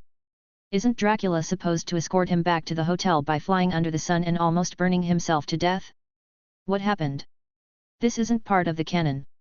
More and more questions appeared in his mind, and he can't help but be worried about the sudden shift of events. I hope she's still pure right now. It would be disgusting to use a woman that has already been used by other men. The reincarnated man made a disgusted face as he remarked. I need to hasten my plans. It's time to catch some monsters and use them as evidence that the monsters exist and why they should be eradicated. Once the war ensues, I'll target the hotel first and save Mavis before her death. Unknown to the reincarnated man, someone is already on his way to Mavis's heart, and it won't be able before he'll be on his way to her body soon. Unknown to Jin, his sudden interruption has caused a certain reincarnator to hasten his plans, and it wouldn't take any longer before a war between monsters and humans breaks out. Remaining oblivious to this, Jin was having the time of his life as he was on the underground of the castle, having a good chat with Frankenstein, Griffin, Wayne, Murray, and Dracula.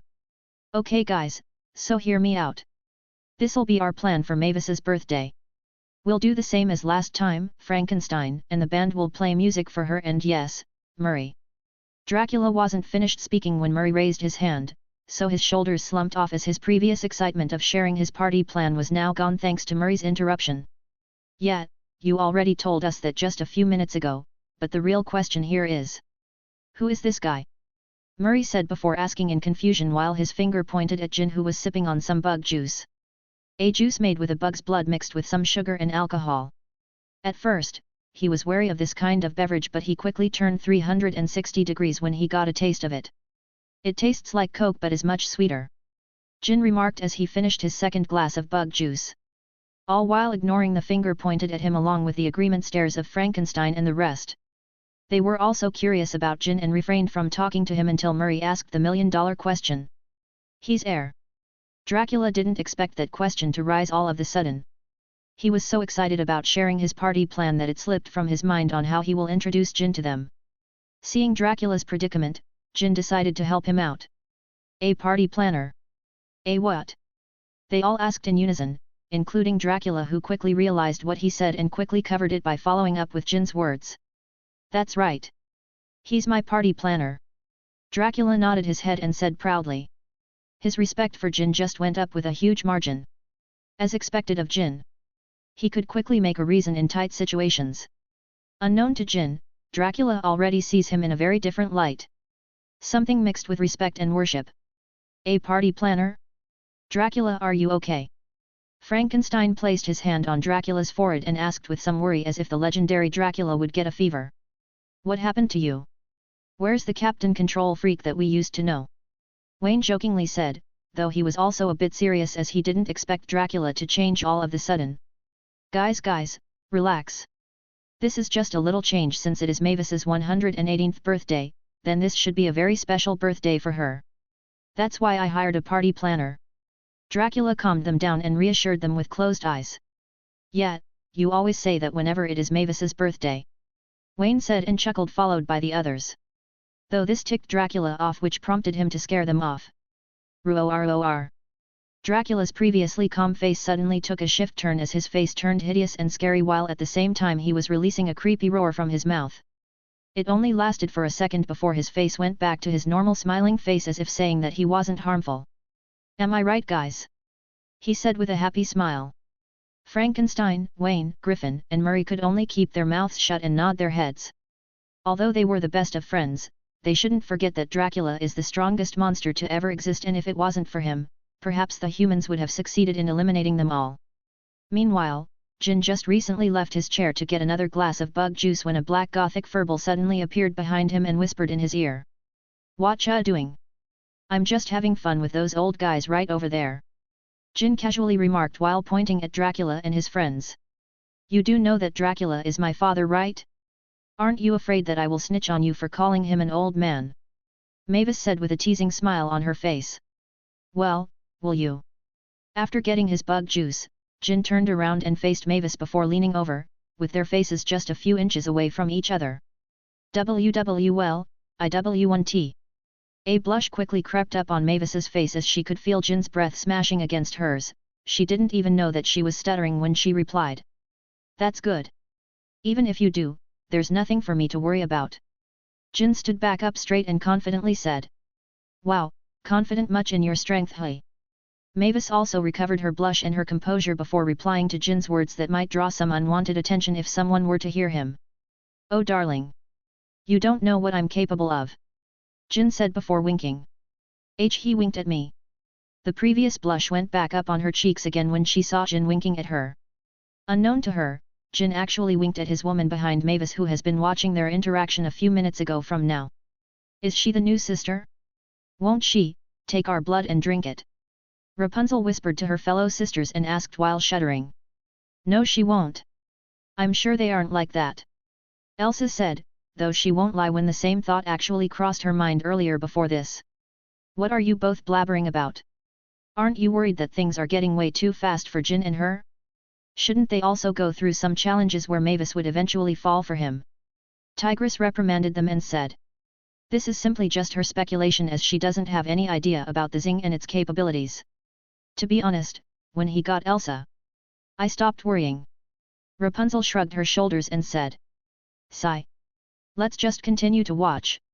With the wink that he gave us, he's definitely confident that we aren't against him for getting another woman. Hopefully this'll be the last time." Tigress sighed and muttered the last sentence. "He kinda looks familiar." Back to Dracula and his friends, they resumed their chatting, and when Murray saw Jin and Mavis having a good chat, he can't help but be familiar with Jin's appearance. "Now that you said it, I think I've seen him somewhere." Frankenstein gulped his drink before squinting his eyes on Jin's face. "Yeah, and you haven't introduced him to us yet, right? What's his name?" Wayne also asked. "Name?" At first, Dracula was hesitant about bringing Jin's name, but then he remembered that he only introduced himself to his father, and Dracula later got to know his name from Vlad. So that means aside from him and his father, no one else knows about Jin. "His name is Jin. Jin Kazama." "Jin Kazama? Like the Lucifer's name?" Griffin asked while raising his eyebrows, though they can't see it. "Yeah, he shares the same name as Lucifer, right?" Frankenstein also nodded his head in agreement, so are the others except for Dracula, who got more confused. Wait. Who's this Lucifer, and what do you mean he shares the same name? Can someone please explain? Dracula can't help but rub his head in confusion. Oh yeah, right. I guess you wouldn't know since you holed yourself up in the hotel to the point that you haven't left since you built it. Wayne said before continuing. There's actually a growing religion that I heard of. They worship someone called Lucifer. They said that Lucifer is his true name while his mortal name is Jin Kazama. Unknown to Wayne, his words just dropped a bomb on Dracula's head. Have I been so holed up in my hotel that I didn't know about things such as this information? Chapter 127, ch 124, Party Planning. Can you tell me more about this religion? Dracula leaned forward and perked his ears up, wanting to absorb as much information as possible. Oh, looks like someone is finally interested in something aside from his wife and daughter. Murray chuckled and teased. Though he soon dropped it off when he saw Dracula's serious face. All right. I'll tell you what I know. All I know is that this religion just came to existence 100 years ago. I don't know who is behind it and how it gathered so many followers in just 100 years, but all I know is that this religion is quite a force to be reckoned with. Since last time I heard, they're taking their roots deep within the human world. Wayne finished, and Frankenstein also contributed to what he knows. Let me tell you, Drac, this religion worships someone that we all are familiar with. You mean the Lucifer? Dracula asked. Yes, I heard this Lucifer somehow came to be after the Great War hundreds of years ago. Frankenstein then continued. Great War? You mean that war? Dracula was wide-eyed when he heard this from Frankenstein. Who else aside from him participated in that Great War? He almost lost his life there if it wasn't for his benefactor, Jin. Could it be? Dracula's eyes widened in realization and can't help but turn to search for Jin so he could have a better look at him, only to see him having a good chat with his daughter, Mavis. How could he tell it was a good chat? Seeing the full-blown and pure smile on Mavis's face made him remember the past when he was still the one who used to place a pure smile on her face. But now, although she was still smiling for him, he could tell it wasn't as pure as when she was still a child. However, for the first time in 100 years, he was about to see her pure smile once again. Unfortunately, it wasn't him who was making her smile like that again. Hey. What's going on? I see you both got clothes yet. Driven by instincts to protect his daughter from harm, Dracula forgot that the person she was having fun chatting with was his benefactor. This is merely his instinct as a father to protect his daughter. Dad. Look, I made a friend. Mavis smiled and said while pointing at Jin.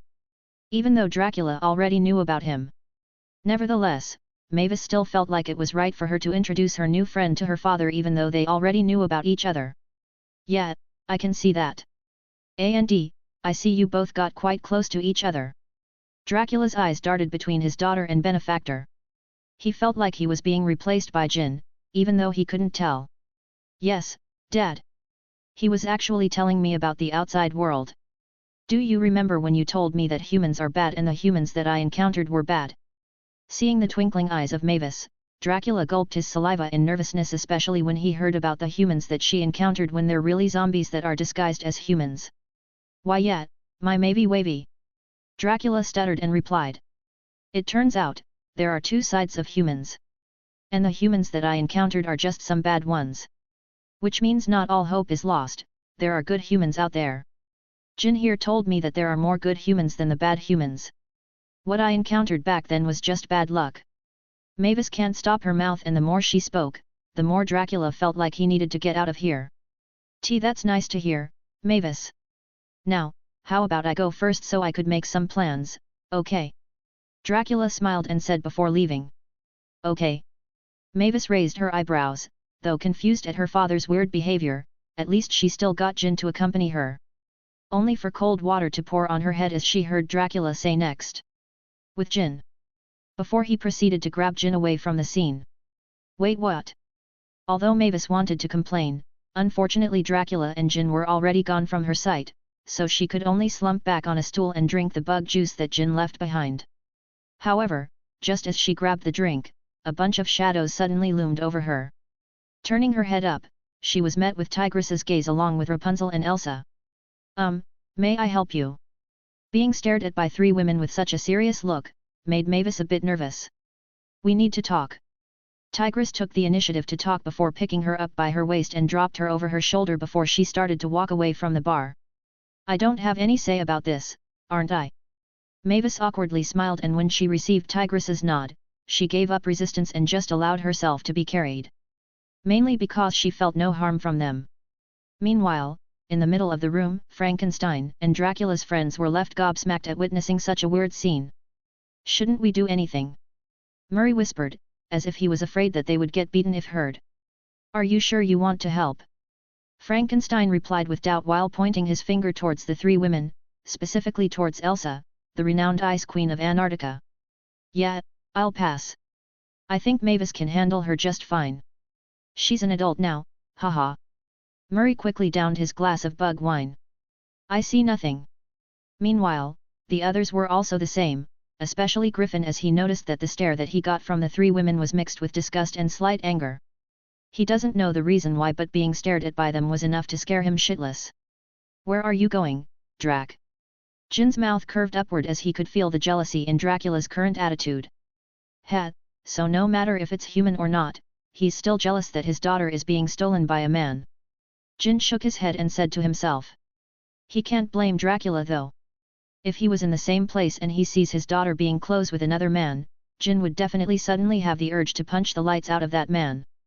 Although it's not right for the father, especially the daughter, could you really blame the fathers for being overprotective with their daughters who they have taken care of and raised for years, not to mention Dracula, who took care of Mavis for 118 years. What's different though was how fathers treat their sons. It's like they treat them as the younger version of themselves.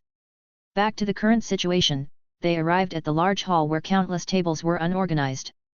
We'll be fixing this hall. Dracula grumpily answered, his shoulders slacked off. Oh come on, Dracles.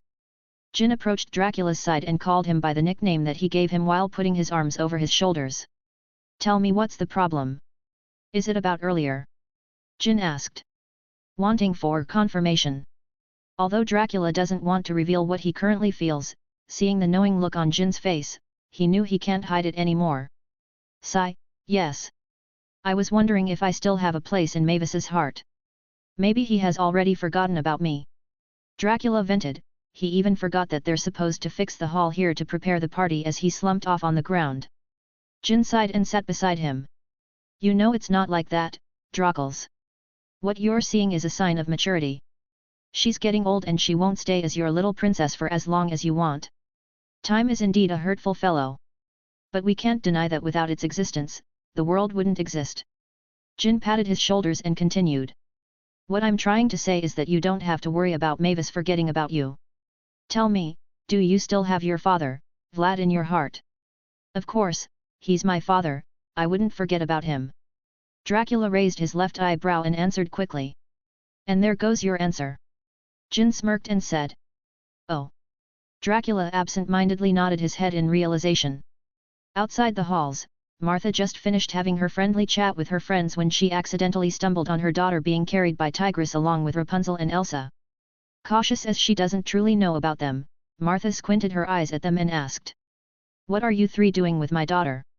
Drop her down now. Martha threatened, her maternal instincts taking over to protect her daughter. Hey? Oh, hi Mom. Mavis peeked from Tigress's side, and when she saw her mother she happily waved her hand in greeting.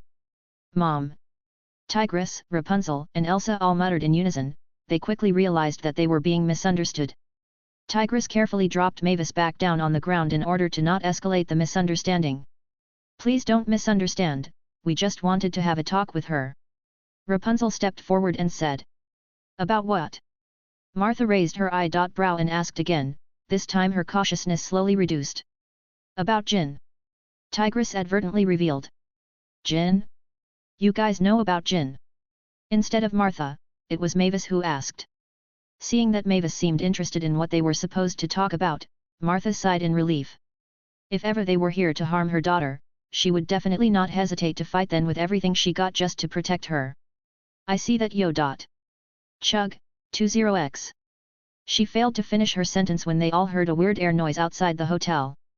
In fact, they aren't the only ones who heard it. In fact, everyone in the hotel also heard the weird noise outside. There's only one question running in their minds. What is that noise? Chapter 128, ch 125, a helicopter. Chug, X20. Quickly looking outside the window, despite the dark surroundings because it is night time, Martha was still able to perceive what is happening outside, and what she is seeing is something that is out of her expectations. A metallic thing seems to be flying in the sky. It has 4 blades slicing the air madly on top of it. The most distinct thing about the weird machine was its color that seems to adapt to the night sky. What is that? Martha muttered to herself in confusion, her mind trying to seek some answers. In fact, she wasn't the only one, as Tigress, Rapunzel, Elsa, and Mavis also curiosity peeked out from the window, their faces full of curiosity. Do you know what that is? Mavis whispered to Elsa, who was beside her. Since she heard about her introduction earlier, she assumed that she must have some experience with the outside world and knows some things that she doesn't know. I'm just as clueless as you. Elsa replied, her eyes shining in curiosity and cautiousness from the huge metallic monstrosity that is flying in the sky. Look, it's circling above us. Rapunzel pointed out the helicopter's current actions. Meanwhile, Jin and Dracula, who resumed their work of fixing and organizing the halls, also heard the loud sound of the helicopter outside the castle. Who is making such a sound in the middle of the night? Dracula angrily snarled as he quickly walked away and flew outside the window. Jin also followed suit as he felt like the noise that they heard is a bit familiar to him. It's like he has heard it, especially in his past life. I wonder what it is. Jin said to himself as he followed Dracula outside the castle, where they were met with several other monsters who were also brought out by curiosity from the weird air slashing sound. Hey there, Drac! Look at that huge bird! Murray was the first one to notice Dracula and quickly called out to him while pointing at the large helicopter in the sky. Since he doesn't know what the helicopter is, he just simply assumed that it is a large bird in the sky. That's no bird! Jin muttered to himself in shock. He was asking himself if what he is seeing is real. Did I change the canon too much? Humans shouldn't be able to know about monsters yet. Jin raised his cautiousness as he glared at the large helicopter in the sky. Drac! Jin called out. Hey? What is it? Dracula turned around when he heard Jin call him. Take everyone back inside. Jin answered with a deep tone. His eyes never left the helicopter that seems to be surveying the surroundings, as it just kept hovering around the castle as if it was looking for something. Is there a why? Dracula tilted his head and replied with a question. That isn't a bird. Jin said with a grim tone before continuing. That's a weapon made by humans. And the one driving it is surely a human too. Jin intentionally revealed. There's no use hiding it now, as he doesn't know what the purpose of the humans are for coming in the castle with a helicopter. In fact, he also don't know how the hell did they manage to know about the location of the castle. Isn't it supposed to be a secret that only monsters know about? A human. Dracula's face panicked as memories of the human cruelty flashed before his eyes. He's not the only one. The nearby monsters also heard Jin's claim and they all started to panic and ran back inside the castle. Humans. Their faces looked comical as they raised their hands and started shouting like humans when they saw a fire. Hold on, don't panic. Dracula realized the situation and took the lead of calming the crowd down. However, it was all for naught, as everyone has already started to panic and leave the grounds to his inside the castle. Just get inside too, Drac. Jin seriously said after seeing him fail at controlling the panicking crowd. Okay. Feeling embarrassed, Dracula could only nod his head and also get inside. Though he was surprised to see that the monsters that were panicking earlier were now staring outside the window. And now you're all quiet. Dracula complained, though they shushed him, and Wayne pointed at the window. Look, isn't he your party planner? Frankenstein followed up while also pointing at Jin, who was standing still outside while his head was looking at the flying helicopter. Yeah. Haha. Dracula awkwardly smiled. He kept feeling like he can't keep up with this lie anymore, but knowing that it was Jin who told him to do it, he would endure as much as possible. Inside the helicopter, 3 armed men were looking at the large castle in amazement.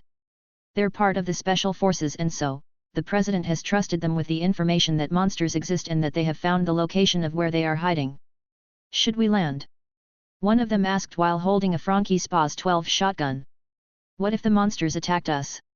Another one of them replied, he was holding a M134 minigun that is attached to the helicopter itself. Don't worry. The president has informed us that as long as we don't encounter Dracula, then we'll be just fine. We don't have to land, we're only tasked to survey the surroundings and to confirm whether the place is real, and from the looks of it, it is more than real. The pilot helming the helicopter heard their conversation and butted in.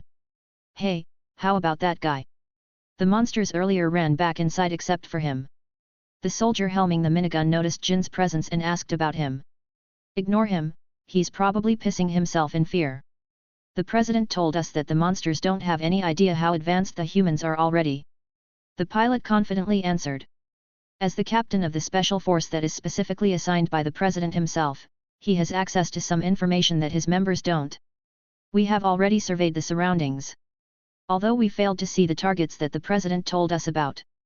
But the main mission is to confirm the place. Let's shake out.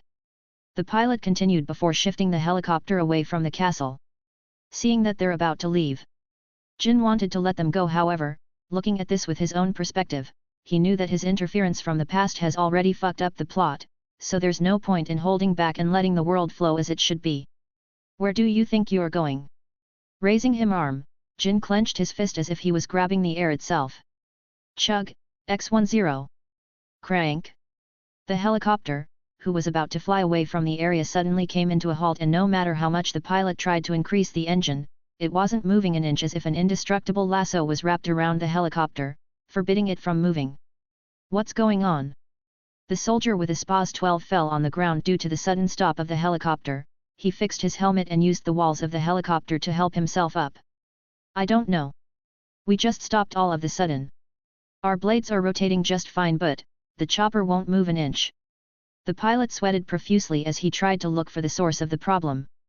Unfortunately for him, this is the first time he encountered this kind of problem, so he could only helplessly look at the stationary chopper in mid-air. Hey, look at that guy from earlier. From the three of them, only the soldier with the minigun noticed the strange posture of Jin, who was clutching the air. Could it be, he's the one doing this? The pilot muttered to himself when he also saw the strange posture of Jin. What should we do, Captain?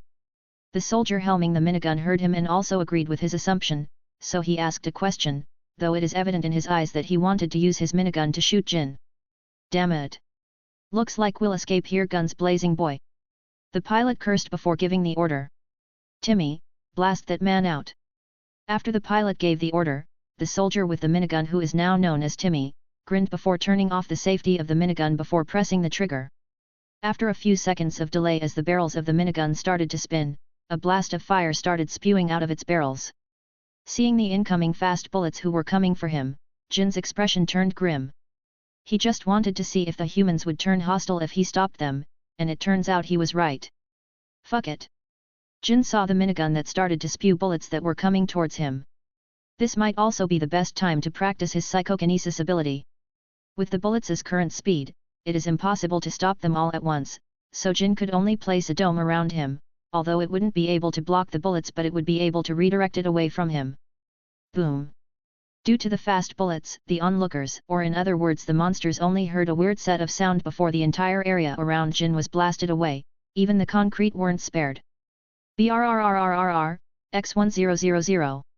Chapter 129, CH 126, Hostile Humans.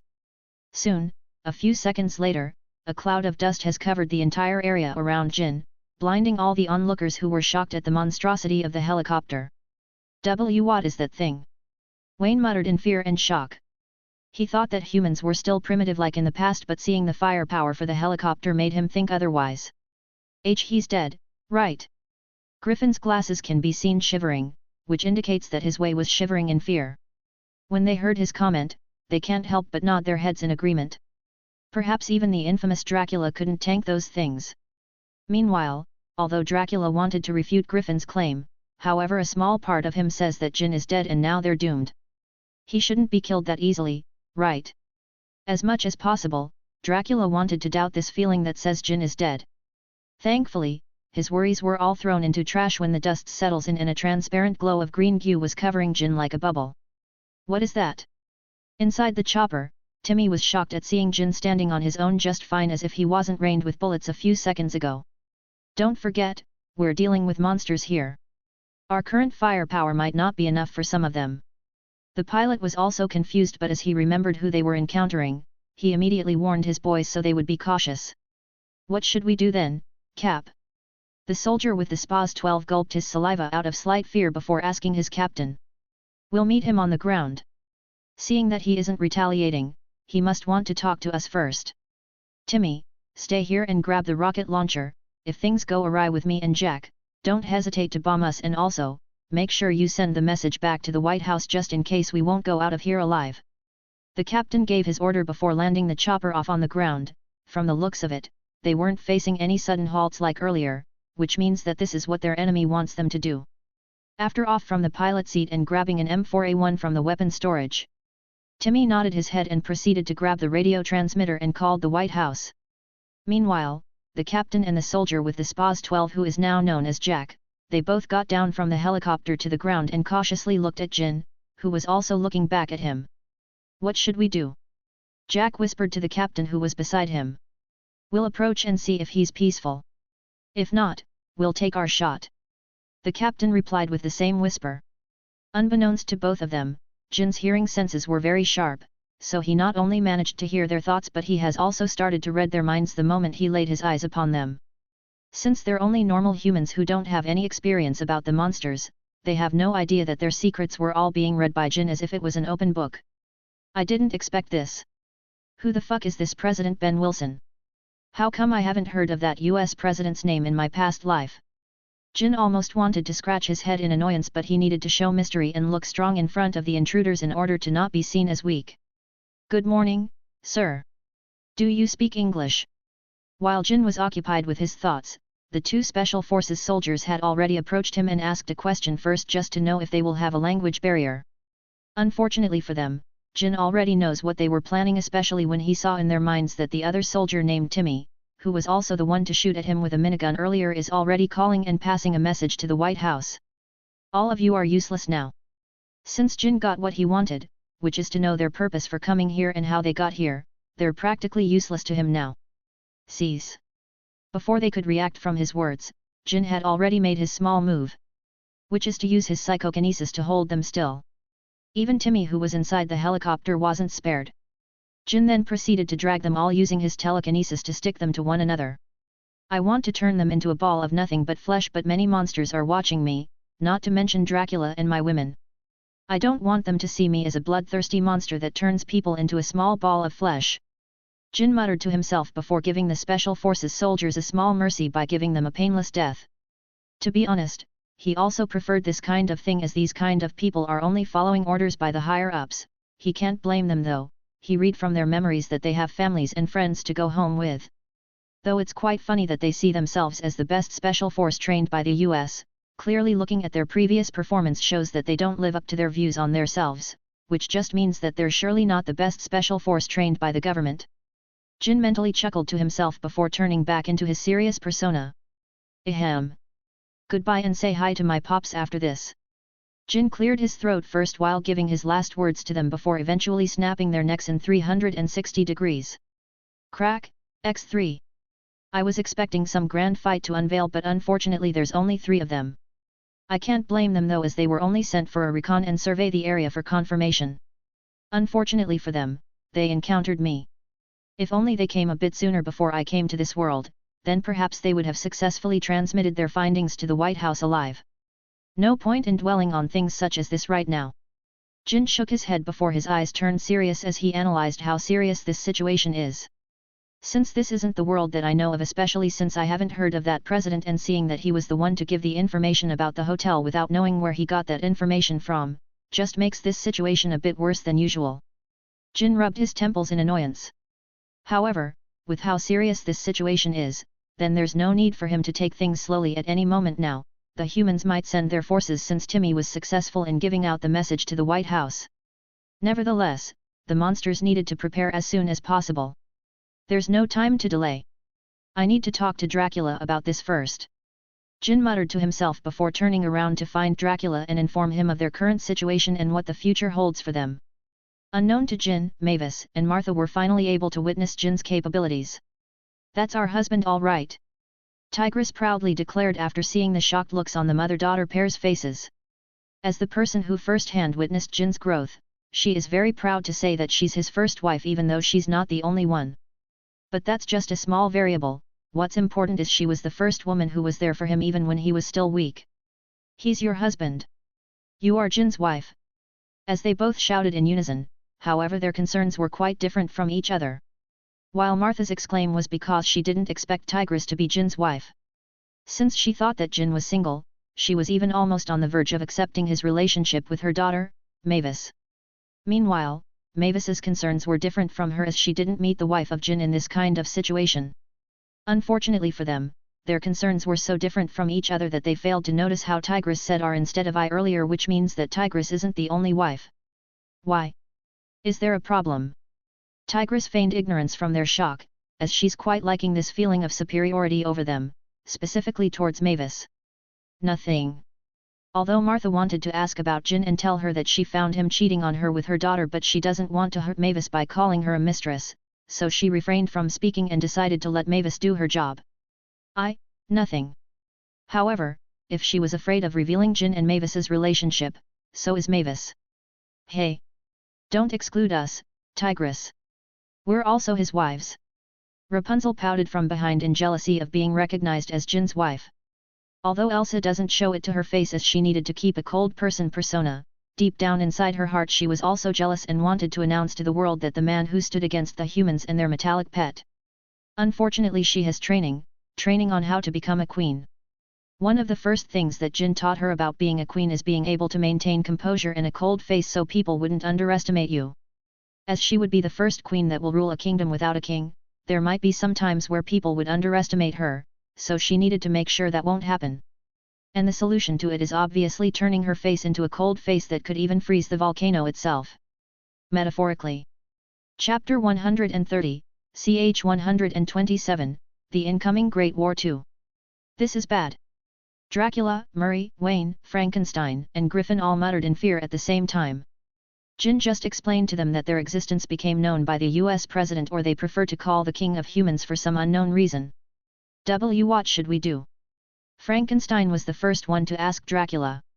Among them, he's probably the most scared of humans for some unknown reason, probably because of fire. Meanwhile, Dracula was having a deep contemplation inside his mind. Several questions were being raised. How did they know about the hotel? Did someone leak the location? But who would do that? Every monster is scared of humans, there's no way they would cooperate with them and tell them the location of the hotel, right? This is why he never cared if all the monsters knew about the location of the hotel, since that's his intention of building it in the first place. However, what he didn't expect was for the monster to actually betray them and turn them into the humans. Kula, Dracula. Suddenly, he was shook awake from his thoughts as his eyes quickly darted around and noticed that everyone was looking at him with worry. What's wrong, Drac? You've been pacing out for a whole minute. There must be something on your mind, right? Mind telling us? Wayne spoke, worried for his friend, thinking that the hotel that he painstakingly built for all monsters 100 years ago will soon crumble due to the humans invading his hotel. I don't know. As this is the first time Dracula experienced this kind of thing, he wasn't prepared. Unfortunately, he was so confident in his traps and defense that he never considered that humans have an advantage over monsters that the monsters don't have, which would give them the path to invade the hotel. First is their capabilities to breed like rabbits. Unlike monsters except for a few like Wayne, the birth rates of monsters weren't as high as the humans. Normally because most monsters aren't born through sexual intercourse. Some are born in a natural process that takes months and years before they are born. You don't know? But Drac, the humans that you told about us just invaded us a few minutes ago. If it wasn't for your party planner here, which I think he's more than just a party planner, anyways, if it wasn't for him those humans would have killed all of us here. Griffin shivered just by thinking about it. Rumble. Footsteps, X1000.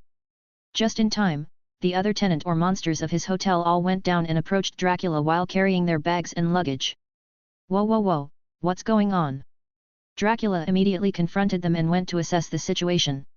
What else does it look like, Drac? We're leaving. Humans have already invaded this place, it isn't as safe as it used to be back then anymore. Frankenstein's wife, Eunice, was the one who initiated the explanation while the monsters behind her shouted in support of her. Yet. We're leaving. They all shouted both curses and their reasons for leaving. Due to their sheer number, Dracula couldn't understand most of what they were saying, though he could tell that all of them wanted to leave the hotel. Of course, as the owner of the hotel, would he let such a large number of customers leave? Only an idiot would let them. Everyone, please let us all relax and calm down. Look, the humans are gone now, okay? There's nothing to fear anymore. Dracula tried to calm them down, though it seems to be ineffective. What if they come back then? Yet. Their shouting resumed as Dracula started to panic. Please everyone calm down. You can also see the panic and exhaustion settling in on Dracula's face as he tries his best to calm the masses down. Unfortunately, it was ineffective, as his past self claiming how dangerous and bad humans are has already been planted very deep into their bones. It is almost impossible for them to be convinced that humans aren't actually dangerous, only their minds. Sigh, guess I'll have to help him. However, before Jin could stand up to help Dracula, someone had already beaten him into it. Everyone please stop. As soon as this voice was heard, everyone quickly shut their mouths and turned their attention to the source. It was Mavis who spoke up, gathering everyone's attention on her. You can see the anger in her face. My father built this hotel for everyone's safekeeping. Yes, humans have invaded, but can you blame him? My father is not perfect, but at least he tried to build a safe haven for all monsters, unlike all of you who only minded their own businesses. Be thankful that my father was there for all of the monsters. Now, a slight mistake of him caused every one of you to go against him. As soon as Mavis started to speak, each of her words were like knives stabbing through their hearts. However, her last words dealt with the final blow. Do you guys have no shame? Even Eunice, who has known Mavis for almost since she was born, was shocked to see this kind of outburst coming out from her. Well, this is quite surprising. Meanwhile, Jin wasn't exempted, as he is also in shock by Mavis's outburst. However, when he saw Tigress and his women behind her, he could finally trace back on what, or in other words, who caused Mavis to do this. At the same time, Dracula was almost on the ground as he couldn't handle the pressure. However, when he saw Mavis standing out for him, made him realize how weak he must have been looked at by his daughter. Angered by the humiliation that he got from the monsters, his face contorted into his spine-chilling face that instilled fear to everyone, making them remember that the person they were shouting and throwing curses earlier was in fact their unofficial leader of the entirety of monsters. Rarg. Soon as Dracula was done, however, as they were expecting him to go back to his previous form, they were surprised that he stayed in his bone-chilling form. This is actually what Dracula wanted. He wants them to realize that he's not a weak monster, he's not someone that they can just casually shout and throw curses at. From his perspective, it seems like his 100 years of seclusion in his hotel has made them forget how frightening he used to be in the past. Especially how he got the title as the Prince of Darkness and the strongest monster there is in this world. Seeing that everyone is quiet and willing to listen, Jin finally stood up from his seat, gathering everyone's attention on him. Listen up, you cowards. Some of them scowled and wanted to retaliate due to his words. However, one single glare from the Dracula father-daughter pair is enough to shut them all up and retreat away into the crowd, afraid that they will incur their wrath. Seeing how Dracula and Mavis were backing him up, Jin smirked and continued his words, this time much louder than before. That's right, I called you all cowards. Why? Because you're all cowards. There's no need for me to explain. After all, if humans are enough to scare all of you, what rights do you have to ascend from being a coward? Jin then cast a disgusted look to them, further gathering their anger towards him. This is what he actually needs. To use this anger on other things, or in other words to humans. He knows that it is almost impossible to convince them to fight back against the humans, as their past experiences with them and Dracula's years of brainwashing made it impossible. The only thing he could do now is to them angry at the humans. That's the best way for them to forget their fear towards humans and instead, be angry at them. That's the best way. Look at all of you. How pathetic. Just your appearances are enough to make me puke. Sensing that their anger is starting to flare up more and more, it is finally time to deal the final blow. Dracula has sheltered all of you against the humans. And now, with a single mistake of his, you dared to bite the same hand that fed you. Perhaps Mavis was right, you guys really have no shame. Scared of humans? More like cowardice. Humans aren't even that strong. Their only advantage against us are their sheer number and incredible minds. However, are those really enough to pose a threat to us monsters? At this moment, Jin had unfurled his wings from his back in order to show his dominance and make them fear him.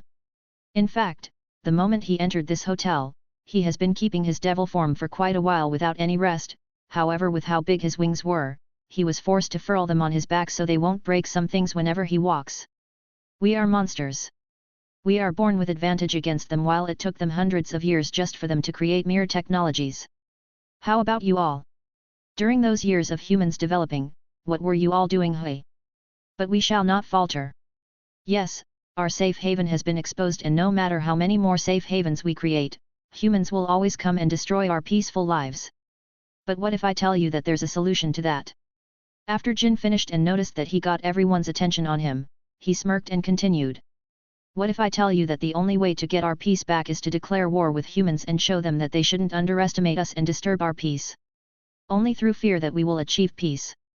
Chapter 131, ch 128, Human Side. Mr. President. We got a report from Rambo 6-16.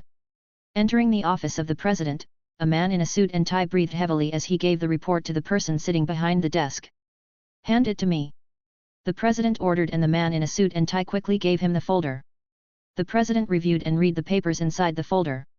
It consists of the report of the soldier on the other side of the world, the monster world. The soldier described that they have successfully found the location of the castle, and they were about to go back when they were stopped by a certain monster standing still and stopped them with no certain tool or weapon.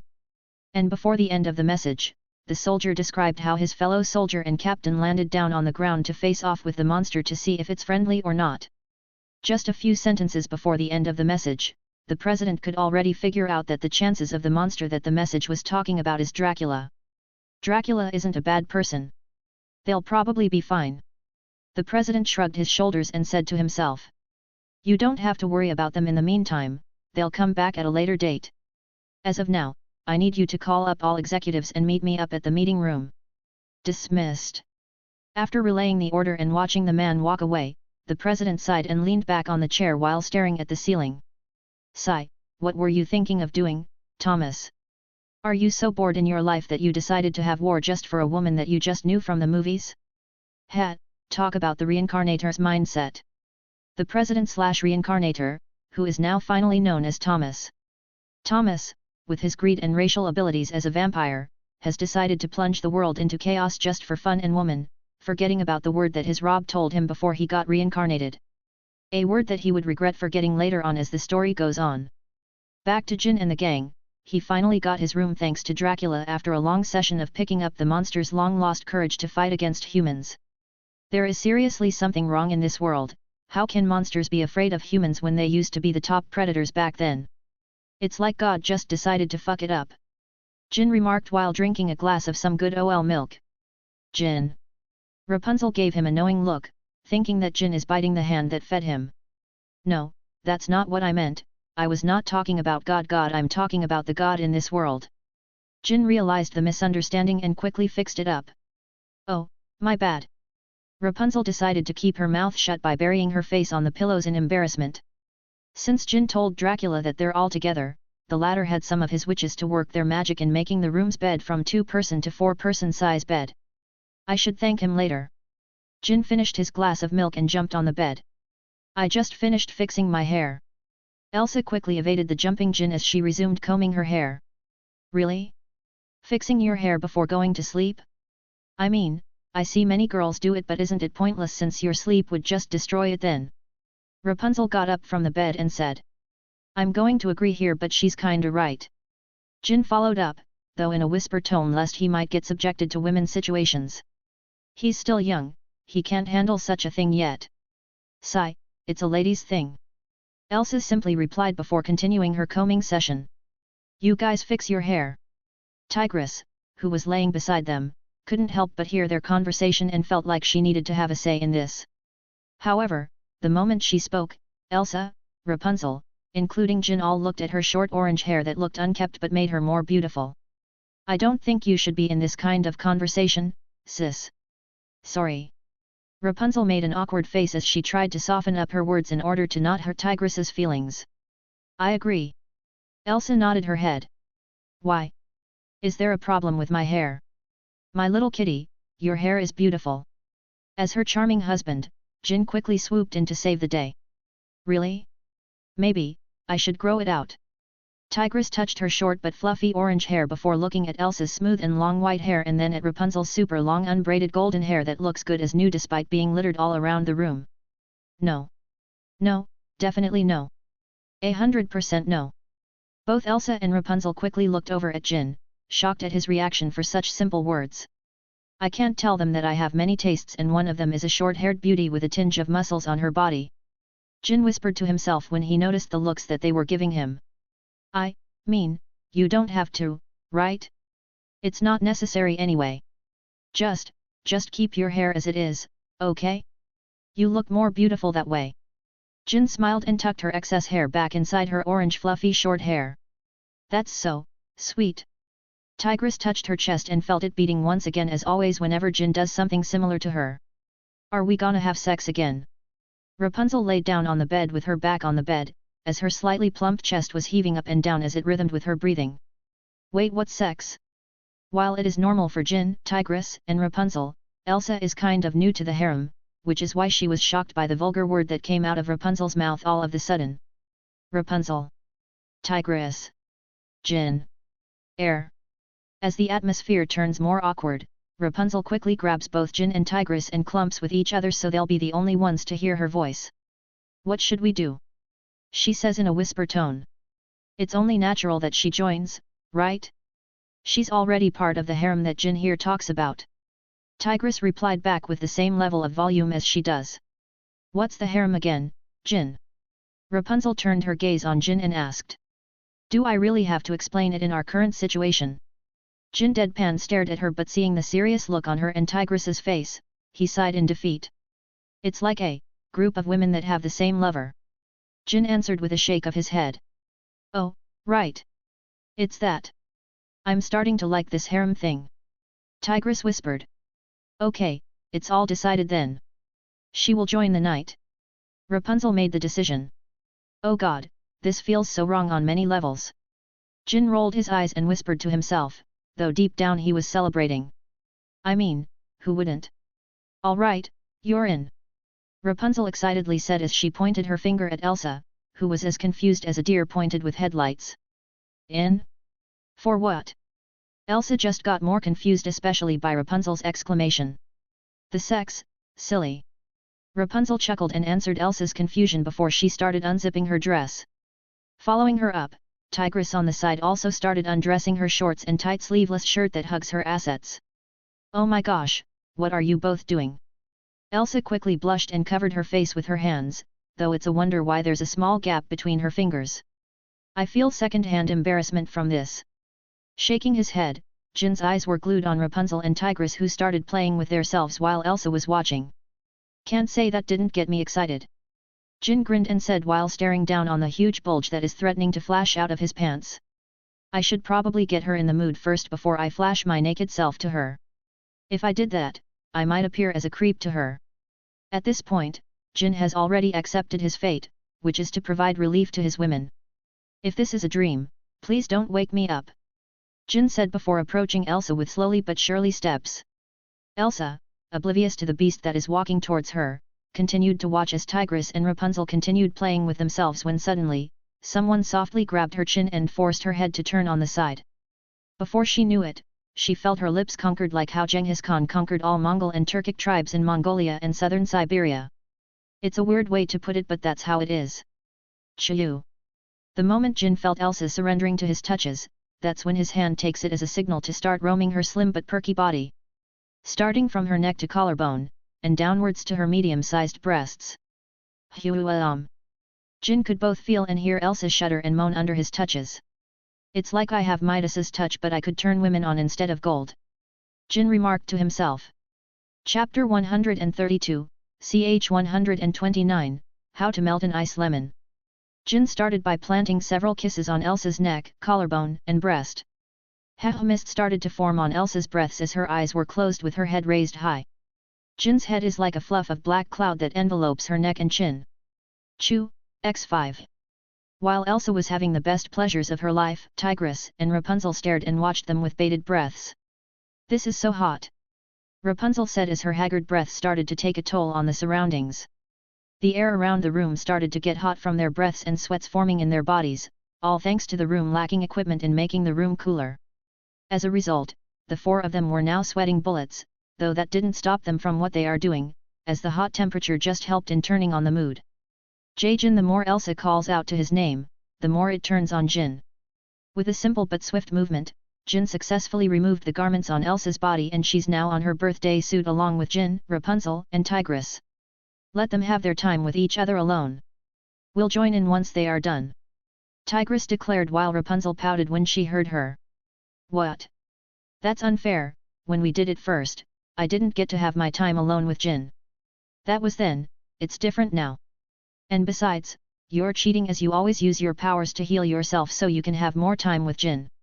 The moment Tigress exposed her, Rapunzel's pout disappeared and was replaced with a tongue sticking out while she exclaimed. Ah! I've been caught, tee-hee. Jin, I feel hot. Elsa said in the middle of their session. It's normal. Jin replied while his hand started to roam towards her slightly bushy pussy. I can't say I'm against hairy pussies, it's part of the charm. Jin exclaimed to himself before inserting his ring and middle finger inside her pussy. Ah, Jin, what's that? Elsa moaned loudly while confusion started to settle in. No worries, let me handle everything. Just relax and enjoy. Jin whispered before scratching her pussy and trying to find her good spot, or in other words, her G-spot. Deeper. Unlike Jin who has to search for it, Elsa could almost feel his fingers reaching her G-spot, which is why she pinpoints him on where it is exactly. My dear Iceball, my fingers aren't as long as my dick, it seems like your good spot is quite far inside. Jin remarked before taking his fingers out of her pussy, much to her dismay. Though her dismay is only short-lived as her eyes widened in surprise when he suddenly yanked out his dick and started rubbing it on her pussy lips. I suggest you lay down on the bed. This is the main dish. Elsa did as Jin told her and quickly laid down on the bed while closing her eyes, displaying full trust in whatever Jin is going to do with her. I like this view. Jin licked his lips and grinned while looking down in Elsa's defenseless naked body that was waiting for him to be ravished. Her chest was heaving up and down thanks to Elsa breathing heavily, making the sight more pleasant to Jin's eyes. Jin tried to resist the temptation, however keyword tried as Jin failed to resist and his head nosedived towards one of Elsa's nipples and engulfed it inside his mouth. Humph! Sucking on her pink nipples, Elsa moaned in ecstasy while Jin's tongue licked all over her nipple inside his mouth, sucking like a vacuum cleaner as if there would be milk that would come out if he did. Ha! Elsa raised her arms to grab the bed sheets, showing her smooth and white armpits, giving a more pleasant view for Jin to ravish his eyes on. Jin then stopped sucking on Elsa's nipple and stared at Elsa's current erotic body. His eyes darted towards her smooth armpits and can't help but have an erotic thought inside his head. It doesn't hurt to take a lick, right? Licking his lips, Jin's head went down right towards her armpits. Outside the room, someone is unknowingly watching the spectacle folding in front of her eyes. Using her X-ray ability, Mavis was able to see and watch what was happening inside. What's happening? Despite closing her eyes with her hand, there was a gap between her fingers. Mavis whispered through haggard breaths as her eyes never left the scene that is happening inside the room. Thankfully, Mom and Dad are in their rooms, sleeping after today's events. Or else, they might see this. Mavis said to herself. Though it came out as if she doesn't want others beside herself to see the scene. Back inside the room, Jin was finally finished with his feast and it was finally time for the main dish. Huff, huff. While Elsa was breathing heavily, Jin slowly but surely rubbed the tip of his dick on her pussy lips, making it wet so it would be easy for him to enter inside her. Feeling the pleasurable sensation on her pussy, Elsa softly moaned and touched Jin's broad chest. Should I ask if you're ready or should I go with it? Jin asked, and after receiving a soft nod from her, Jin steadily aligned his dick and pushed his hips forward. Feeling the painfully yet pleasurable sensation in her pussy, Elsa wanted to both moan in pain and ecstasy. Should I move or not? Jin asked Elsa, whose face seems to be writhing in pain while at the same time, she was moaning in pleasure, which seems to be confusing on whether she's in pain or in pleasure. Perhaps both. After receiving a hesitant nod from Elsa, Jin nodded back and pushed his hips more until Elsa's pussy had finally taken his entire member inside her. Congratulations, you got it whole for the first time unlike the other two. Jin said while casting a teasing smile towards Rapunzel and Tigress, who both blushed at the same time. I can't help it, it's too big, you know. Rapunzel said with a slight embarrassed expression. Tigress was also the same as she nodded her head beside Rapunzel like a chicken pecking her head. Yeah, right. Jin chuckled at their pathetic attempts, though he can't help but agree with what Rapunzel told him though. His dick is truly big for its own size. If you compare it to porn stars back in his world, they would definitely hide their little dicks in front of his. Jin doesn't have the ability to figure out the size of his dick, but if he's going to estimate, then probably 5 pilot pens stacked vertically on each other. Plap, x20. Jin started slow, but as time went on, his hips started to push harder and faster until Elsa started moaning loudly and the bed started to creak from the intensity of his push. She's quite wild for her first time. Jin remarked to himself when he saw the AJO face dawning Elsa's. It's just like what they say, it's always the quiet ones who are the wildest bunch. Jin said to himself, though that doesn't mean he doesn't like it. In fact, he quite liked this side of Elsa. You know that feeling of being the only one to be able to bring out this kind of side from her, it makes him feel quite special. The more Jin's hip slaps with Elsa's bubble but not too bubble butt, the louder the creaks of the bed are. Even Tigress and Rapunzel have to get off the bed just to save themselves. Flap, x20. With the mixture of their sweats, the slaps of their flesh were getting louder the more they accumulated sweat from their activity. And it didn't take long before the bed was wet with the mix of Jin's precum and Elsa's sweat. At this point, Rapunzel and Tigress have finished themselves and have already come a lot of times just by playing with themselves while watching them both. I'm impressed that Elsa could last that long. I didn't even last a minute the first time. Rapunzel exclaimed in shock while her eyes never left Jin and Elsa's busy figures. Hat. Meanwhile, Tigress smirked in superiority upon hearing Rapunzel's claim. What? How about you then? How long did you last against him in bed during your first time? Rapunzel pouted and asked in return. 1. Tigress simply answered. And here you're smirking when you're the same as me, you also only lasted 1 minute. Just as Rapunzel was about to blame Tigress and smile in victory, Tigress suddenly continued. Hour. And that's enough for Rapunzel to just shut up and glare at Tigress for not finishing her words earlier. Back to Jin's great battle. He could see that Elsa's pussy started to twitch slightly, and as their activity goes on, the more it twitches. Don't hold it back, Elsa. Jin leaned forward towards Elsa's ears and whispered before finishing it with a blow to her ear.